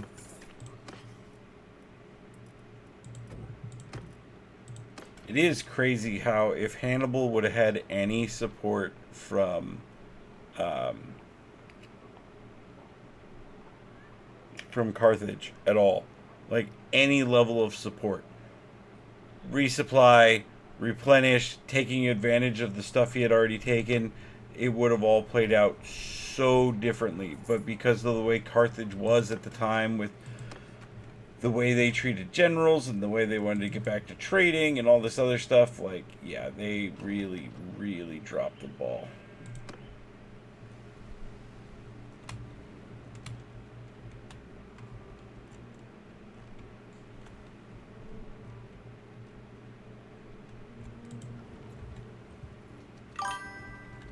And they started supporting him again when Carthage was... Yeah, exactly. They didn't start panicking until Scipio was on their doorstep.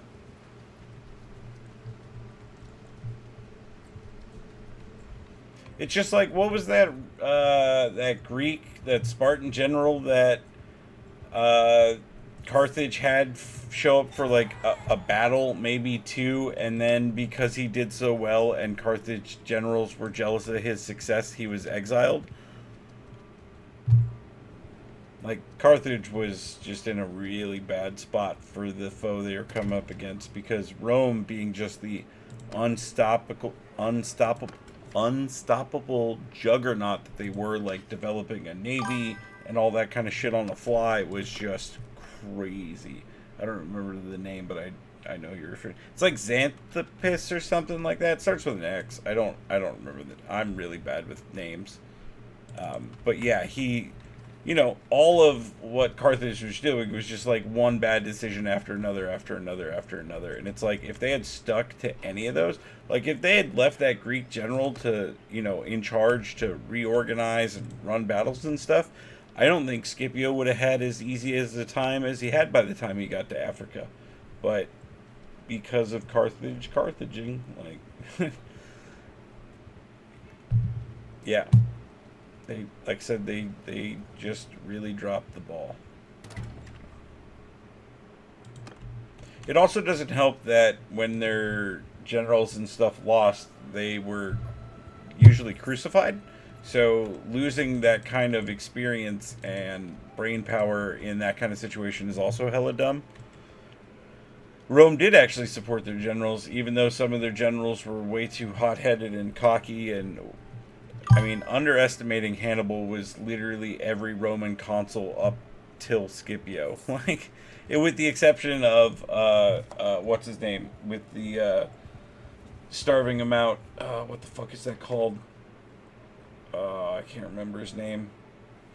The one that would just avoid combat and everyone got really pissed off with him. And then they went to war again. I forget what battle it was that they lost, and then they brought him back. I can't fucking remember his name. Like I said, I'm really bad with names is the problem.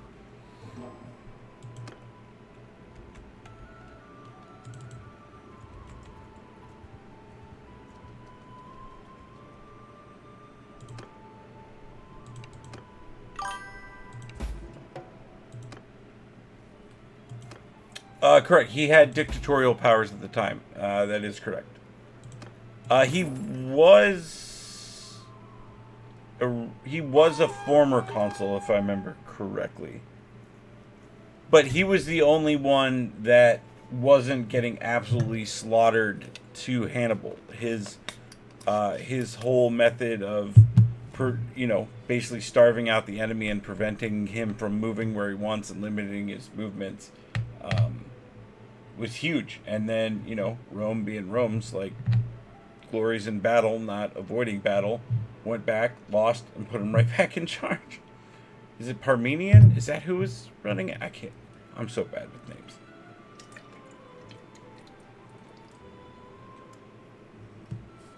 Parmenion sounds right. I could be wrong, though.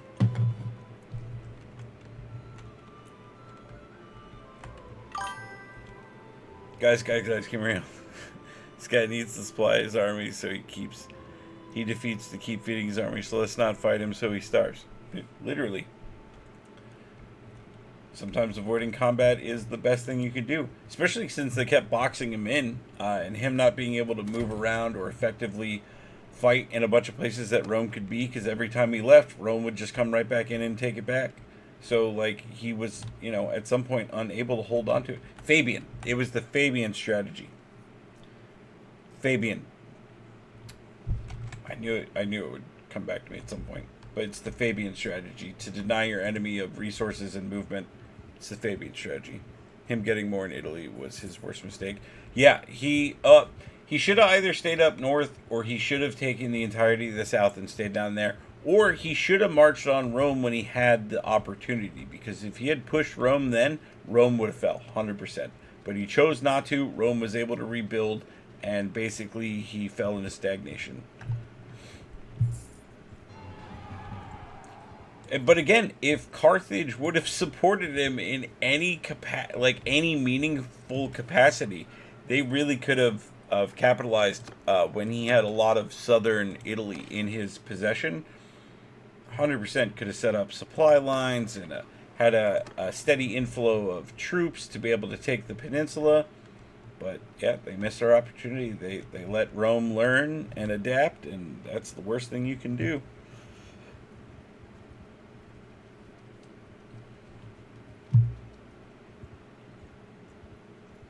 Rome defeated their enemies by copying their enemies. They should have already learned that when fucking Rome popped out a fleet out of nowhere. And then did it again and again and again as it kept getting wiped out by storms. The Romans would go siege Hannibal, come Rome, leaves Hannibal, leaves Rome, sieges. Exactly. Yep. Anywhere he wasn't, they would just go back and take. I do remember when Fabian wasn't engaging Hannibal in combat. So when he learned that Fabian owned land in the area they were, he wouldn't loot or pillage to make it seem like him and Fabian had a secret agreement between each other, and that's why Fabian wasn't attacking Hannibal. Like, the just high IQ level plays from Hannibal on both the actual warfare, like logistical level, and then the mind games he was absolutely able to play. Like when he got his army out of the Capua Valley when they thought he had him penned in, and they attached all those torches to the cattle to distract the Romans, and then he quietly stealthed his army out. Like, yeah, his operational ability and logistics is just crazy. He did. He did get a bit one-sided in the revenge aspect for sure. But I will argue, he was mostly let down by the lack of Carthage support. If Carthage would support him like Rome would have supported him, the Punic Wars would have played out entirely differently. Especially if they would have struck when Rome had no real naval defense. Rome would have been penned into their own peninsula if they could just cover the entire coastline. Like, there are so many ways they could have cut Rome off at the kneecaps at the very beginning of that war, but they just did not take it seriously enough. And then they just wanted to get back to making money too bad enough that, you know, an enemy doesn't consider, you know, an enemy's not beaten until he considers himself beaten, and Rome's never out of the fight. Rome just keeps going. Rome only got as big as it did with a whole amount of, well, you could argue that with most countries. It is a lot of luck, but it is, for them too, with the amount of their expansion, you know, it's having the right man in the right place at the right time, with having a lot of great emperors back to back to back that were not only able to stabilize the empire, but also, like, grow it at the same time. And a lot of emperors were unable to do both.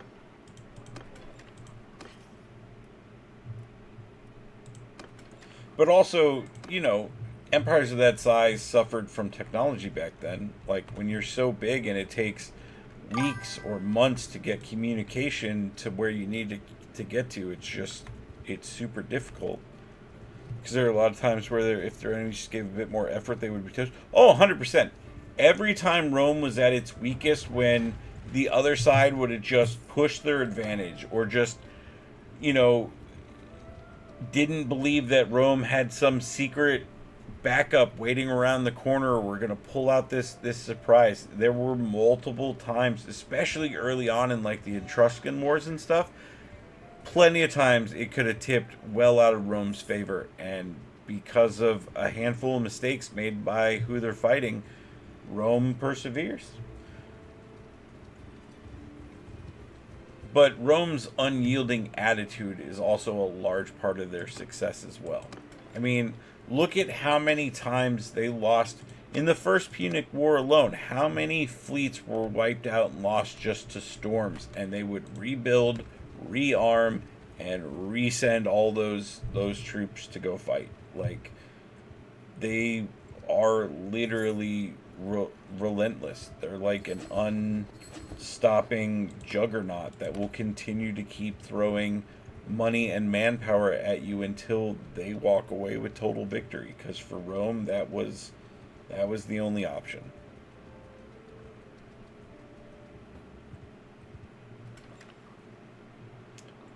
But I do agree with you. A lot of luck played into their success.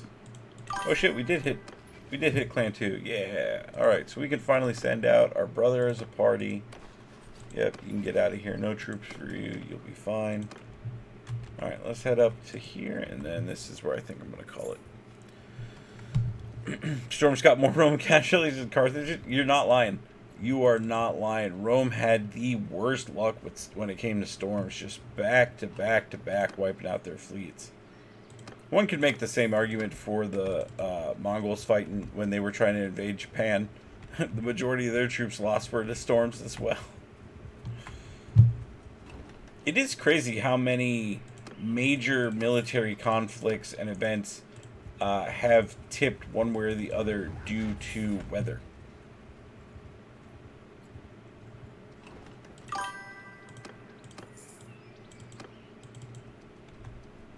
Storm's the MVP of defense. Literally.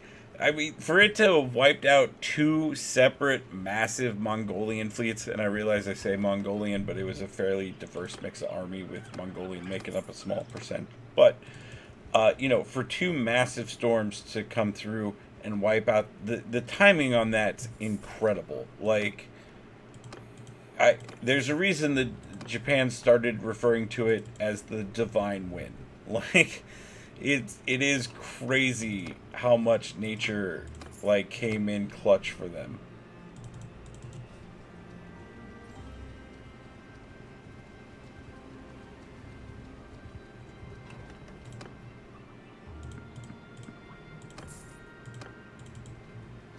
Alright, we are full up. 103, starting to feel a lot better about moving around the map now. We don't have to run from so many things. Well, I say things, I mean other troops running around. charge, OP storm, charge, OP storm again, charge, goddammit, another storm. Literally.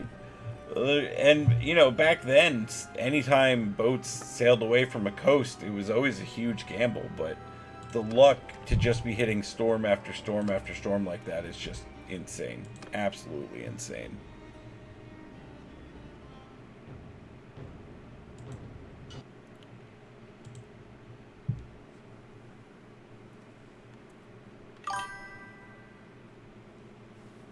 It literally, like, it does start to feel personal at some point when weather just keeps coming at you. I mean, it was the same for the Germans as well. They couldn't get across the channel because of weather and the Royal Navy, but weather really played against them in a lot of their air raids as well. And the channel has prevented a lot of other, like, fuck, you go back to, William the Conqueror? He sat on the Norman coast for months, waiting to invade England as, Harold Hardrada was, getting taken care of way up north. Like, it is crazy how much weather has played a massive effect on the events in history. All just because, you know, it's too rough to go boating. Like, absolutely insane.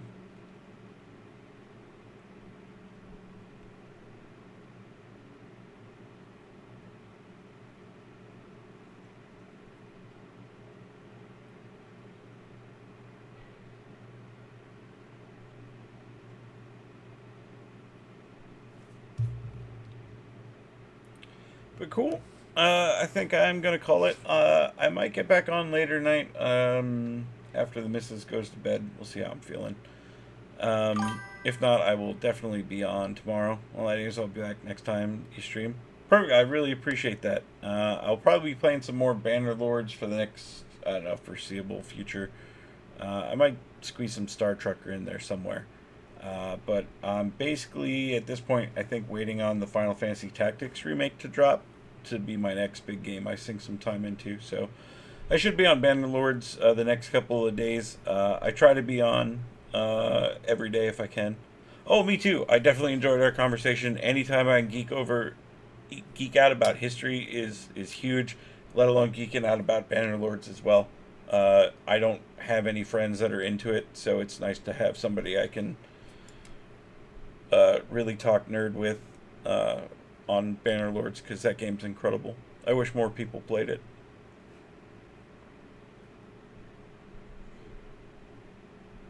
Excellent. I will see you next time, and as always, thank you everyone for stopping by, hanging out, and chatting, and I will catch you all later.